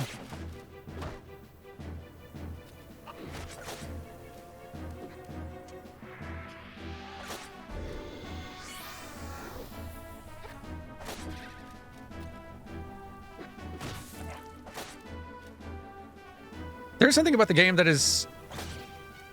It is slower paced by nature than 14. And in a lot of ways that, like, that can be a little dull. But it also, like, once you're settled into it and kind of adjusted, it is also, like, leisurely in a way. It's just sort of relaxed. Even if you are still, like, having to mind your surroundings and not get yourself into trouble, because the consequences for mistakes can be large. Past level 30, apparently. Like, you can just kind of take it slow and easy, and it's a game that works really well for multitasking if you're wanting to listen to something else or have, like, have some little TV series or YouTube video or whatever you're kind of like half watching, listening to off to the side while you're playing.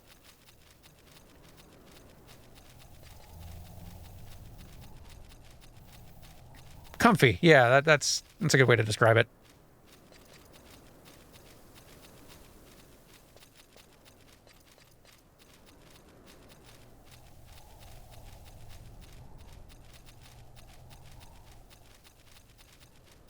Ooh, there's a bee.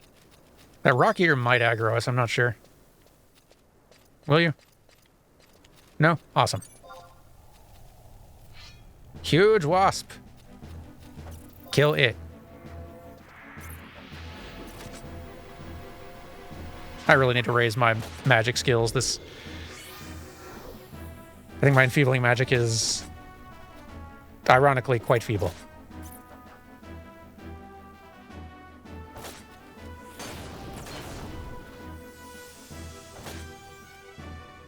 Hey, it used pollen.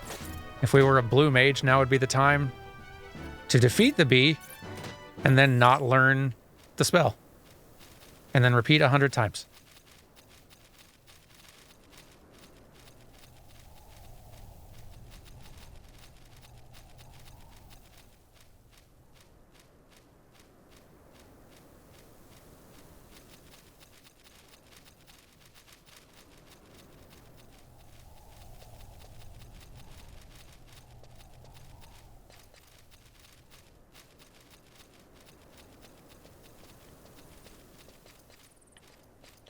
Why not? Let's fight one.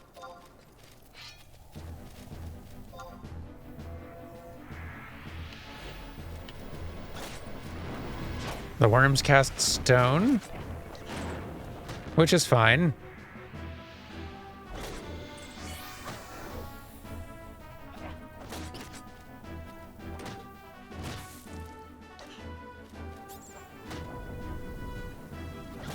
Sandspin, what does that do? Oh, that's hit us with a debuff of some sort. We've got protect up, accuracy down. Ah, you've reduced our accuracy. Hopefully that'll wear pretty quickly.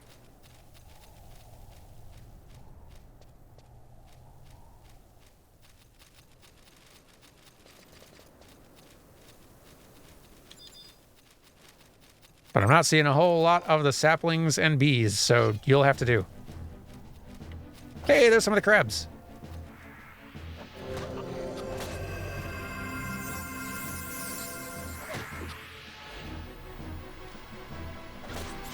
There they are. I love them.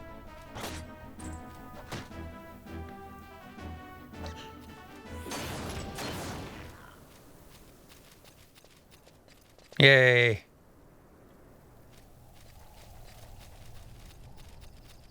Yeah, perfect.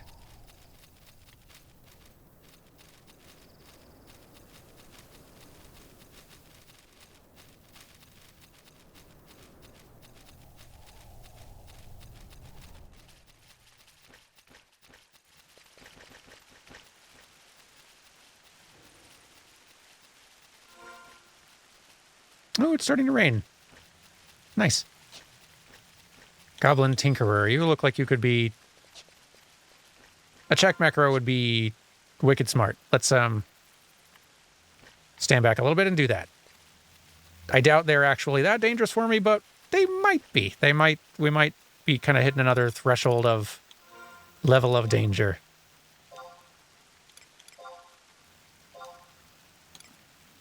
Yeah, let's just set like check. / check target. That's worthwhile.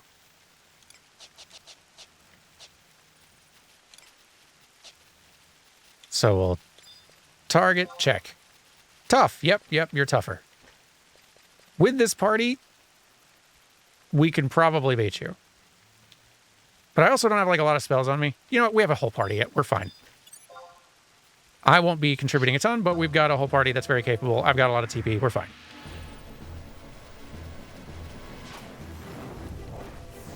But as soon as you are... But he's hitting a lot harder.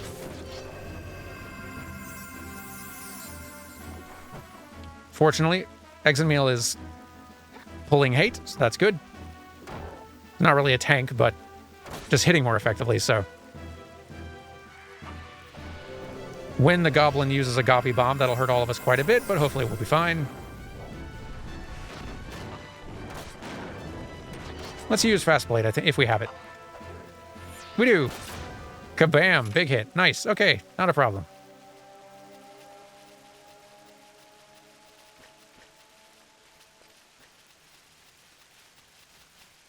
But yeah, solo, that would have been a bad idea.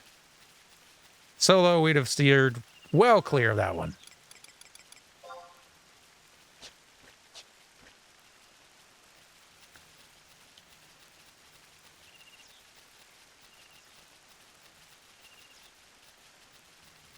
There's the crag. That's our destination.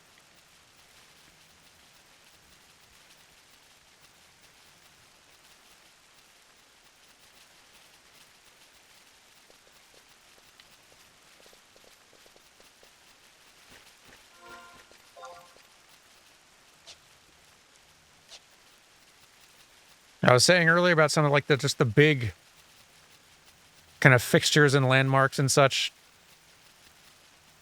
out in the world that are just there and don't really explain themselves. Stuff like this is one of them.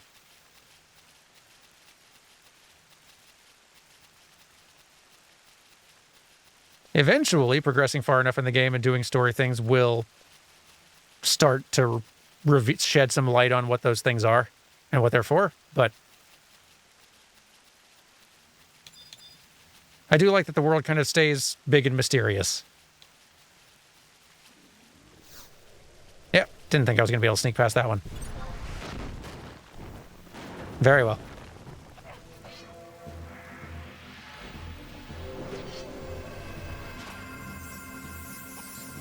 It's good for raising some skill, though.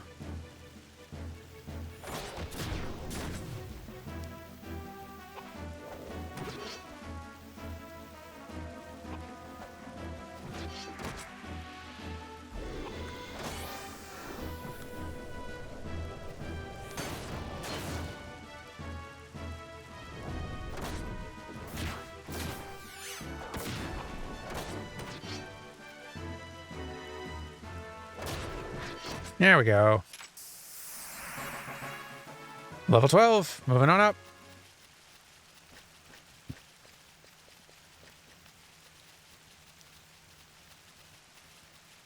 I can't remember. Is unlocking sub jobs a thing that happens automatically at 18, or do you need to like do a specific quest for it? It's been so long.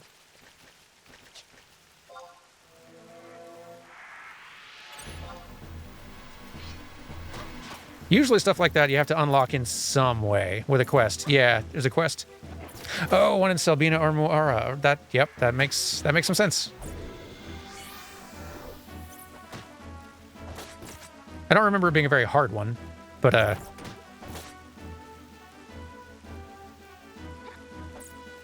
definitely an important one to do.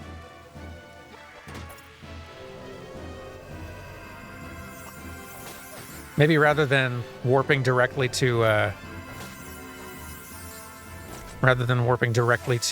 Sandoria, once we've got this book, maybe we'll head south, head toward the dunes, start trying to gather some of the warp books in Valkyrum, and maybe even reach Selbina. Might be hard unless we get some levels on the way, but we might pull it off.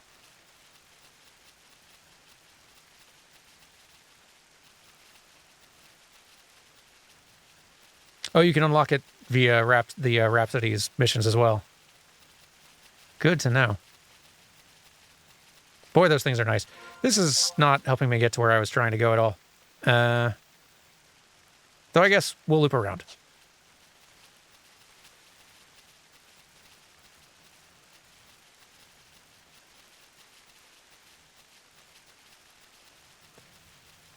Yeah, prioritizing the Rhapsody's missions. Definitely a smart idea early on.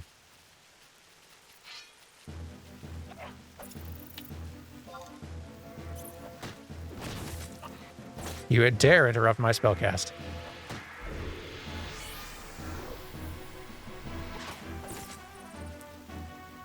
Oh yeah, the treasure chest number minigame. Next time we get one of those little random treasure chest drops, we'll try doing the number minigame. It's a little fiddly to do often, so I usually don't, but it is cute.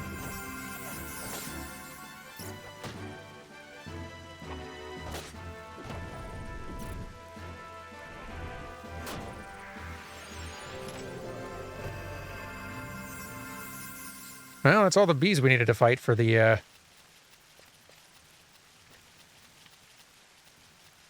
little hunting quest. Gonna need to find more saplings to complete it, though.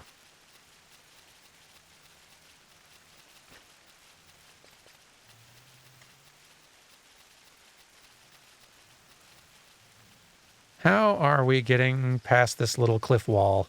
Oh, I guess I still have this one left over here. Perfect.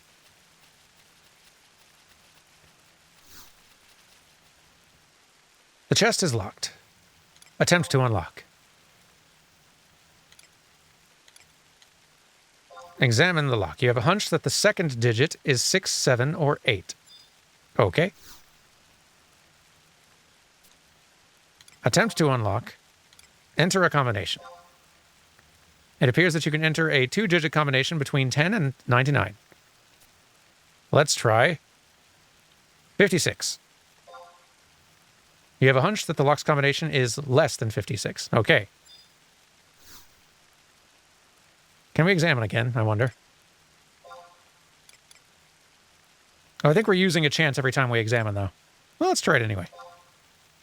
First digit is 1, 2, or 3. Okay.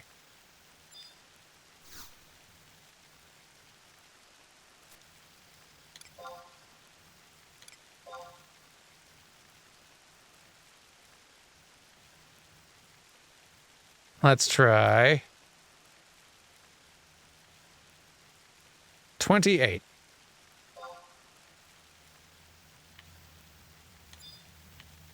I take it that's a no. Oh, I think the chest despawned because it was too long. Next time we get an actual... Next time one drops, we'll do it right away so we don't run out of time. But that's the minigame, basically. And if you get it right, then it'll open, and you'll get a little item.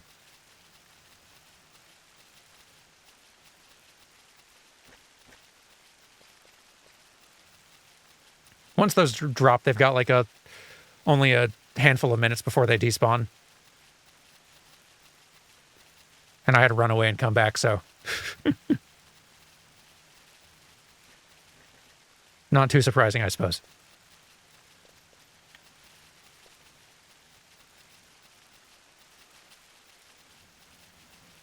Do.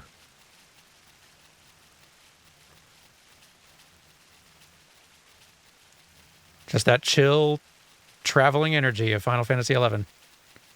Getting around the giant world on foot like you do.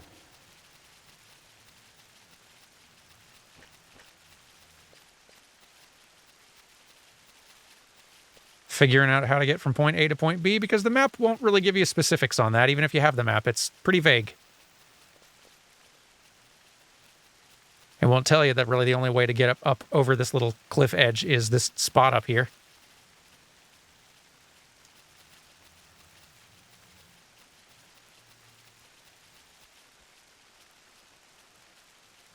Hopefully we can just sneak behind that guy. Save ourselves a little trouble. Oh, am I out of inventory space? I bet I am. Yep. Out of space. I should do something about that. I do have a food. I don't know where I got the food, but I have a food I could just eat.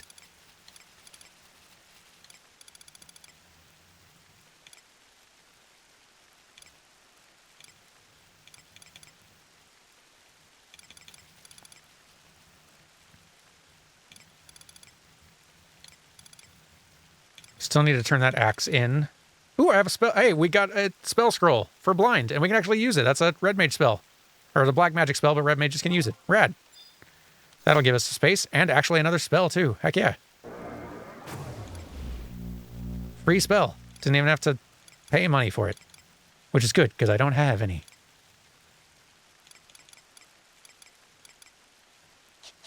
Sweet. Some spells can get very expensive. There's some spells that only drop off of, like, enemies somewhat rarely. And so you'll only really find them either being very lucky yourself or buying them on the auction house. And they can get a little pricey.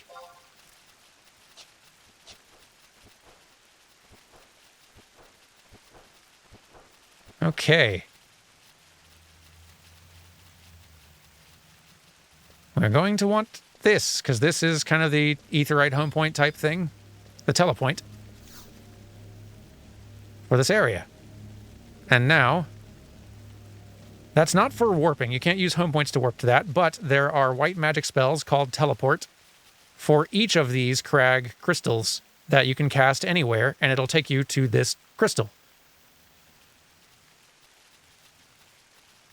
And in ye olden times, that was a good way to make a little spending money as a white mage. I explained it earlier in the stream, but if you were out of money, you could just go to a populated city and just shout in chat, hey, pay me 500 gil.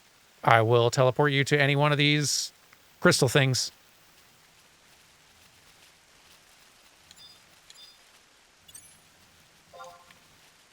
There's a little home point around here somewhere, I think. Or maybe I'm just thinking of the Chocobo person over here or something.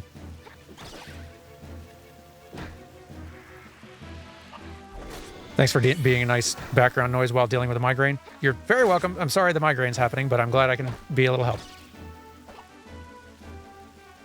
500 gil's underselling yourself. Well, I mean, that was the going rate at the time. And 500 gil was a pretty decent amount, honestly, if you weren't a...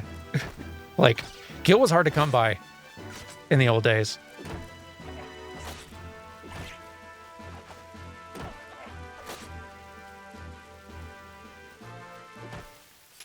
Hey, nice. completed our trading regime. It begins anew. And we got some stuff, which we'll probably lose some of because I don't know if we have space for all of it. But let me check the map. Is there a book right here? I know there's a book further over. Yeah, I think there is. Yeah, that's the book we're headed toward. Let's head toward that.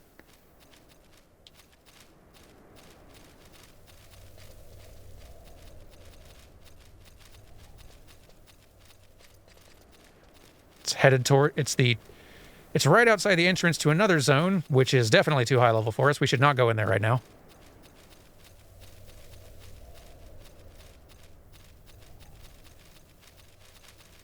But that is the direction we'd need to head if we wanted to make it toward the kind of big major central capital city of Juno.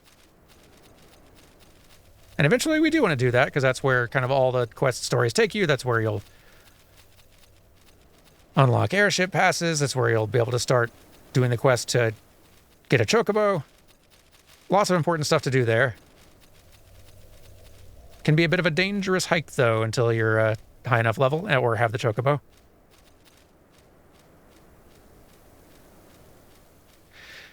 The zone does have some nice, pretty and large cats, but they're also, at my level, definitely not for petting.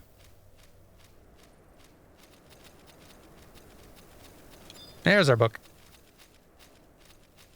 Thank you, Warp Book. Excellent. Okay. To the desert. Actually, let's turn in our axe and say hi to our tutorial quest giver and drop off some items in our mog chest and stuff. Clear up a little space before we go wandering some more. Teleport assistance. To Sandoria, Northern. I don't have enough for either of those. Never mind. We walk. Selbino will have a home point. We can use that for warping. Teleporting via book costs either a lot of gil or a lot of those tab things. Advancing further in the Rhapsodies of Vana'diel quest line will cut that gil cost down from 1,000 to 100, which is huge.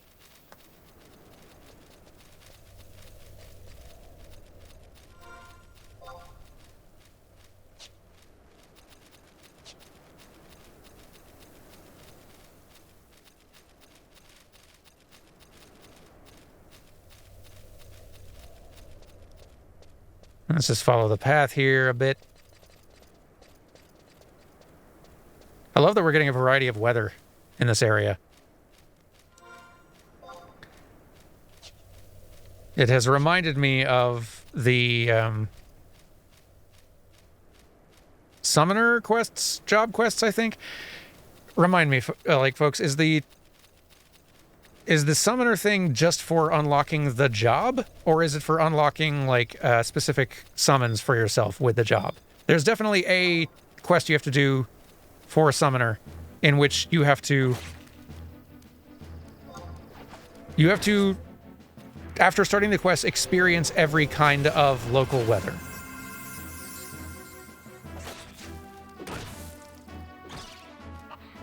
Which can be a little bit annoying, trying to find and zone into the various places where these different weathers can happen, because some of them are kind of dangerous, and others are just like, well, I hope the weather's there right now. Nope, it's not.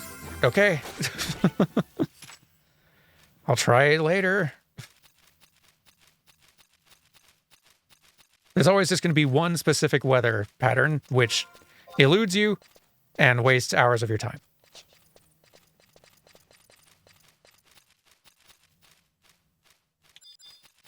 Come here, you.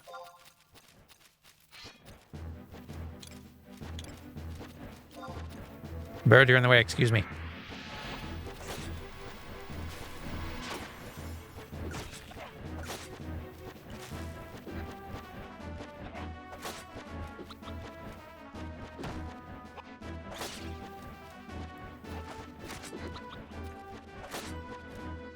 We're raising our skills, this is nice.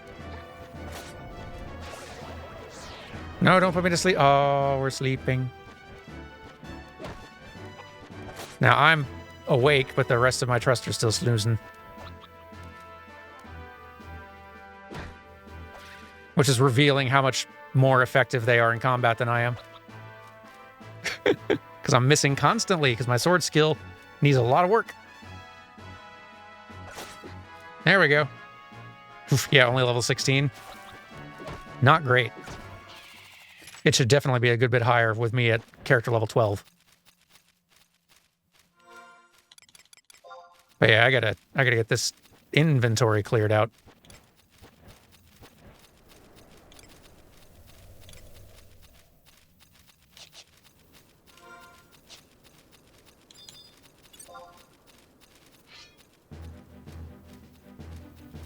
Dia!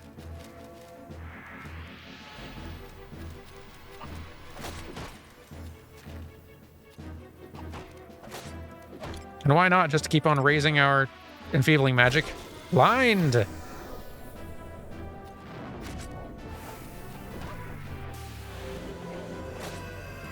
Yes!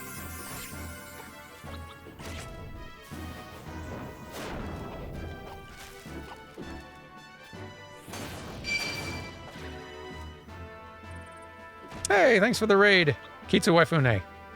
Welcome. We're reacquainting ourselves with Final Fantasy XI, which has been some fun nostalgia. Yeah, welcome. Thank you very much for raiding. I'm Dan, by the way, for any of you who might not might not know me. I'm an animator. I've been working in the game industry for 10 years-ish. Film before that for a few years. I have a channel about game animation called New Frame Plus.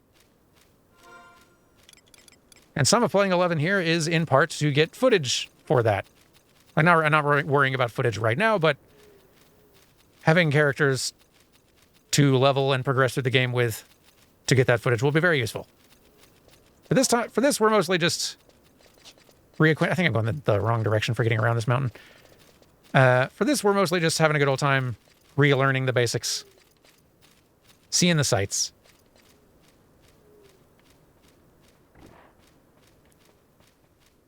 Aggroing orcs, possibly, from the sound of things.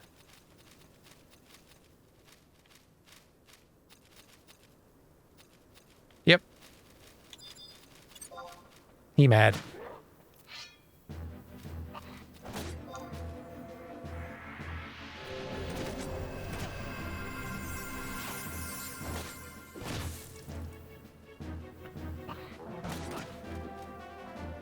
It is funny that Cornelia, like, despite providing sort of these aura buffs to everybody, doesn't even pretend to be busy with the fight itself.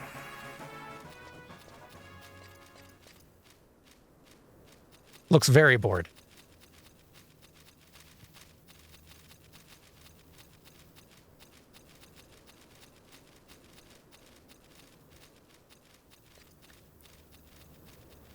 I bring in Vana'diel, but then I would never get in a hit and my sword skill would never go up. Because he would just insta-smite everything. We're level 13, though. Making our way.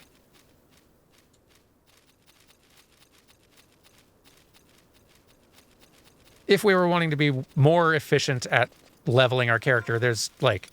You could definitely be getting these early levels a bit faster than this. Although even the rate I'm going is way faster than it would have been in the old days. Considerably. Maybe I should drop some of these objectives. No, they're fine. It's not like I'm full up or anything.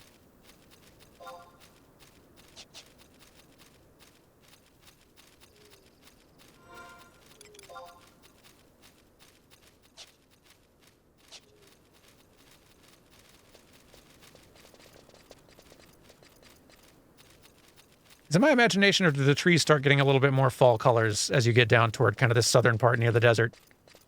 I think they do. I like it.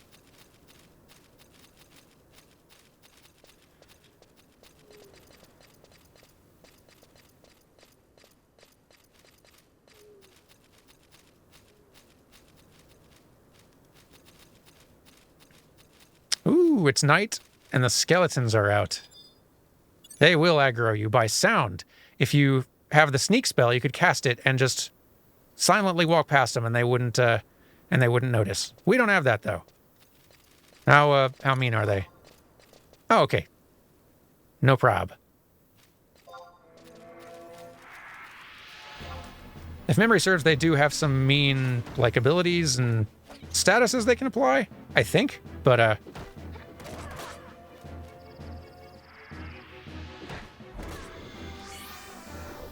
oh, they can also aggro based on low HP, so like smelling blood, basically. That's cool. I didn't know that part.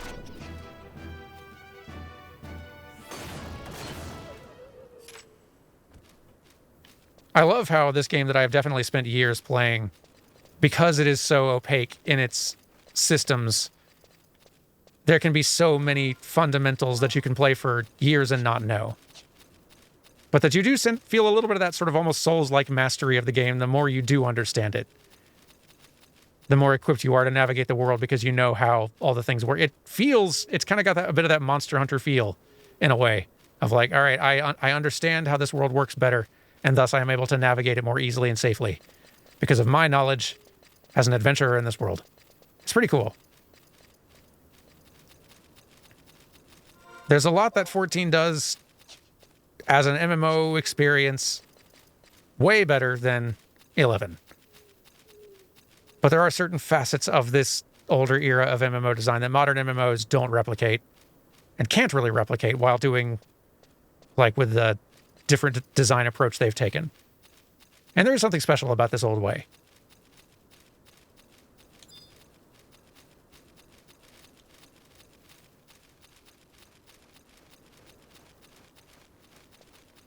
But we are nearing the dunes.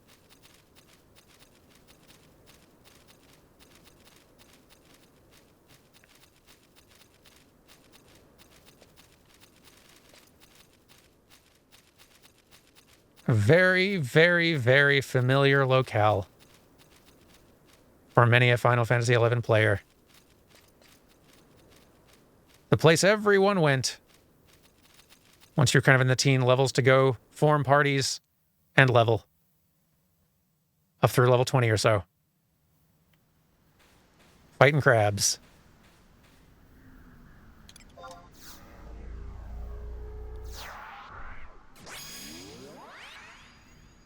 We have all died and lost a lot of experience here many times.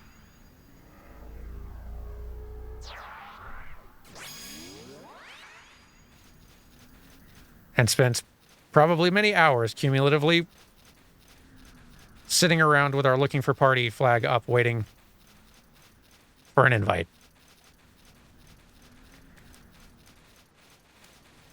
Bats might aggro us now. If not these, then like I feel like there is some bat that is type that is going to start aggroing me out here now. Whoa, that's incredibly tough. Maybe this is probably actually a bad idea to be here. I think we need a few more levels before we start just barging. With our party, we're safer, but especially given there's only 4 of us, so we're not a full crew yet, and I am really underperforming. We can just bolt for it. You know what? We're not going to lose experience, and worst case, we get sent back to Sandoria, so sure. The old ways. Can we make it to Selbina?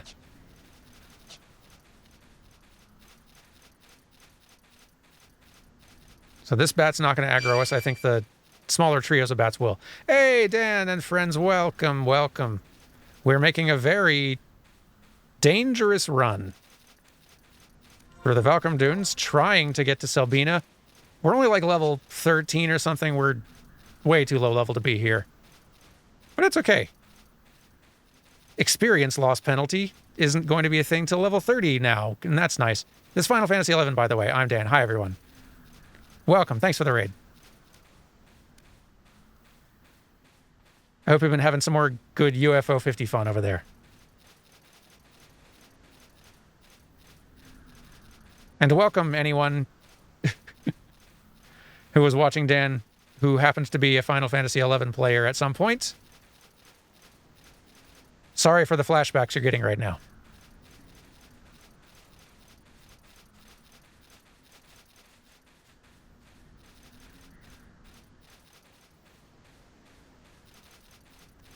Being here at night is especially dangerous because on top of the goblins that'll aggro you normally, there's also the nighttime skeletons. There's the skeletons and also the kind of ghost enemies. I forget what they're specifically called in this location.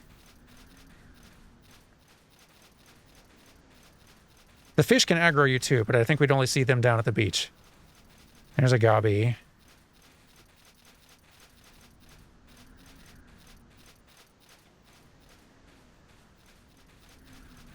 Crabs don't aggro. Leeches do, I think. Let's avoid those. Especially since there's a bunch of them all clustered together. That ain't safe. We're getting close, though. We're doing pretty good. Yep. Steer clear of that. Let's go. Let's see if we can just kind of cut across. I don't know if we can drop down from here. Oh, we can. Awesome.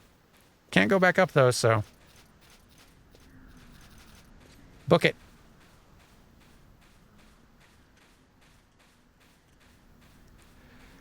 And welcome, Mambov.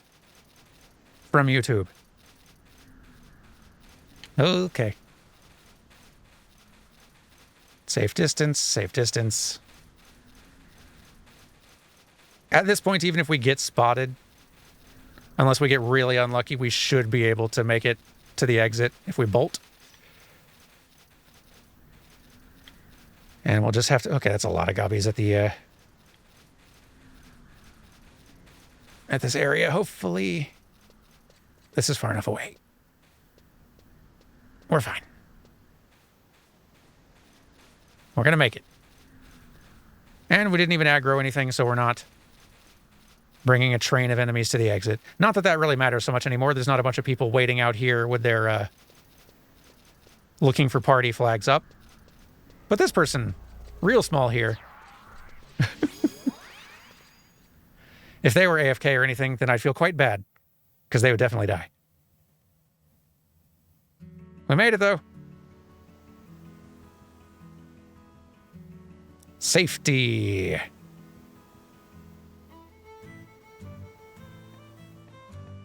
Oh.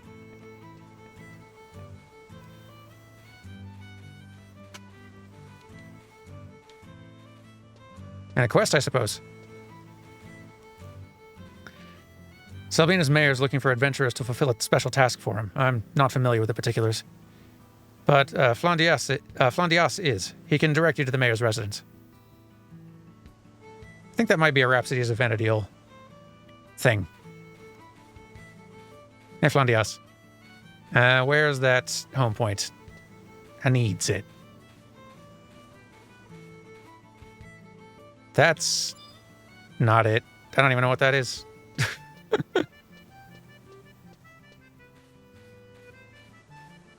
There you are. Yay. Good to have that.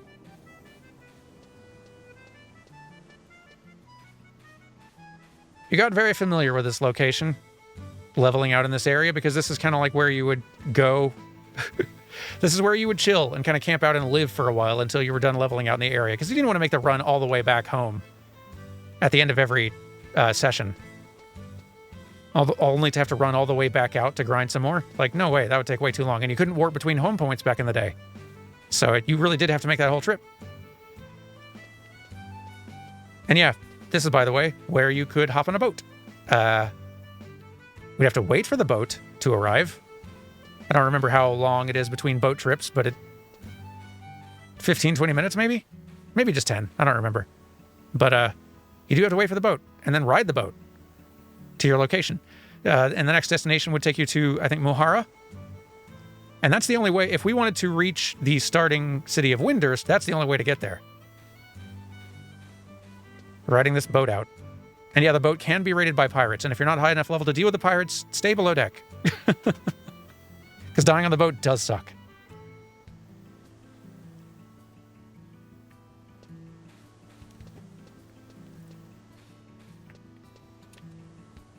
You see, Galka have Hellsguard names going on. Yes, although the lore reason in 11 is different and important, but also, like, darker.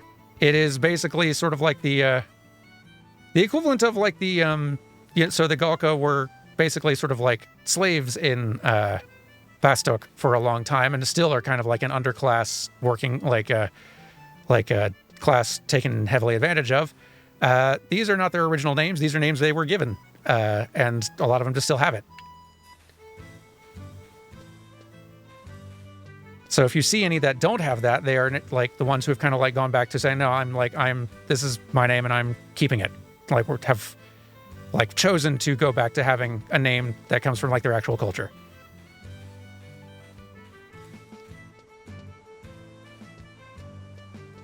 And I think it's like 211's credit. Like, this whole thing is not just like a little bit of window dressing background story. So like, it is really core to the main plot of base game Final Fantasy XI.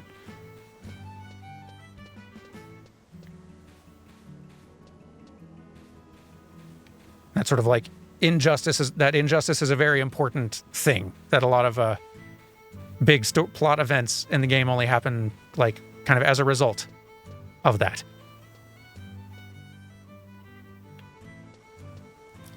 But we don't have a whole lot else to do here at this point. So let's warp on back and hope that that doesn't cost way more than I remember.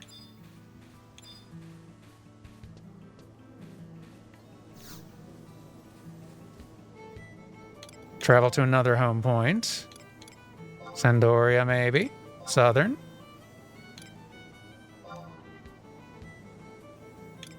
Costs 500, which I can afford. It's cheaper. I'll allow it. I guess I could warp. No, I don't have the warp ring. That's right. Let's go.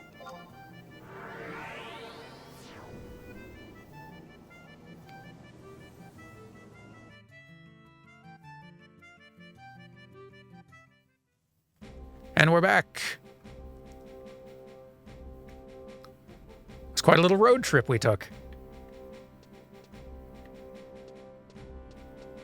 Let's clear out our inventory a little bit. That needs to happen first. We are overstocked. Current region, southern, whichever one's outside the Mog House. That one.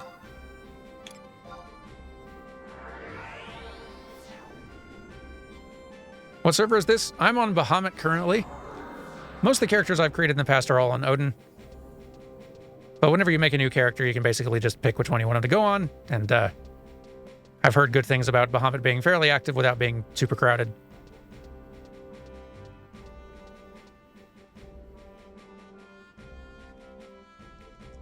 And if I end up playing this character a lot, and if lots of other people tend to be here, like I'm down for making a Link Shell tier on a Bahamut, and maybe even moving my other characters here. I don't have any particular attachment to Odin specifically, so.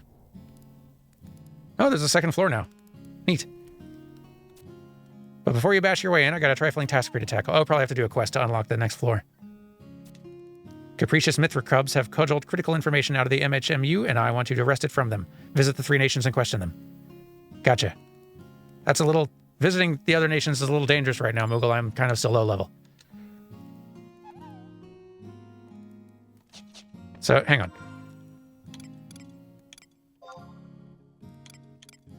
I'm curious to see how this wardrobe thing works, because I've never tried it before. So, if I unequip the gloves, just as a test here. Moogle, what's going on?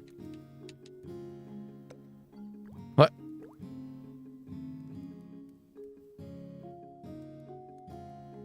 It all began with a raindrop, or so the legend says. We've stumbled upon some other story thing here, somehow.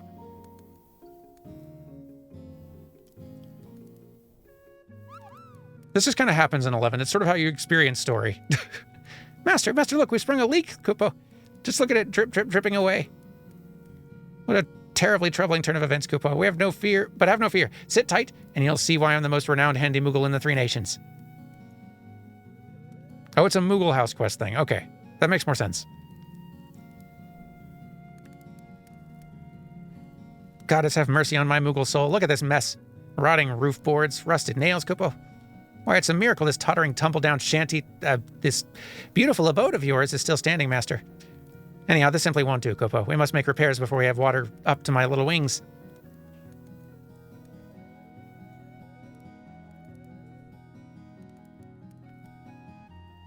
I figure all I'll need is a good Orcish armor plate, a Kodav backscale, and a block of Yagudo caulk to have this fixed up good as new.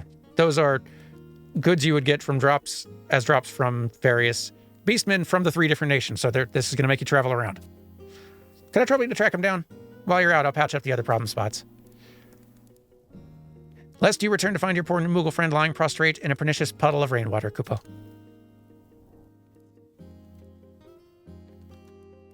I'll get to it. Can I see storage, please? Thank you.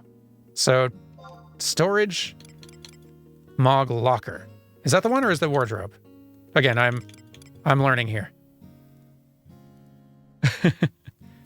This is a system I've never really interacted with. Don't know if it existed when I was playing all the time back in the day. It's the wardrobe, okay.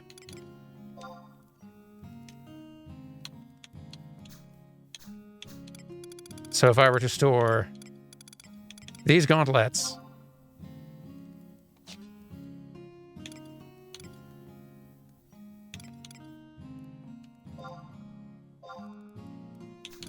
that's how we add and remove, okay.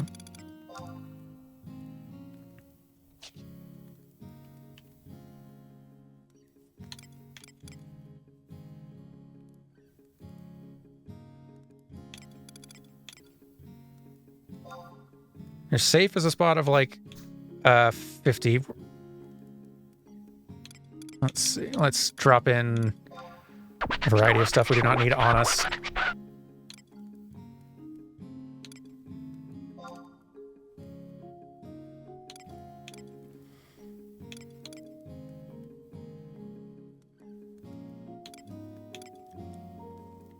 don't really need to hang on to most of this. It's all stuff that I'll probably keep on hanging on to for now until I can kind of get a stack of it to sell off or something.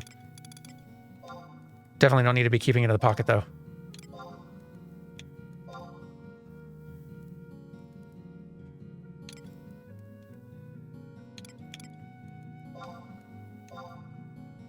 Nope, all of them.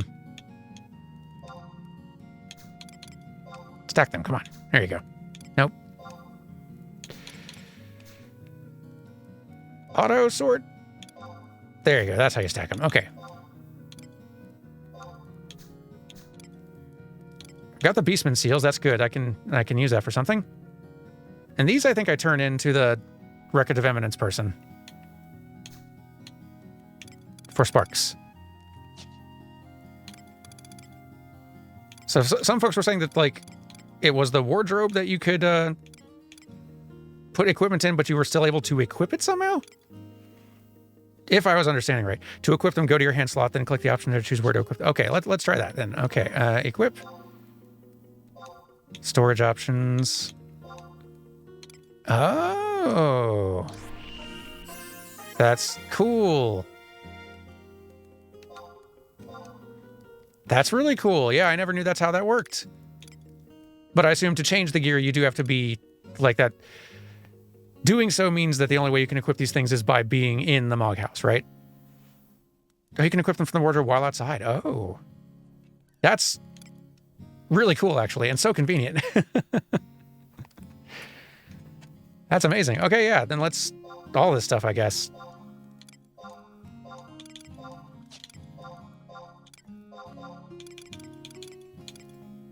It's the same for weaponry as well. Is it just equipment? Clothing items.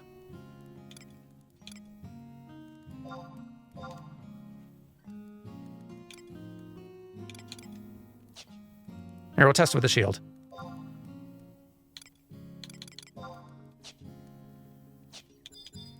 It's a really nice system. However it works, because, yeah, wow.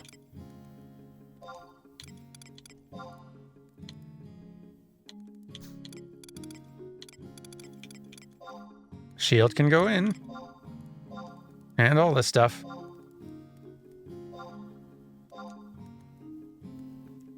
Because, yeah, being able to equip stuff and not have to carry your equipment in your inventory, taking up like a dozen slots.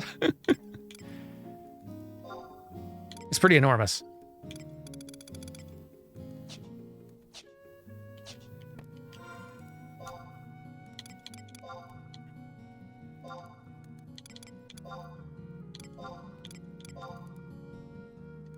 Oh, I don't think I stored the ring. Oh, no, wait. It's already just in a different slot already. My bad. Storage options. Wardrobe. Yep, that works. That's so nice.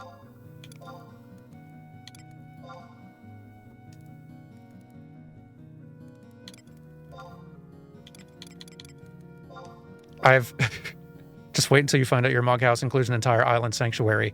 I didn't know that, but that doesn't surprise me in a way. Like, as much as this game has gotten added to in the last 2 decades. And of course it would be added to the Mog House. Delightful. Wow, that's so nice. Yeah, here, further testing. All right, if we go outside. Not that I doubt y'all, just that I'm just curious to see it myself.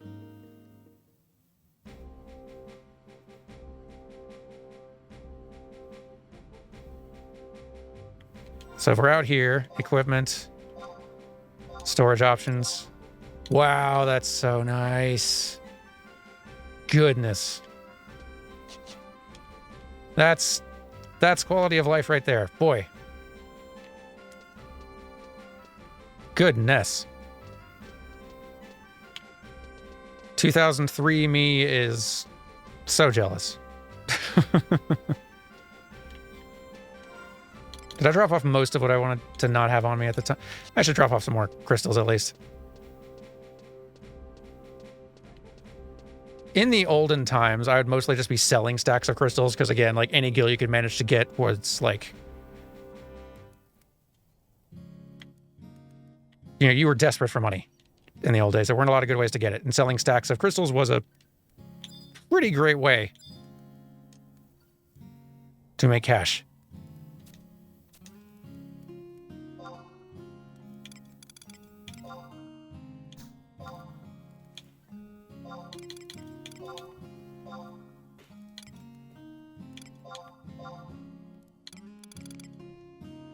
That'll do fine. Okay.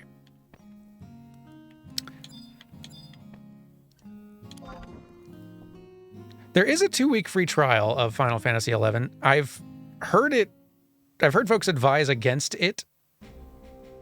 And I don't remember the specifics of why. I think it is partly maybe just the fact that it's just a 2-week free trial. Also, installing this game is kind of a nightmare. Or it's way more of a headache and ordeal than it should be.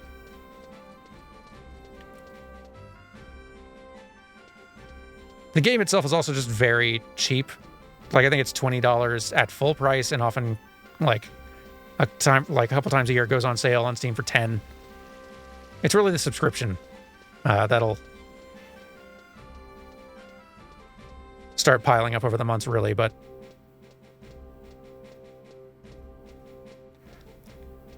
In a way, it's kind of nice that the installation process is so obnoxious, because it is a good deterrent when you're just feeling a little bit of that pang of like, oh, it could kind of be fun to run around Final Fantasy XI again. That you then remember, like, would it be fun enough that I feel like going through all that? And if yes, then cool. All right, well, yeah, you're in a Final Fantasy XI mood, all right. Go for it. If not, then that's like, oh yeah, right, never mind. That's a pain in the butt. Maybe I won't.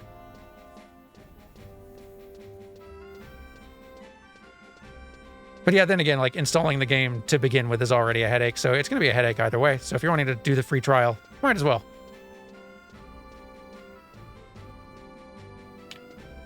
So, okay.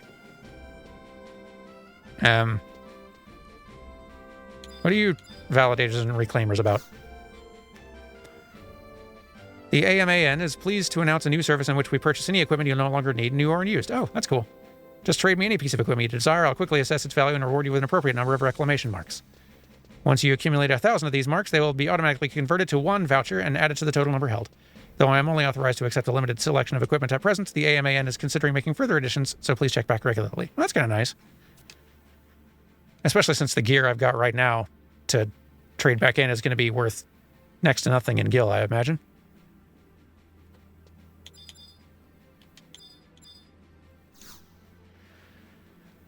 Welcome to the Deeds of Heroism Rewards Exchange Service. Claim a reward for... what?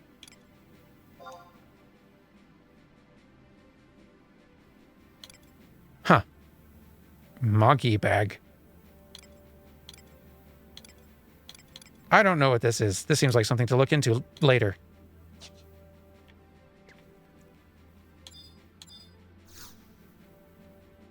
Right, I should trade to you probably. Let's test this out. With the old dagger I no longer want. Oh, monthly quest rewards. I see. That makes sense. So yeah, I have this dagger I no longer use. Unable to trade that item at present. Ah, I see. So be it. Can I trade you a voucher? No. What about you? Actually, I'd probably trade it to you.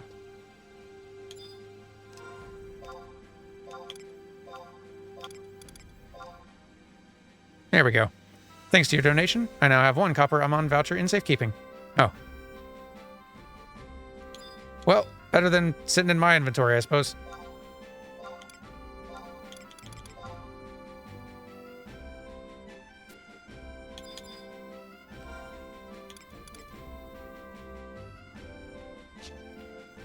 So let's talk to you, because we've done what you asked, and then some.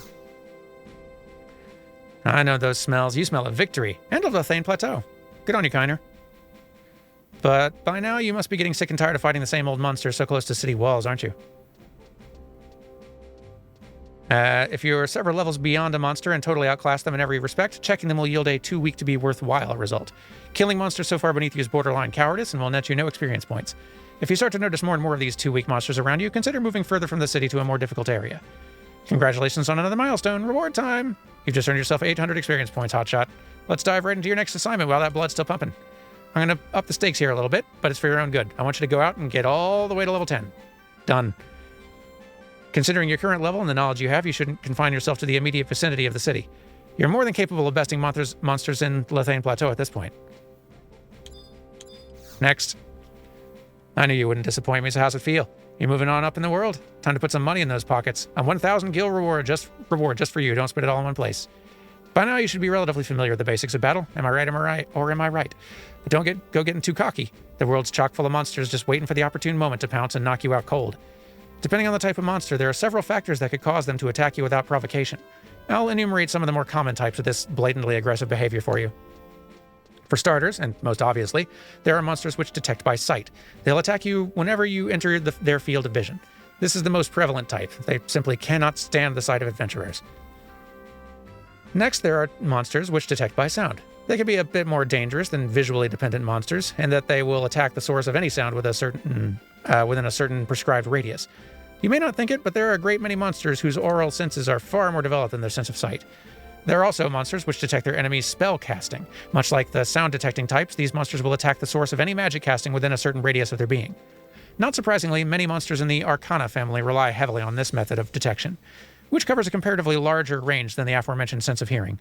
And finally, there are opportunistic monsters which prey upon the weak and near dead, pinpointing their prey by detecting low hit points. The family of undead creatures abound in monsters of this type. Even more distressing, the fewer hit points you have, the further the distance from which you can be detected. Your next assignment will attempt to familiarize you with these detection methods and train you to become adept at avoiding them. I want you to travel once again to Thane and retrieve an item known as a gate crystal. Near the center of Thane, you will find a large, white, almost otherworldly structure. On the area map, it's labeled as the Crag of Hala. There you will find one of an enormous series of crystals known as telepoints. Simply examine the telepoint you find there and bring back your findings. Only when you present your Hologate Crystal to me shall your assignment be complete. Good news! Exercise the utmost caution. There are many extremely dangerous monsters in the area you'll be visiting, and take care not to draw the attention of any beastmen. This shall be your final assignment. Go now, and may the goddess watch over you. Surprise, I'm done. Ah, the Hologate Crystal, just as I requested. Excellent work, Kiner. And now for some information regarding this little beauty. As long as you have this Hologate Crystal, you will be able to be transported by the appropriate spell of teleportation directly to the telepoint from which you retrieved it. I doubt that you'll have many opportunities to use it for the time being, but you do well to remember what I've said. Several such telepoints exist scattered throughout Vana'diel. Each has its own specific gate crystal, which you will receive the first time that you examine any of them. Let me take this time to offer you a most heartfelt congratulations, Kiner. You successfully completed all the assignments I've laid before you. And here I have a most fitting reward for you. A gift of 1,000 experience points and 3 free Choco Passes. I fear I have nothing more to teach. From now on, your lessons will best be learned by giving a mindful ear to others and being ever observant on your travels. Do remember, though, that the paths open before you will multiply greatly should you cooperate with other adventurers. Leveling, for example, is an endeavor made immeasurably more efficient and enjoyable in the company of others. It helps to not only guarantee you some modicum of safety in numbers, but also rewards you with considerably more experience points than adventuring alone. I suppose it does require a good deal of courage to approach an adventurer you don't know, but I strongly encourage you to do so. It may prove to be the beginning of an extremely rewarding and long-lasting friendship. There may still be some small facets of adventuring I can continue to offer you advice on. Should you ever have any questions or anxieties, do not hesitate to come and see me again. I'll do my best to be of service and set your heart at ease. Go now and go well. The world awaits its next great adventure, Kiner.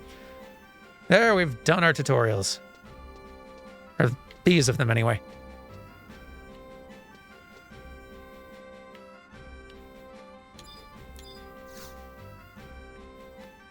Let's see, we have a lot more sparks now, that's nice. Exchange currencies?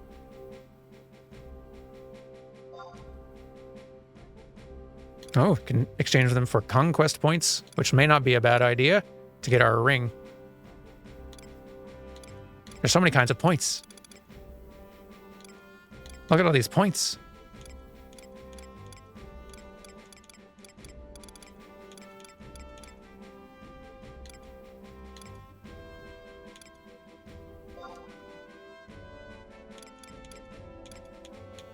Now, this is just like literally points exchange. This is not for the voucher swapping type thing. Cool, though.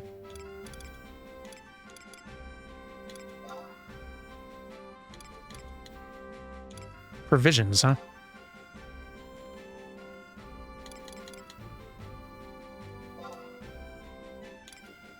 Oh, no, this is exchanging the vouchers for currencies and such. Because I have on hand, too. Yeah. Just the one, please. Beware that any amount that exceeds the maximum storage limit will unceremoniously vanish into the ether. Which I think is okay. I think I'm fine. I now have a lot of conquest points. More than enough for that ring I want. Hooray. Now I want more Sparks of Eminence because I need some... I need to buy and sell a shield. Get some gil.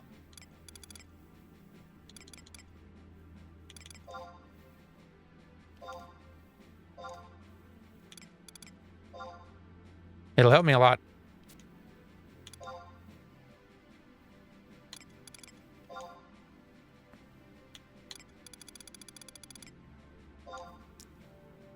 Okay, back it up, back it up, back it up. Okay. Where is that shield?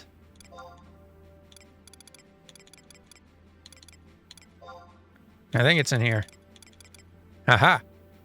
I'll have one.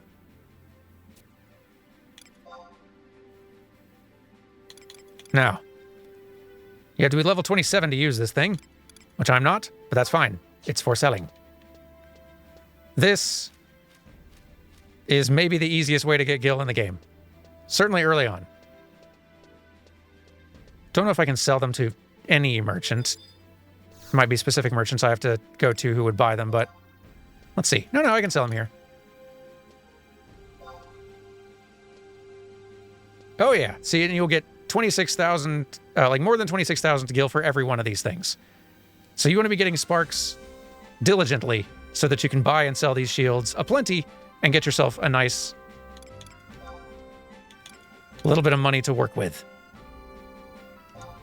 There. Now we're not quite so destitute.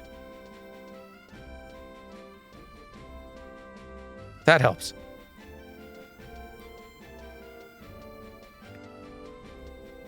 It's a lot of gil per shield. And, you know, we're level... what now? We're level 13 now. We can get ourselves a little bit better gear, too. That won't hurt. We still got a good number of sparks to work with. So let's get ourselves a better sword. That one's a little higher level than I can currently use. This one, though, the B Spatha, may be what we...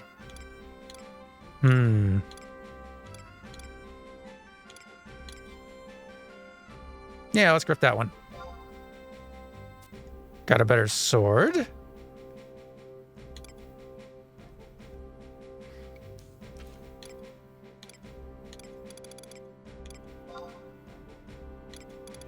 Let's see, what else?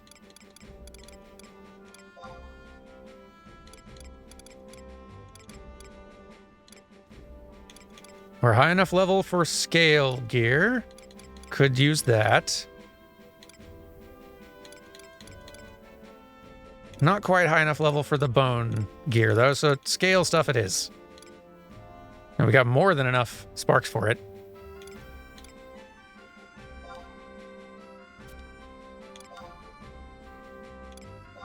Let's just go ahead and get a full set of it. We will be much better defended.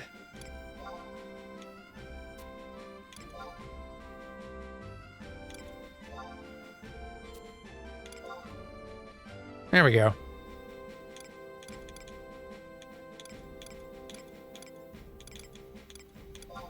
Would better shields have been on a previous page? Might be further.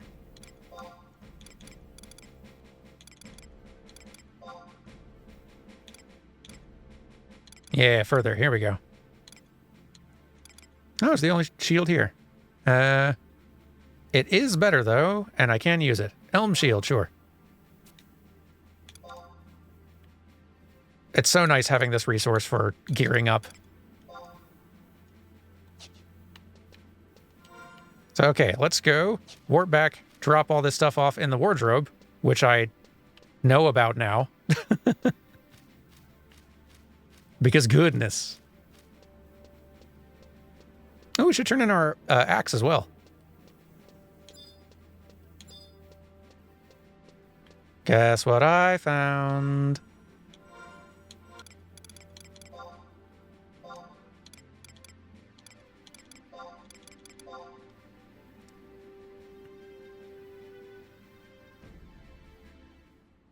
Oh, you're back. Well, if you're so happy you defeated an orc or two, you've a long way ahead of you. For one so new, I'd be... Lord Knight, forgive this interruption, but there's something I must ask of you. I question whether Queen Leot truly passed away 15 years past. Tell me, of what cause did she die? Who are you, and why do you pry with such inquiries? Please, I've traveled from afar to see Her Highness. You've what? Very well, listen closely. 15 years ago, Queen Leot fell to a rare sickness. She left this world before we could save her. Ah, so an illness claimed her life. Well, it's none of your concern at any rate. Even if she lived, an adventurer like you could never see her, much less the inside of Chateau d'Orgy, which I'm saying that different every single time. Chateau d'Orgy. Whatever. What was the name of her illness? We are not told such things. Only the royal family would know. Is that so? Well, I thank you for your kindness, proud knight of Sandoria. Hey, wait! What was the matter with that adventurer? He was awfully stubborn, wasn't he? He seemed to know the late queen personally, but how could he not be aware of her death? At any rate, your work is done. Excellent form, my friend.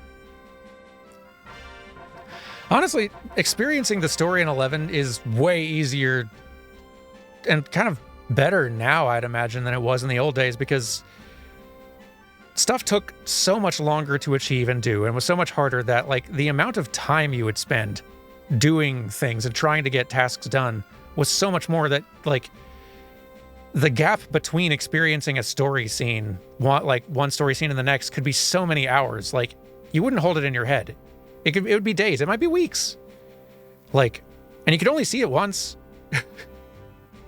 So, like, I remember, like, playing it back in the day. I could not, like, I was experiencing the story in slow motion over months and years, and, like, I really couldn't remember anything from one scene to the next. It was just so far apart. Now you can actually move through it at a more decent pace.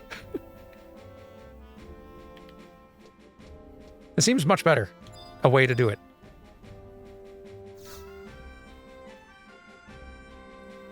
I would like to undertake a mission. Bat hunting. Oh yeah, and there was no YouTube yet, so you couldn't watch the scenes from someone else either.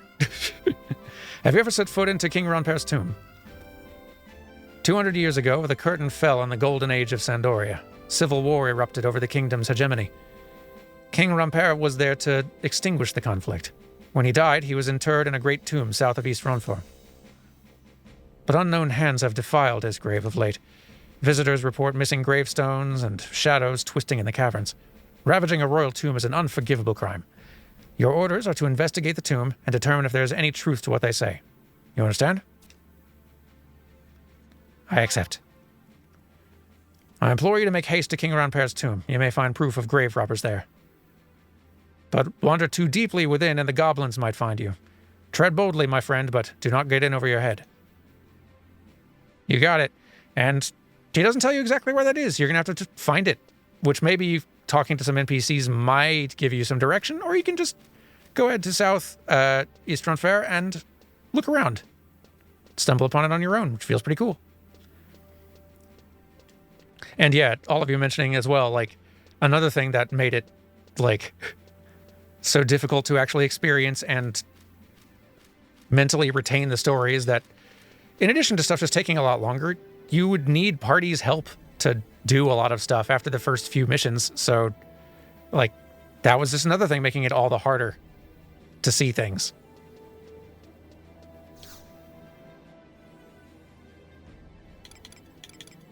Old MMOs did not respect your time. At all. They hated that you had time.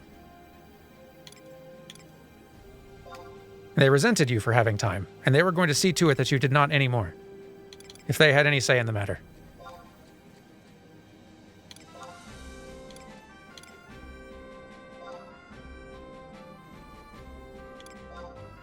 The nerve of you having time.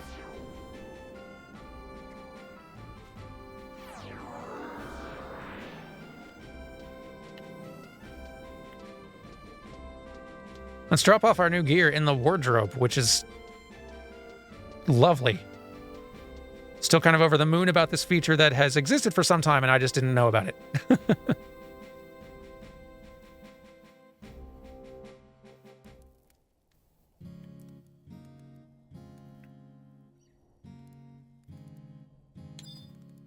Moogle, hold my stuff.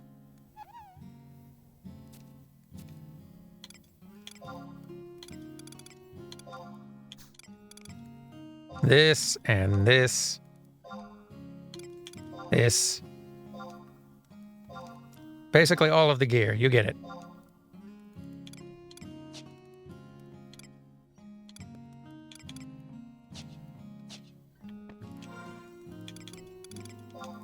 Alrighty.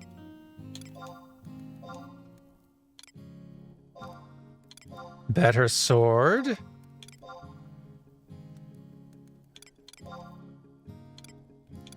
I don't think I put that one in the storage yet. I'll sort that out in a minute.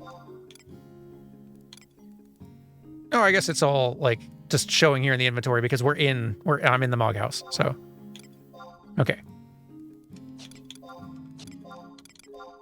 Yeah. Nice.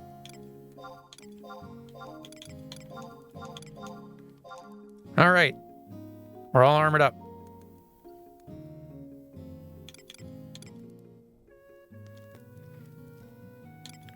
Couldn't, like, all these early game armor sets are just...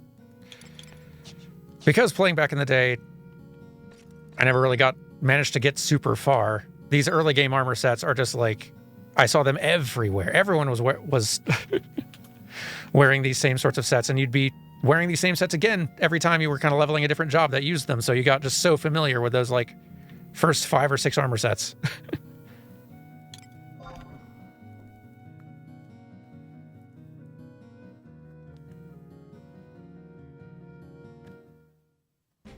Very nostalgic.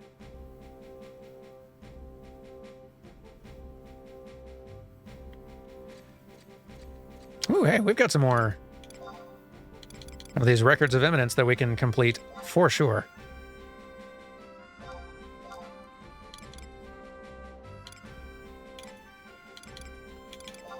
That one, still haven't rested, haven't needed to in a while, but yeah, we can definitely do that. We've got melee, so that's gonna be done pretty quick. Like, what's the trove? That's for later. Don't want to talk to the guild masters right now. Here's all some of the jobs you can unlock as you once you get to level 30 and beyond. Each of them involves a quest. Some of them are a real pain. Paladin, Dark Knight, Beastmaster, Bard, Ranger, Samurai, Ninja, Dragoon, Summoner, Blue Mage, Corsair, Puppet Master, Dancer, Scholar, Geomancer, Rune Fencer. There's a lot. Artifact gear for all the different jobs. Level cap increase. Oh, boy. Inventory expansion. Hey, we've done Sandoria rank 1. It is complete. Free stuff.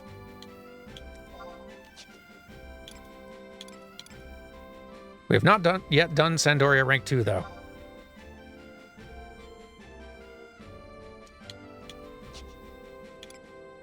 Gotta hunt bats.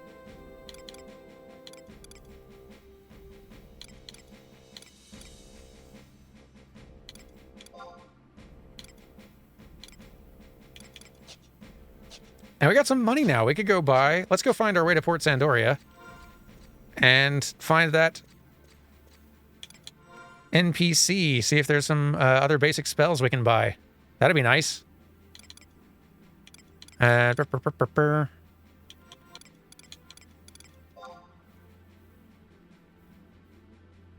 think you get to Port Sandoria from Northern.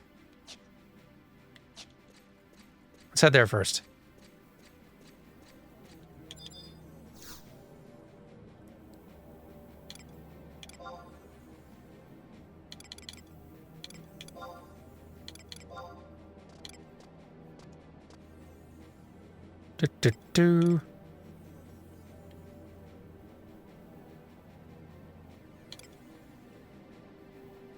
Oh, we'll go here to start.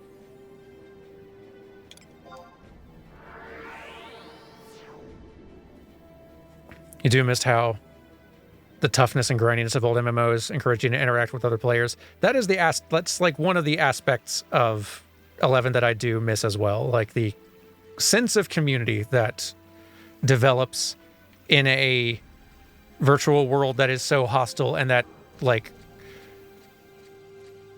where it is so difficult to do almost anything on your own after those early levels. You really come to rely on others. There's Port Sandoria. Okay, we're heading west and north. Let's go.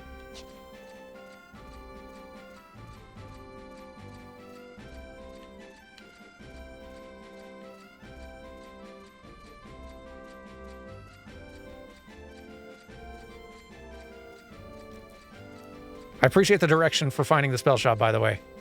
This is the sort of thing that I would be searching on the wiki for any other time, but I appreciate y'all just sharing the tips in chat. Saves all of us a little time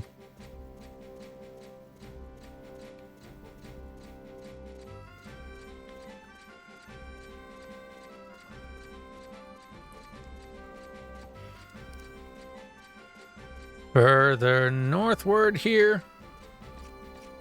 This is the kind of the area where I think a lot of the crafting guild masters are. Carpentry and... Let's see, what does Sandoria have? I want to say carpentry and blacksmithing are what they do here.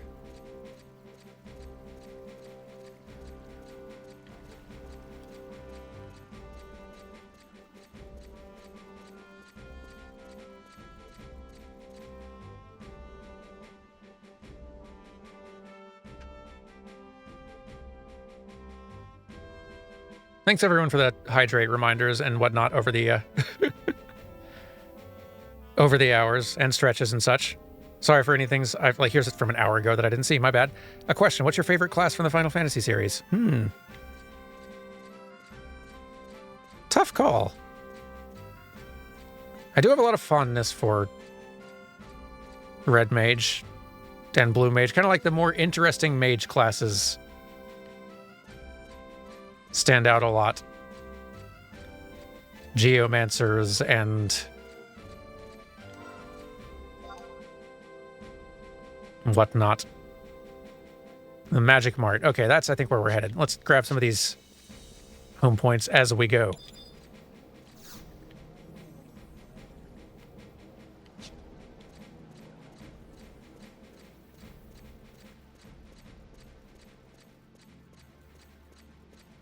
There's a pretty nice sense of place. Oh, yeah, the airship's like actually here.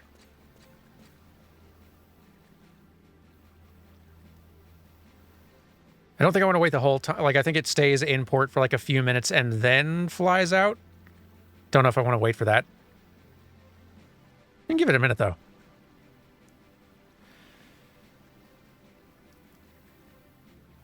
But yeah, to finish answering the question, yeah, I feel like Red Mage is an easy pick. And I think I have a fondness for that because I specifically selected Red Mage starting in this game when I started playing it back in 2002. I was looking through the guide before the game came out. I think the guide was available before the game even released a little bit here in the States. And I remember looking through it and trying to decide, oh, which of these classes do I want to play? And deciding Red Mage was the one. And I largely stuck with that. I like shifted to White Mage at a certain point because it was just easier to get parties and such. And healing was kind of fun. But I have had sort of a fondness, special fondness for Red Mage ever since then.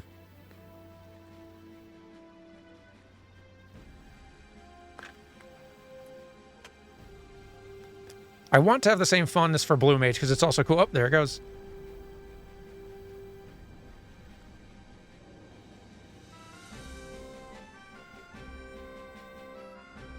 Off to Juno.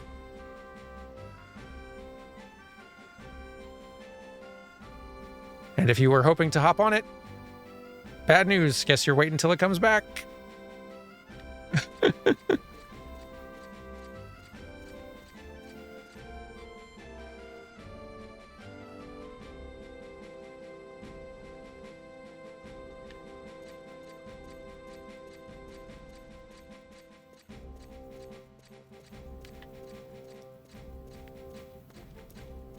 It's the sort of thing, like, it adds to that sense of place I was describing earlier. And in a lot of cases, it's the sort of design decision type thing that, like, that's exactly the kind of design decision that sounds awesome on paper. And then you, like, think about it a little longer or implement it practically and realize, oh, it's actually kind of a pain in the butt having to possibly wait 20 minutes for the ship to come back to leave. If you just hear the concept of like, oh, the ships travel in real time, and so you gotta like actually wait for and catch the ship to travel a place here, it's like, oh, that's cool, kind of. And then you're like, oh, actually, that sounds like that could be kind of tedious. And it is, but it is also cool in a way. But it's the sort of decision that it's not really in fashion design-wise these days. I want to buy magic, please. Did first one, then the other. All right, White Mage spells. Bless you for selling them so cheaply. They would not be so cheap on the auction house. Cure 1. I've been able to use that for a while as a Red Mage. We should definitely have that. Cure 2, I can use that very soon. Let's just go ahead and grab it. Curaga, that's white mage only. Yeah, red mages don't get an AoE heal. We get the single target version. Poisana, that's white mage only. Well, white mage and scholar. I've never dabbled in scholar. There's a lot of jobs in 11 I've never touched. A lot of them that have been added since I played. Dia, we have. Diaga, we can do that though. Ooh, yes. AoE Dia. Can't use Banishga. Can use Protect, and that's great. Gimme. Shell also. We can't use it yet, but let's keep that in our inventory, because boy, that's going to be great. Blink creates shadow images that each absorb a single attack directed at you. Can be awesome. It's going to be a while before I can use that. I'll wait. Stone Skin, that's an excellent self-buff eventually.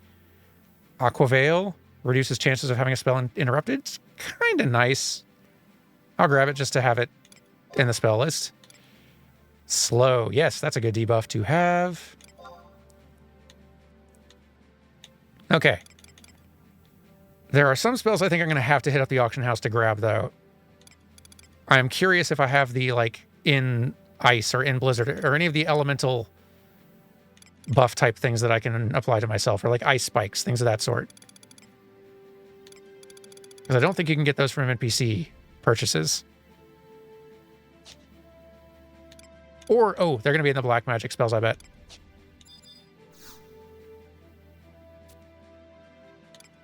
Buy magic. Black magic, please. Buy. Okay. I can cast stone. I can cast water. I can cast arrow soon. Fire, not for a bit. Blizzard and thunder, not for a good while. Poison, yes.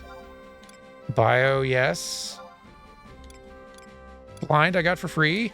Sleep, not for a while. That one could be real handy in a pinch.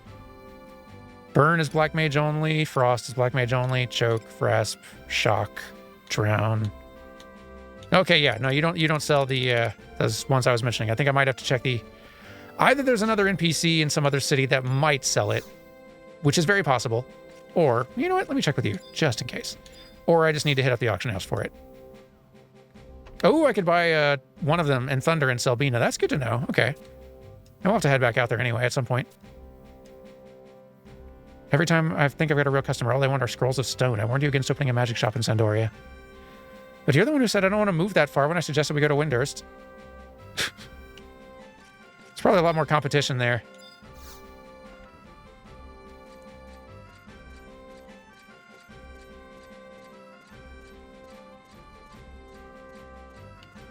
Let's grab this.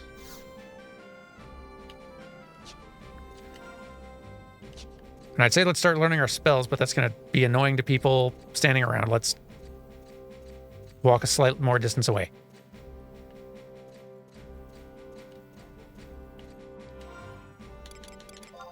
Because we bought us some spells.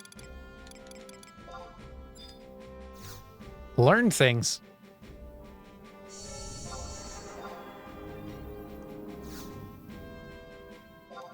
Oh, right. Not high enough level for that one yet. Not yet. Yes, protect.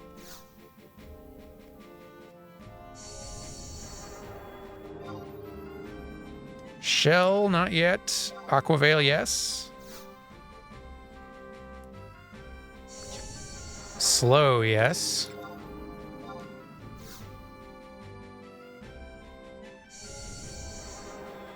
Arrow, not yet. Stone, yes. It feels so nice as a mage buying, acquiring, and learning these spells because, like, you don't get any of them for free, or certainly not automatically anyway. And some of them can be quite hard to get a hold of or expensive. So finally getting a hold of them is just sort of like, yeah. I'm even better at my chosen class now.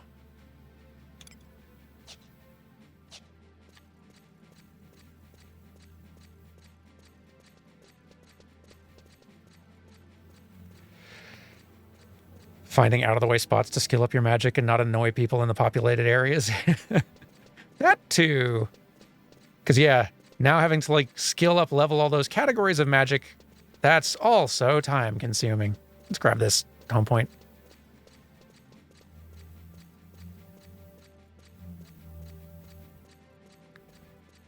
And then decide what we should do next. Probably do the next mission, I think.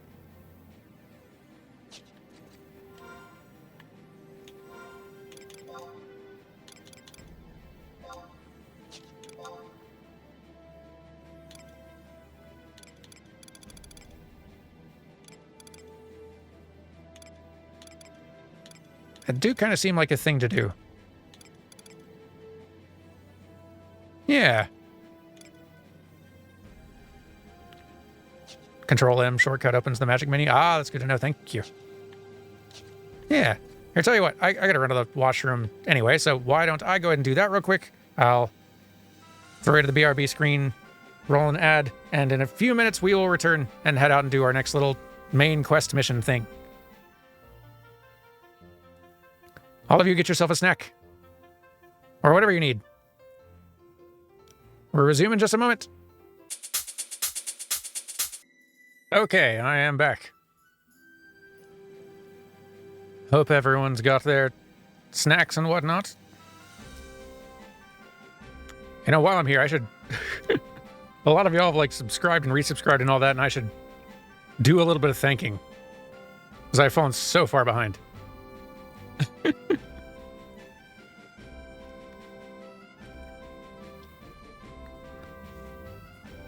So, to catch up, thank you for the 25 months, King of Doma. This was a while ago. Thank you for the 9 months, Katasros. 4 months, Lunar Pearl. Thank you. Thank you for the 25 months, Ratstronomer. Thank you for the 23 months, Kasha Goleen. Thank you, Fearless Sun, for the 25 months. I've heard that this game takes forever to level and makes group play practically mandatory for even basic stuff. That was true. Not anymore, but, I mean, still a little slow. Slower than most MMOs, probably, but much less true than it used to be. Thank goodness. Thank you for the 25 months, Iskarja Rock. And Midnight Skyas as well. Thank you for the 8 months, NB Genie. Thank you for the 8 months, Angel Colina. Hello to you as well. 17-month total for you, by the way. Thank you for the 23 months, Emmons. Anyone want to talk about what we're looking at? If you're still here and have any questions, I'm happy to explain, or try. Thank you for the 7 months in a row, 19 total, King Carnage. The places Dan goes for animation footage. It's true. Although this has been, honestly, a pretty fun nostalgia trip. I'm actually pretty excited to get back in footage gathering in here for a bit. We may do several 11 streams here and there, if folks want it. It's been fun returning. Thank you for that gifted sub back there, Mr. Aronax. And Wicker Guide, thank you for the gifted sub as well.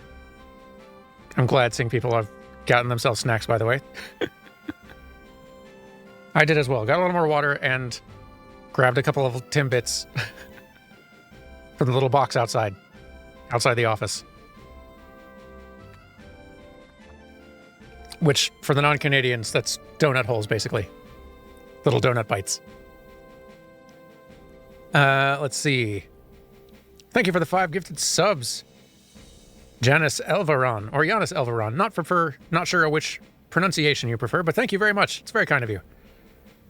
Thank you for subscribing, Will.I.N. Welcome. Thank you for 25 months, 7 sunless days. Goodness, there's a lot of y'all today. Sorry I was not... Sorry I was not thanking you at the time. There was much to explain. Thank you very much, Cat on a Cell Phone, for subscribing, and welcome. We're catching up, though. We're almost here.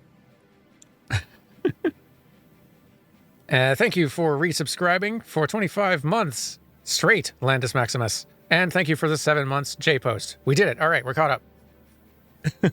Thank you all. I'm glad you're here, and I'm glad y'all seem to be enjoying this nostalgic return. I certainly am myself.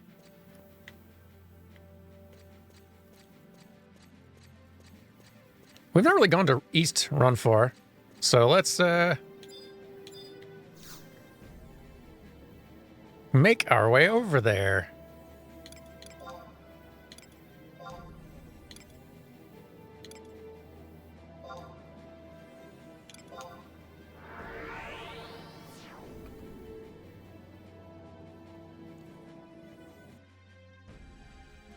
You went apple picking and are now eating apple crumble. Ooh, that sounds so good. Crumbles rule. I've not had like a crumble cobbler type thing in a while. Love those things though.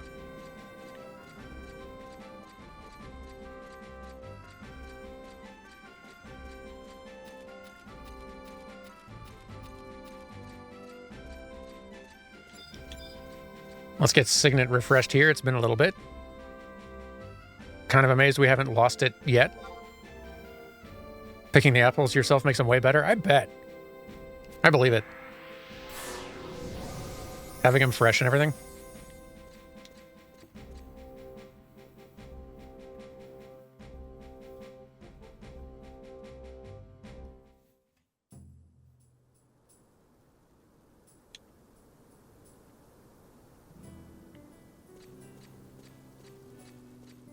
Trusts. To my side, please.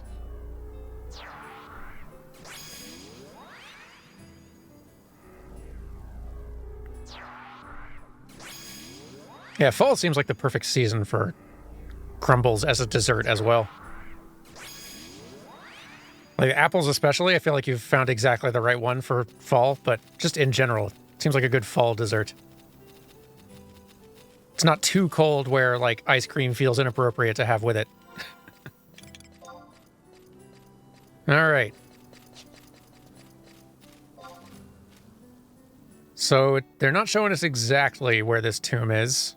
And I think it's in East Run 4, not in West. But I want to say it's this, like, I'm guessing it's this structure stuff down here. Possibly down here, but I'm guessing this stuff. And if I'm wrong, well, it's pretty easy to hop over to West once we're down there.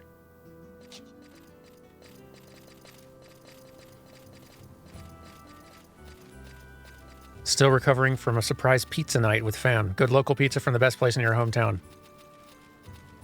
Ooh. I still feel like I have not found like an incredible local pizza here in sort of like the Vancouver, Burnaby area. Not because there isn't one, largely, just because I think I've just not made a point of hunting one down.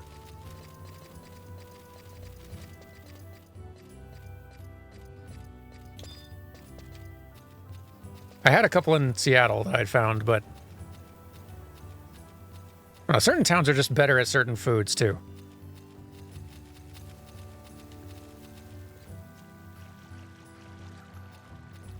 I think I'm high enough level now that these goblins aren't going to aggro me.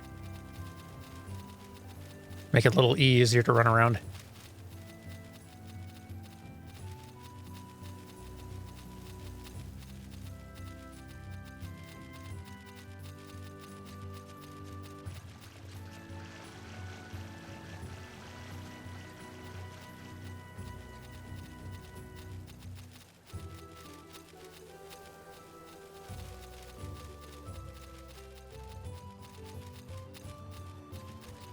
By the way, if you were the gathering type, wanting to like gather logs and stuff like that, it's not quite the way it is in 14, where there's just like, all right, here's the few gathering points that always exist on this map, and they're always here.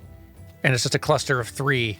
It's like 4 places and 3 active points at any given time. Just run around and use the currently active ones. There's like a dozen or more spots in any given map area where these can pop up. And you don't know which ones are going to be activating at any given time. So you just got to wander the whole map and look for them.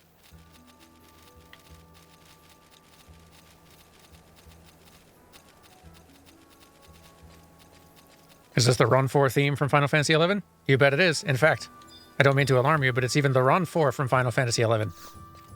Ooh, a signpost. West Run 4, North Sandoria. Yeah, Run 4 is the region just outside Sandoria. And I have spent many dozens of hours listening to this theme. Still like it.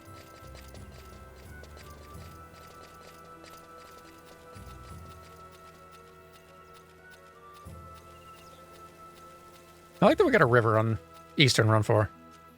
I like these little shallow rivers they have.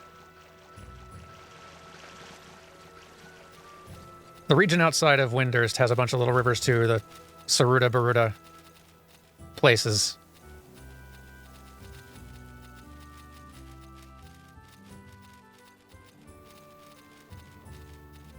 I honestly really like both of them. If there's two, like, I feel a special allegiance to Run 4 since it's, to Sandoria, since it's like where I started as my first character, but Carrie started in Windurst, so that feels like home to her, and it is pretty great. Tunes there are all great.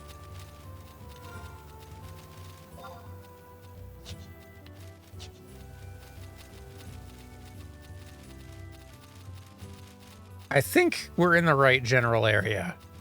Like, we're starting to see a lot more ruins down here. I would not be surprised if we are in the loose vicinity of this tomb. Maybe I'm wrong.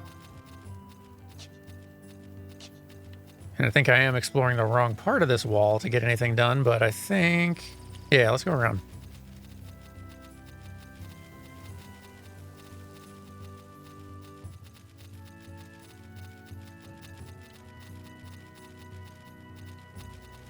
Excuse me, gobbies. Oh, okay. Y'all are in my level range. That is unfortunate for you.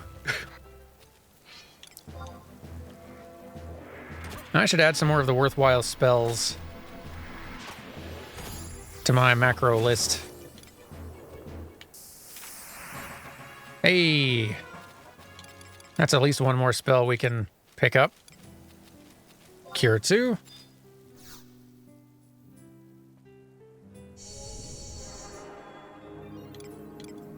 And Arrow.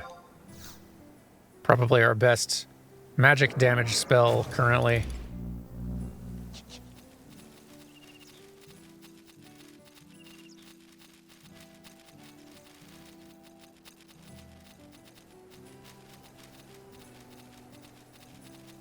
Yeah, I feel like it's going to be around here somewhere.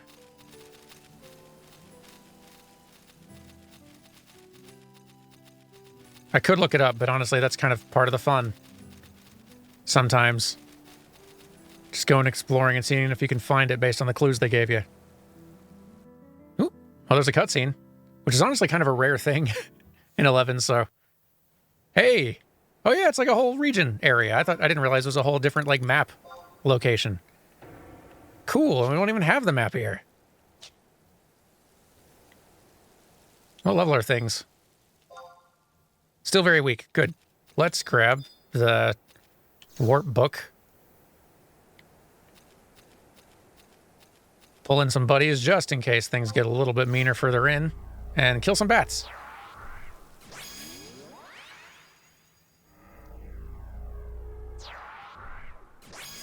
Rangers can cast arrow too. Okay, that's pretty good.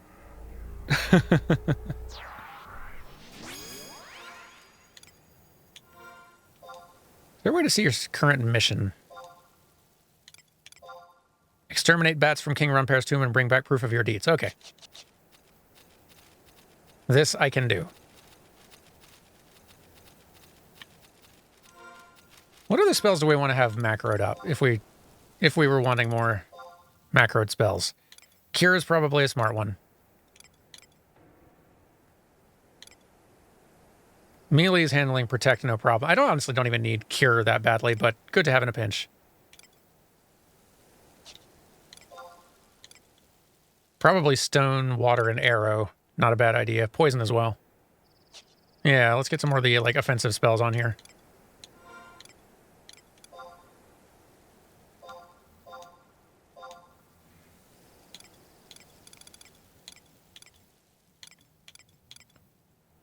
I have to figure out how I kind of want to organize this.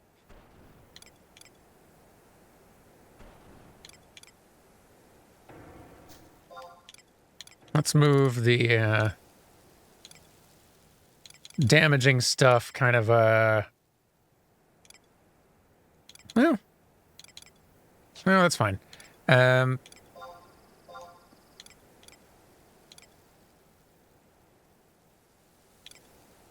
just be kind of disorganized about it for now. I can come up with a better system for where it all goes later. Stone.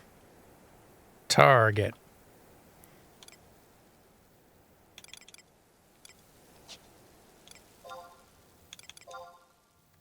Water.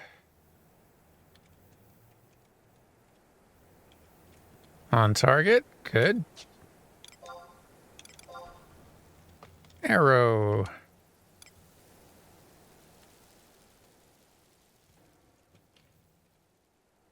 There we are.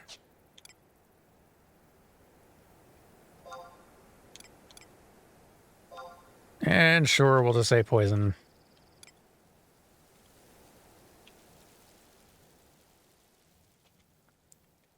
Maybe blind isn't a terrible one either. I'm not going to be using these debuffs all that often. At least not for the time being.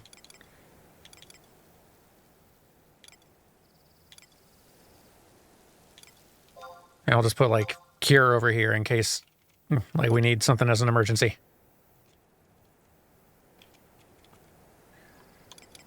Okay.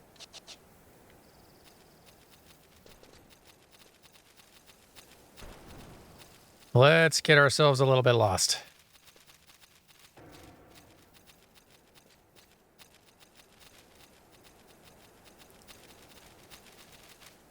This looks promising. Yeah, here we go.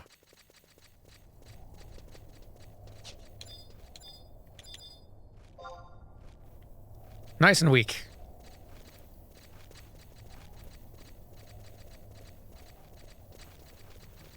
Oh yeah, Metaphor Refantasio comes out on Friday. That's right.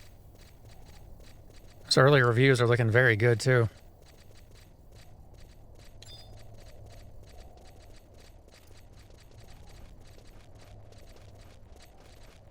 Very excited to see how that's turned out.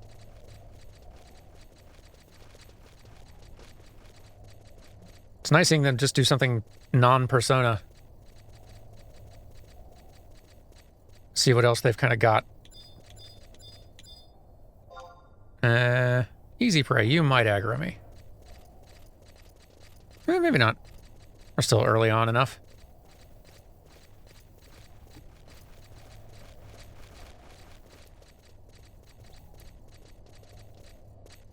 Definitely getting myself lost around here. You can buy maps of lots of places. Back in Sandoria and other locations around the world, but they do tend to be a little costly, so you can probably, especially early on, only buy a handful at a time.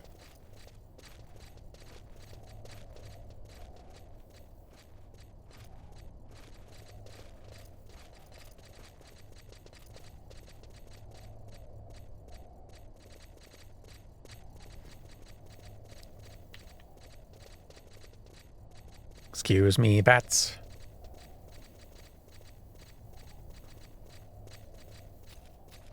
It's a big tomb.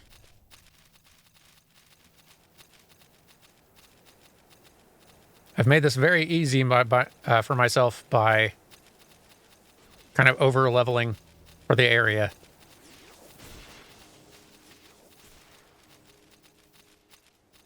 Who's casting Cure 3?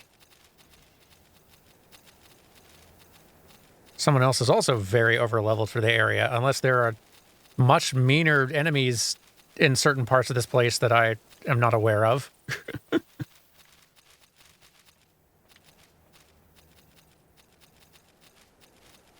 Guess I might as well just be fighting bats. That is the mission.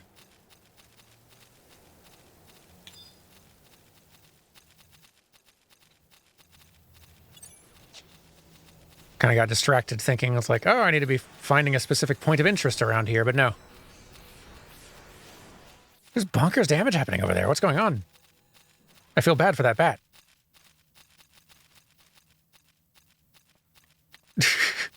Seems excessive.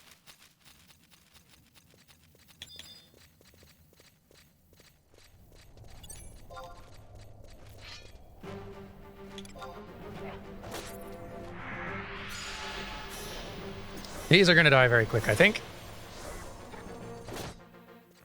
Yep. Not sure which style of bat I need to fight to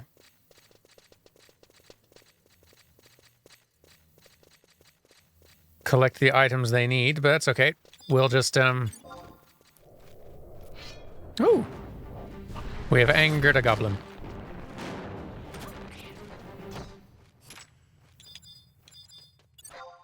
Guys, you want to come to my defense?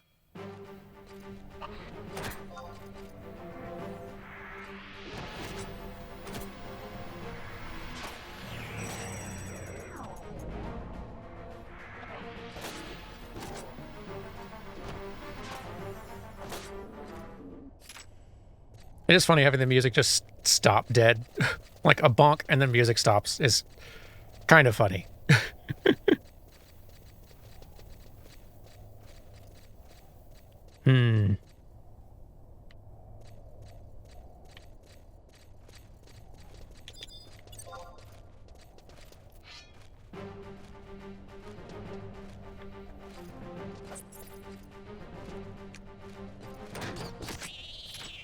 Let me real quick. I'll do a quick Google just to see what item I do need, just so I don't spend all day wasting time here. Gotta kill the dingbats, which spawn, at night. Kill dingbats until you receive orcish male scales. Oh. This can be done before or after clicking the tombstone. What are y'all talking about? Tombstones. Ooh.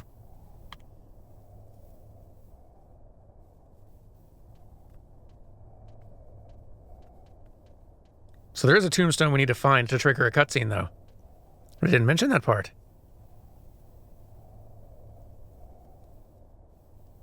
Well, worth wandering around to figure out where that is, anyway. While we wait for night to fall.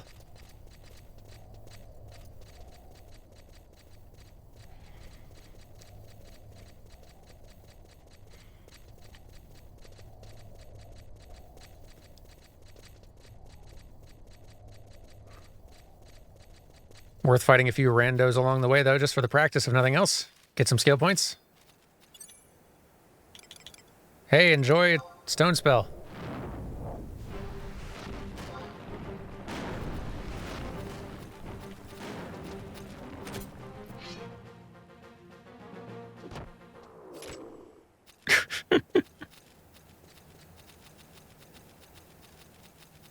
Is it real time for day and night? Not entirely. Like, it's similar to Final Fantasy XIV. The day-night cycle is much faster than Earth time. Who's doing this sort of absurd damage to bats? There's got to be a higher level chunk of this tomb nearby. Because someone is doing some bonkers damage over there. And I can't imagine they're just doing it for funsies.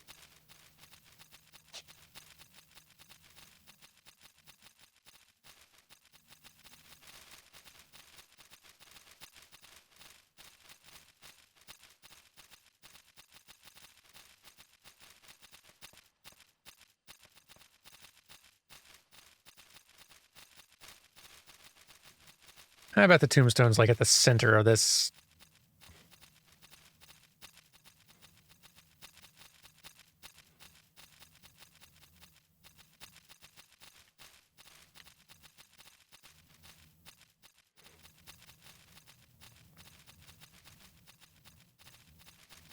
What if they are just doing it for funsies? Well, I mean, I think we might have found it. I can respect someone enjoying the simple pleasures in life.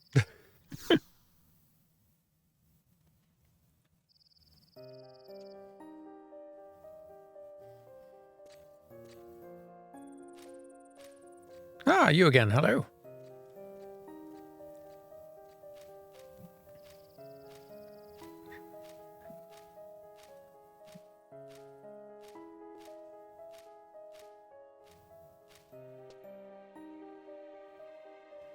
King Ronpere.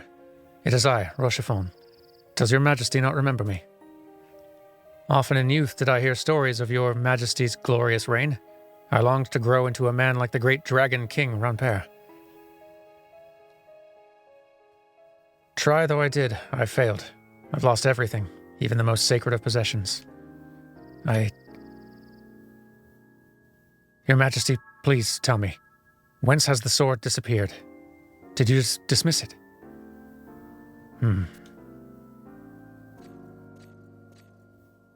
Who's there?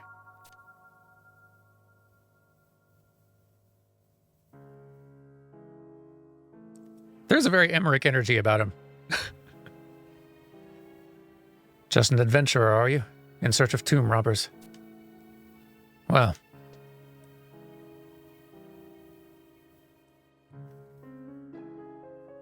Yes, late many of the cairns are missing. Who could it be and for what end? Wait, could the sword be here? Say not another word, Rochefort. Adventurer, look no further than bats for your proof of tomb robbing. Whoever came left much before departing. Come, Rochefort, we go.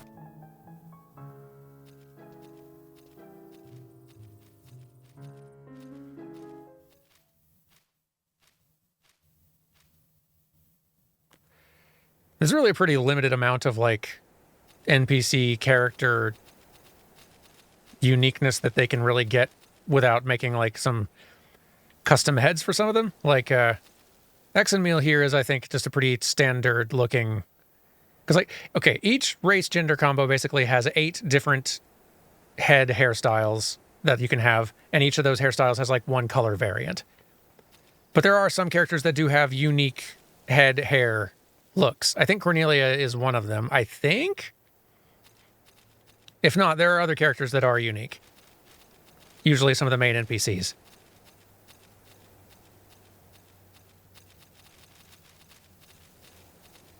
Yeah, eventually most of the story NPCs become pretty much entirely unique, which is good because, like, anything you can do to set them apart and make them more memorable. Ah, hello. What do you have against Cornelia specifically?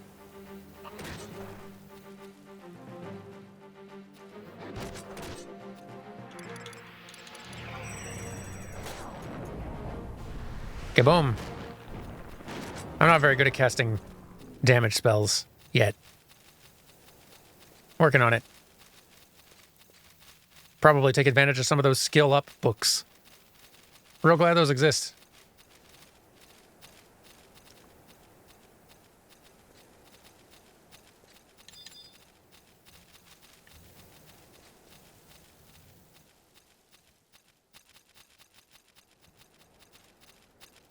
Maybe I should rest finally. Complete that one record of eminence thing I've had for ages.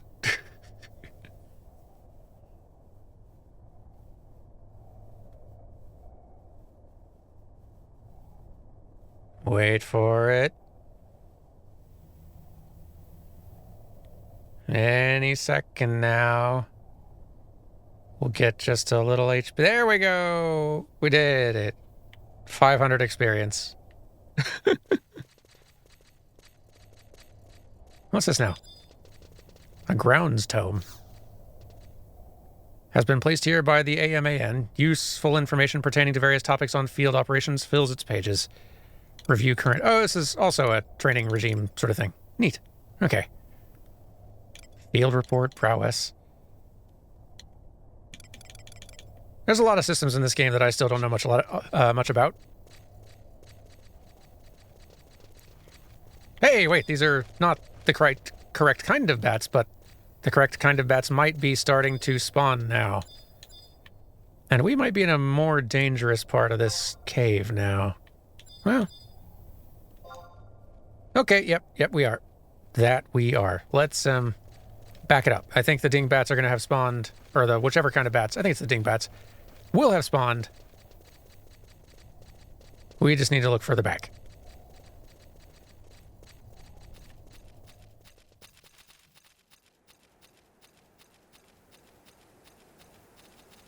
Probably worth finding that map vendor next time we're back in town. Excuse me. Surprised I didn't get aggro there.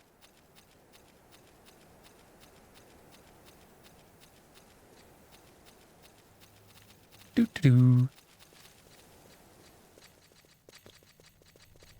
Dingbats.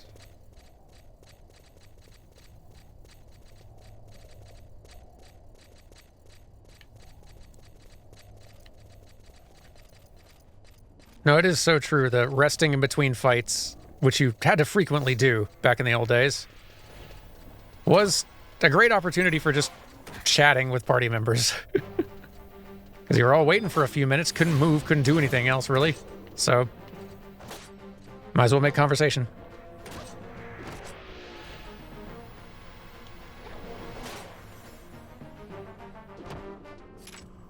Oh, the bats don't spawn for another couple of in-game hours. Okay. We're getting pretty close.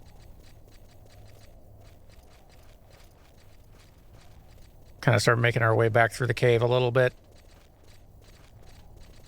In the meantime, don't think we need to be this far in.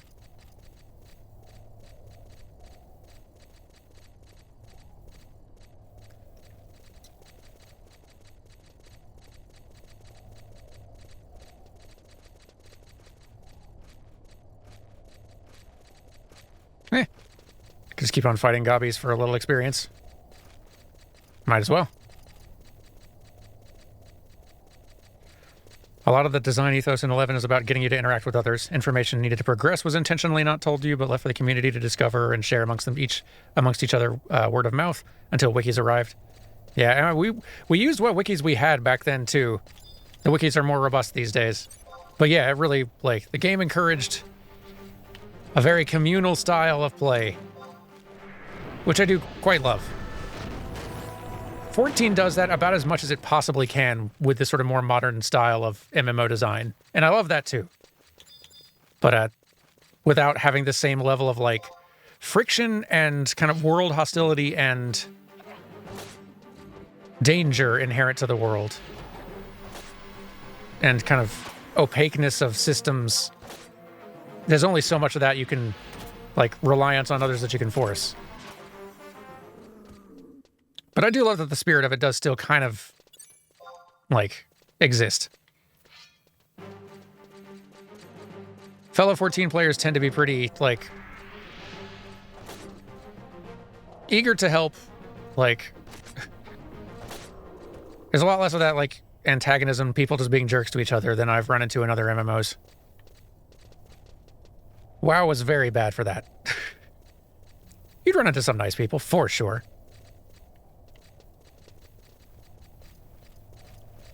On average, though, just much more general hostility.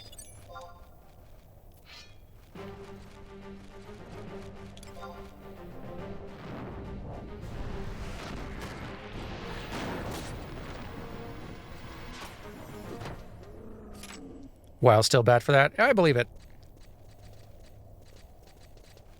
I should dip into WoW a little bit. Have a look at the new expansion, see how animation in that game's looking these days. Animation in WoW's generally been quite good. I think even, like, original WoW, original World of Warcraft Classic vanilla release is a better animated game than this is.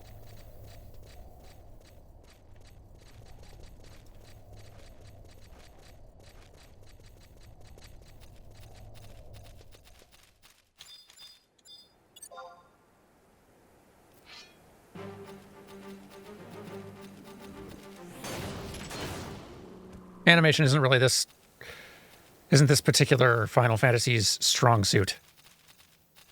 I think there's a lot still quite appealing about the art design. It's still a kind of cool looking game, I think. Like, obviously old and retro, but, like, a lot about this is aesthetically holding up, like, in terms of, like, color choices and palette and world and all that. Like, a lot of this is still quite solid. The animation is not its strongest artistic asset, though.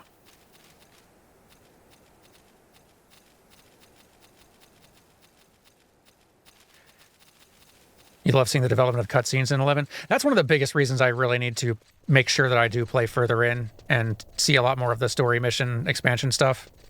I do definitely need to see the improvement in like cutscene animation and such over time in order to talk about it in a video. If I'm just examining the early game stuff, that's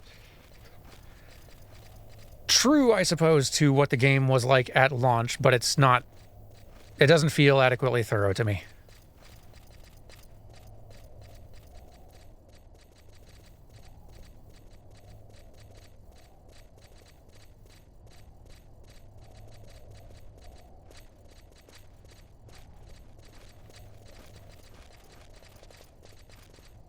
Not too far from the dingbat spawning hour. I suppose I should hang out near the exit to the cave. I'm not sure if they'll spawn here in the cave or if they'll be out near the tombstone. I could see them being near the tombstone. That'd be a good way to draw the player toward finding that tombstone a little faster. If the enemies you need for the quest all happen to be there.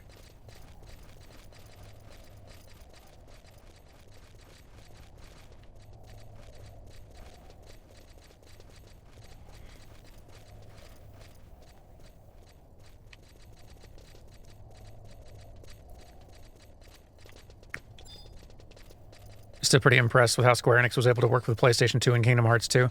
Yeah, like, Square's teams were real wizards with the PlayStation 2. And obviously this doesn't visually hold a candle to Kingdom Hearts 2, but also, like, this has to achieve much more challenging things, like being an MMO inherently, here we go, we got spats. Being an MMO inherently, like, adds a lot of technical complication and kind of overhead to this game and what it can artistically do.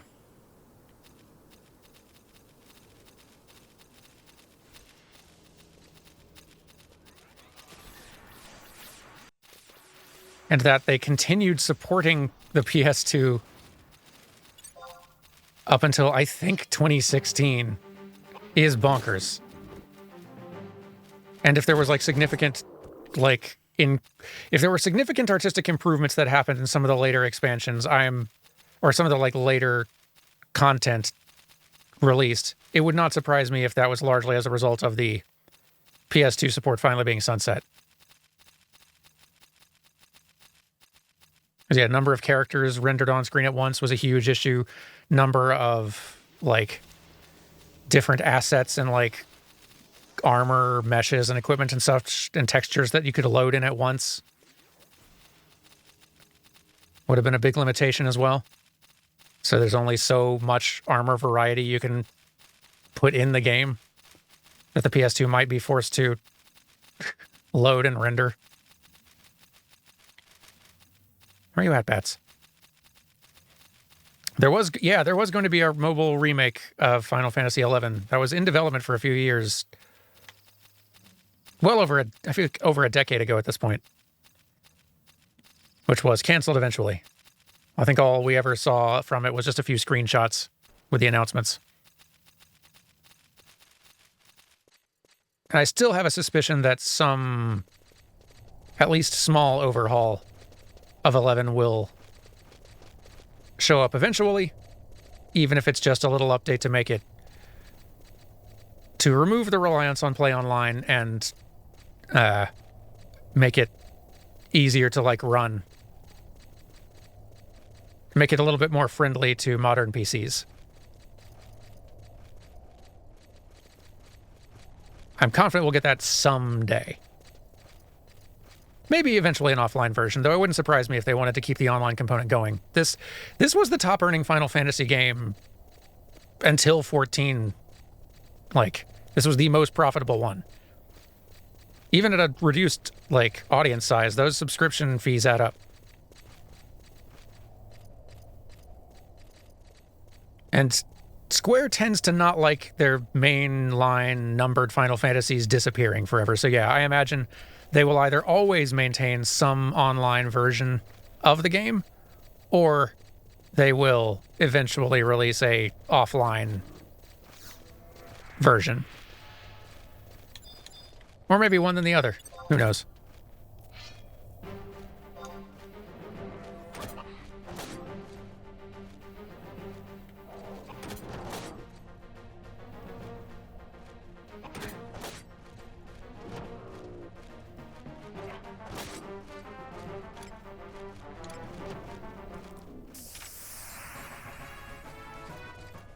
Honestly, the game's not that far from, like, they've practically kind of slowly engineered 11 into being, it's not offline, obviously, but like they have kind of slowly engineered it into being a single player game with this trust system and a lot of their other quality of life things. It's not completely, but they built a lot of foundation for that version of the game.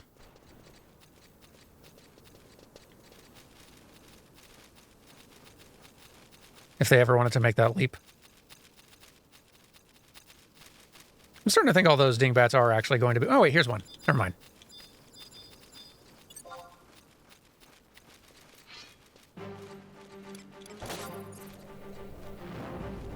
Get hit. There was a strong spell. Bats, I need you to drop the item I'm looking for, unless you did already and I missed it. I don't think you did, though. Oh, I have another cipher now. I think because I used the, melee. And hey, Tenzin will be a familiar face to a lot of 14 players, too. One of the few Final Fantasy XI characters who's popped up in 14, more or less unchanged.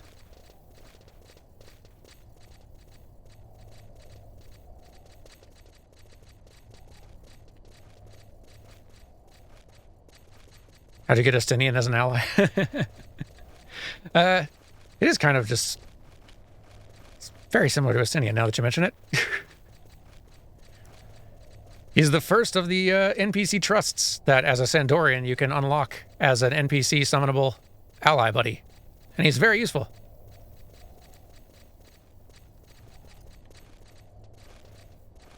One of many little ally companions we've got right now. I'm getting wicked lost in here, but hopefully I will make my way back toward the tombstones. I think I'm headed the right direction.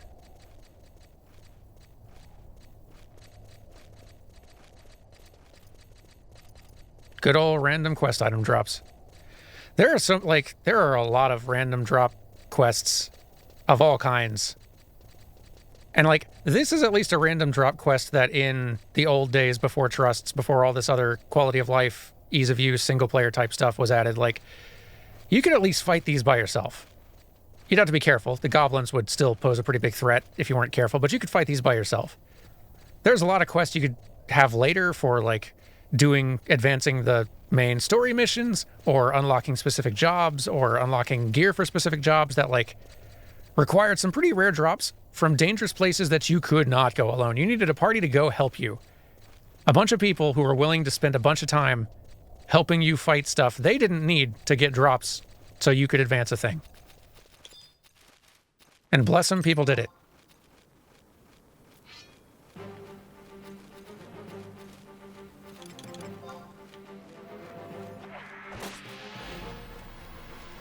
Thief's drop increase ability and Mug helps. Oh yeah, I forgot about that aspect.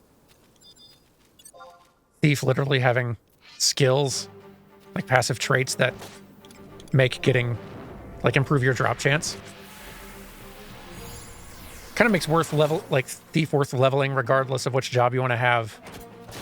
Because once you get up to level 18 and can have a sub job, if getting drops is what you need, setting Thief as the sub job for a little while.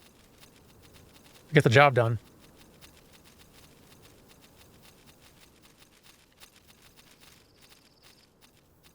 Sub-job system is, like, I love sub-jobs existing in this.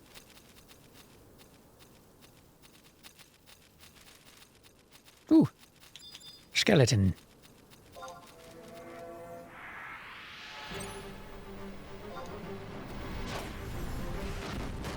This MMO really does feel like the more I've thought about it, it feels exactly like if you just tell someone like, all right, take Final Fantasy 1. Make the MMO of that. We're making it on the PS2, but like if Final Fantasy 1 is the template for a big MMO world that players will inhabit and explore and level up as adventurers and take quests and things like that, it really feels like playing Final Fantasy 1, but as an MMO. On sort of like PS2 era hardware.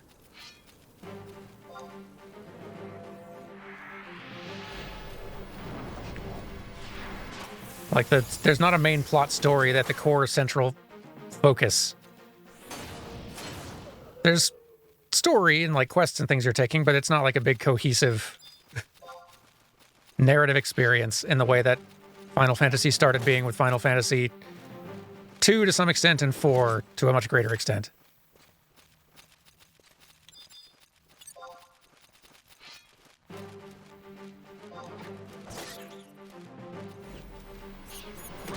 Love the first 5 seconds of this track.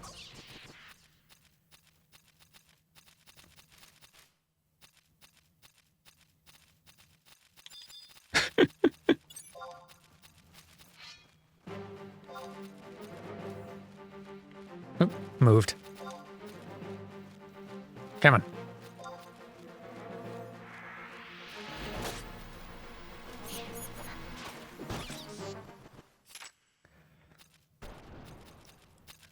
I know we've joked a little bit over the course of the stream about like doing the story mode playthrough of Final Fantasy XI. I don't really know that Final Fantasy XI just supports that very well. So much of the game is much more this. Like story is such a small component. Or like in terms of hours spent in game, narrative fills a relatively small percentage of it.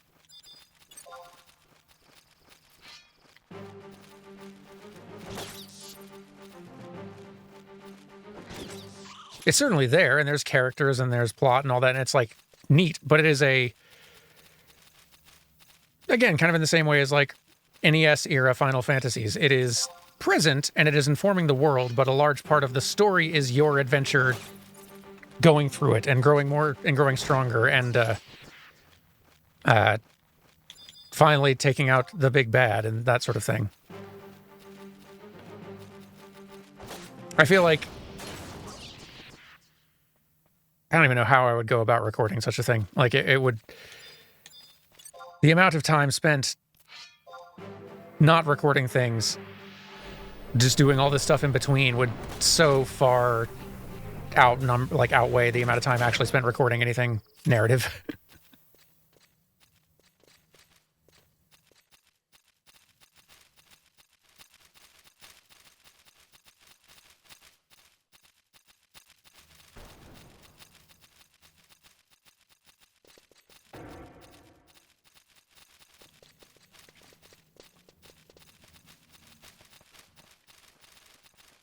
I feel like 11 is probably the sort of thing better served by, like, there's some creators who make, like, there's videos that do sort of like just plot summaries, which like every game has that sort of thing.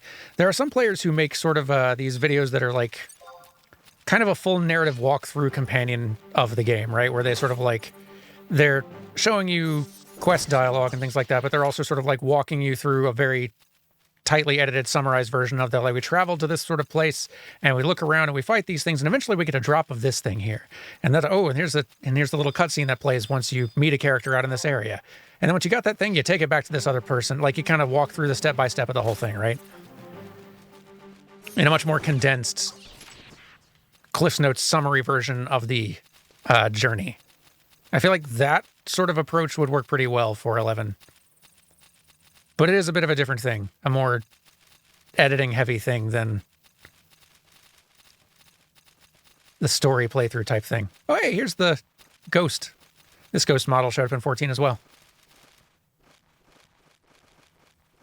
They were so... Goodness, if you're not over-leveled for an area like I am, and out on your lonesome, those things will mess you up.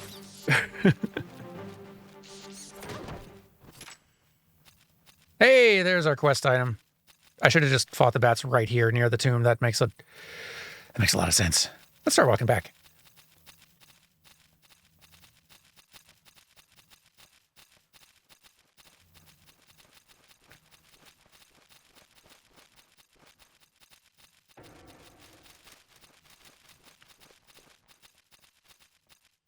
I feel like I would love to watch somebody else's version of that series of videos. I don't know that I would want to be the person who made it. Like the kind of editor, video creator person who loves doing sort of like video summary, story type things knows, like, I know how I would make that kind of video. And I think I could do a good job of it. That's a big project that I don't know that I have in me. I've kind of taken on quite a few already. Maybe I'll let someone else have that one. Heck, someone else already has. I haven't really looked. I'm still playing? Yeah.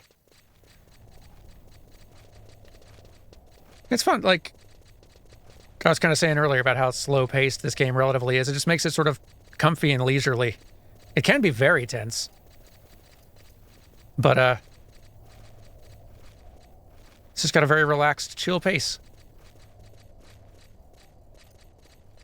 Lots of kind of downtime. Walking here and there.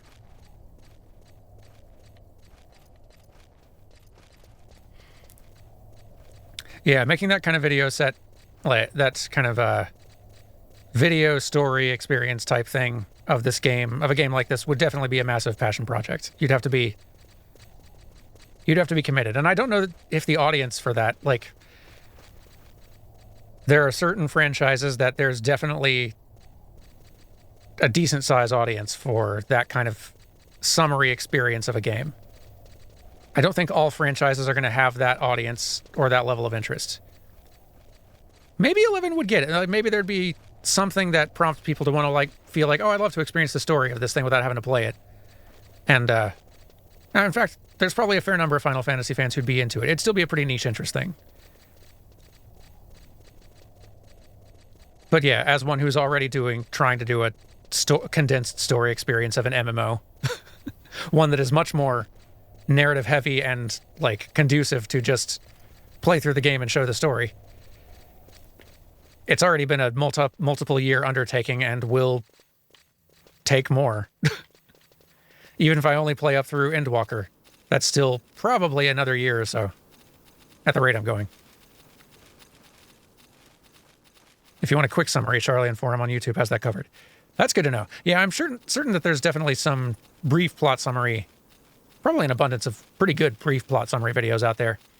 And probably some people who've done a more thorough job as well. These games have such committed fan bases.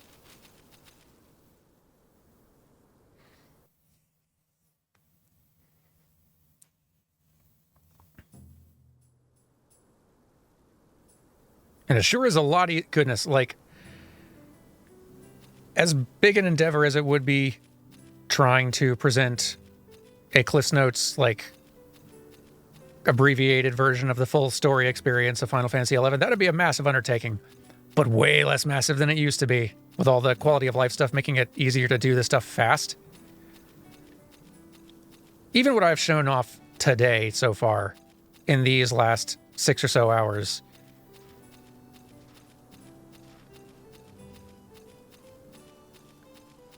this is like a few days of play, like, without all the modern conveniences, quality of life stuff. This is like a few days of play at minimum.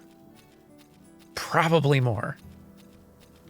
Maybe just a few days because we've not hitting into the, like, quest task type things that are just really hard and like time consuming and demanding, the stuff that you need a party for yet. As soon as you hit that point, which we're pretty close to, then it's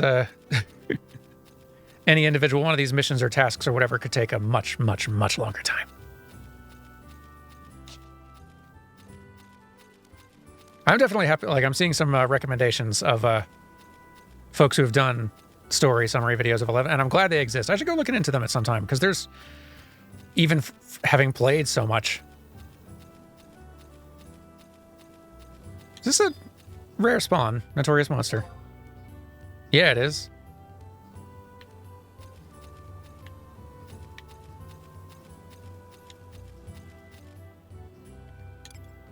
Yeah, the fact that you can get to level 99 in this game in a week now is, like, bonkers. Good, it's better for the game, but, yeah, that, like... Again, I was hardly a, like... I wasn't putting in bonkers hours when I was playing back in the heyday of all this, but, I only ever got to, like, level 60 or so.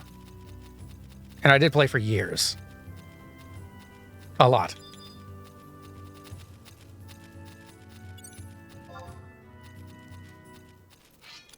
I have no idea what level this thing actually is, so this may obliterate us. Or we might just smoke it, because it is in a starting area. It does hit hard. But we got a little mini party here. I think we'll be fine. I'm gonna cast arrow on you.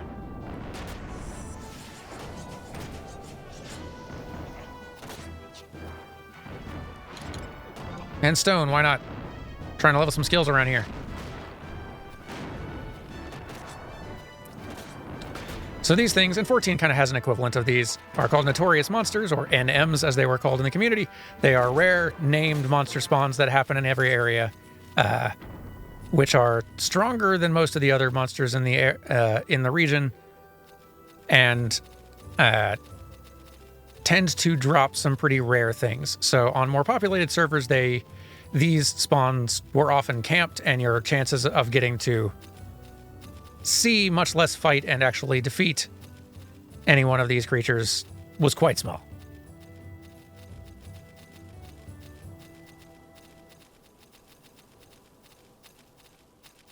Yeah, like the ones that had a chance of dropping really good stuff were like aggressively camped by other players. So unless you felt like just spending hours and hours and hours sitting and waiting at the spawn point and hoping to be the first person to target and attack and grab it,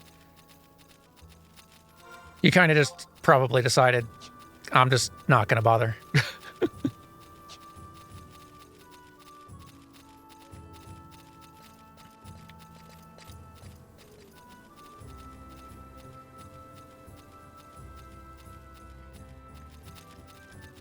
Yeah, now, like, especially on the more populated servers, you probably have bots camping a lot of the... Hey, you can see the airship, or you could for a second. Where was it? Come on. There was a brief moment where you could see the airship flying overhead, coming into Sandoria, which is so cool, because, like, yeah, that's the airship is actually arriving in Sandoria. You can see it fly overhead. What a nice little touch.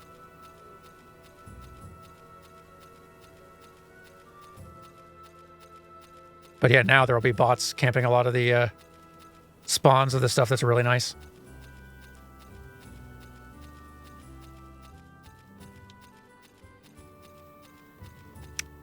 And yeah, you're absolutely right. It did not help that some of the items from these Notorious Monster drops were best in slot. For a lot of classes and a lot of jobs. For a very wide level range. So they were in high demand.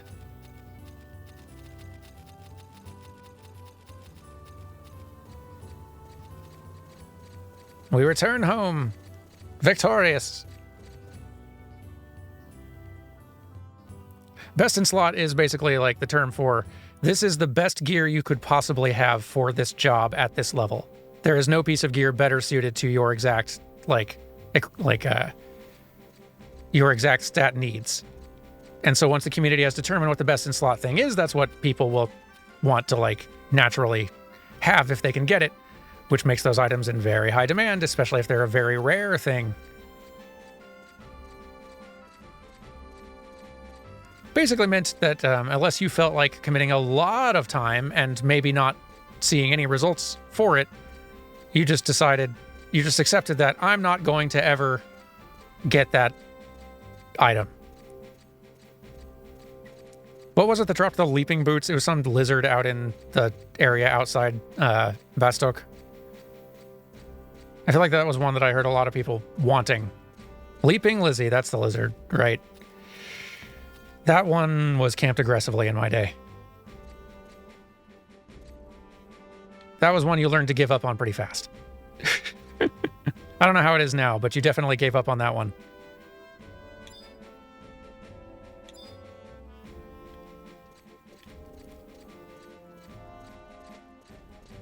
Let's turn in our work.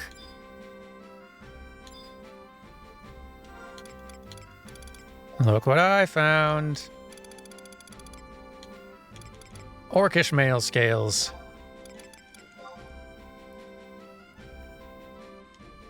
So, you got this from bats in King Ronper's tomb. You see, this actually belongs to an orc. What could orcs want with the tomb? At any rate, your mission's over. Speak not a word of this to another. Okay.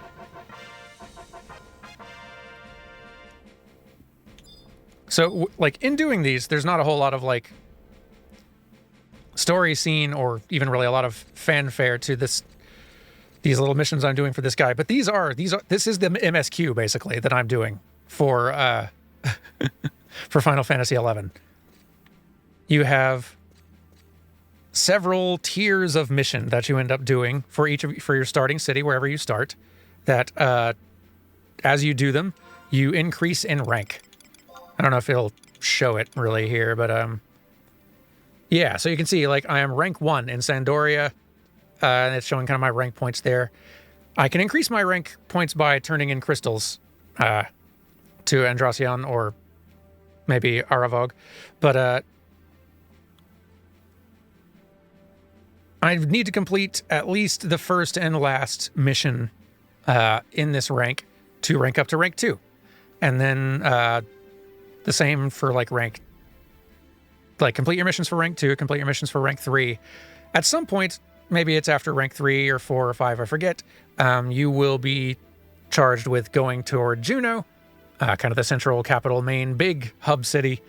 And from there, I think all of the individual, or most of the individual national kind of like mission quest lines sort of merge into the main plot missions from there. But yeah, you can get your rank all the way up to rank 10. But at a certain point, the independent mission lines kind of converge. Oh, and then like after rank 6, it's kind of back to individual nation stuff. That's cool. I didn't know that part. Never got that far. Because yeah, after a certain point, missions started asking very challenging things of you in dangerous places. So unless you had a party or a lot of people all wanting to go do that thing, you just kind of had to wait for an opportunity. But we've begun our journey and we're on our way. This has been really fun. I should probably start wrapping it up. My voice is getting tired and I've got some other work to do, but I've had a grand time. I hope you've all enjoyed getting a taste of what Final Fantasy XI was like. If you've enjoyed this, and if you want, I'm happy to continue doing some more 11 stuff. We'll continue Kainer's little journey. I'll probably be playing a little bit on my own time, just advancing a bit, but I'll not do like main missions or anything. Because yeah, I'm totally down for doing some more of these. These are nice and chill and nostalgic. Something about playing 11 and sort of hanging out with a chat of people in a social way kind of completes the nostalgic experience of it. Because yeah, it's a very good just hangout chat game. I doubt 11 will ever show up on Playframe, the YouTube channel, because just I can't imagine having much cause for it. But it could be a fun thing to do on streams for a while. I'm having fun. But yeah, let's start winding down.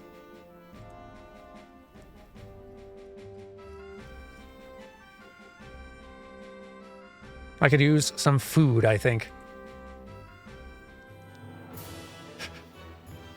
But thank you all again. I've had a grand time. Thank you for everyone who was sharing tips, the more experienced players who are giving information. Jogging my memory, which is in dire need of it. Thanks you for all the subs and resubs. You are all too kind. And I hope you have a good rest of your week. See, I know Dan's not streaming anymore. Who's on?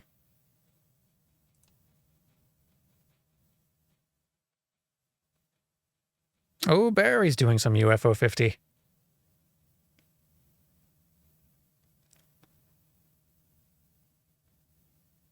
Once credits are done rolling, let's go say hi to Barry. I've loved seeing how much UFO 50 has been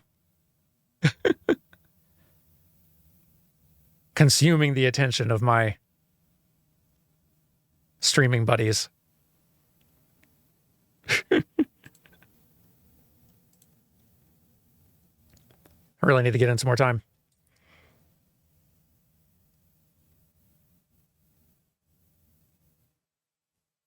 But yeah, y'all have a lovely rest of your week.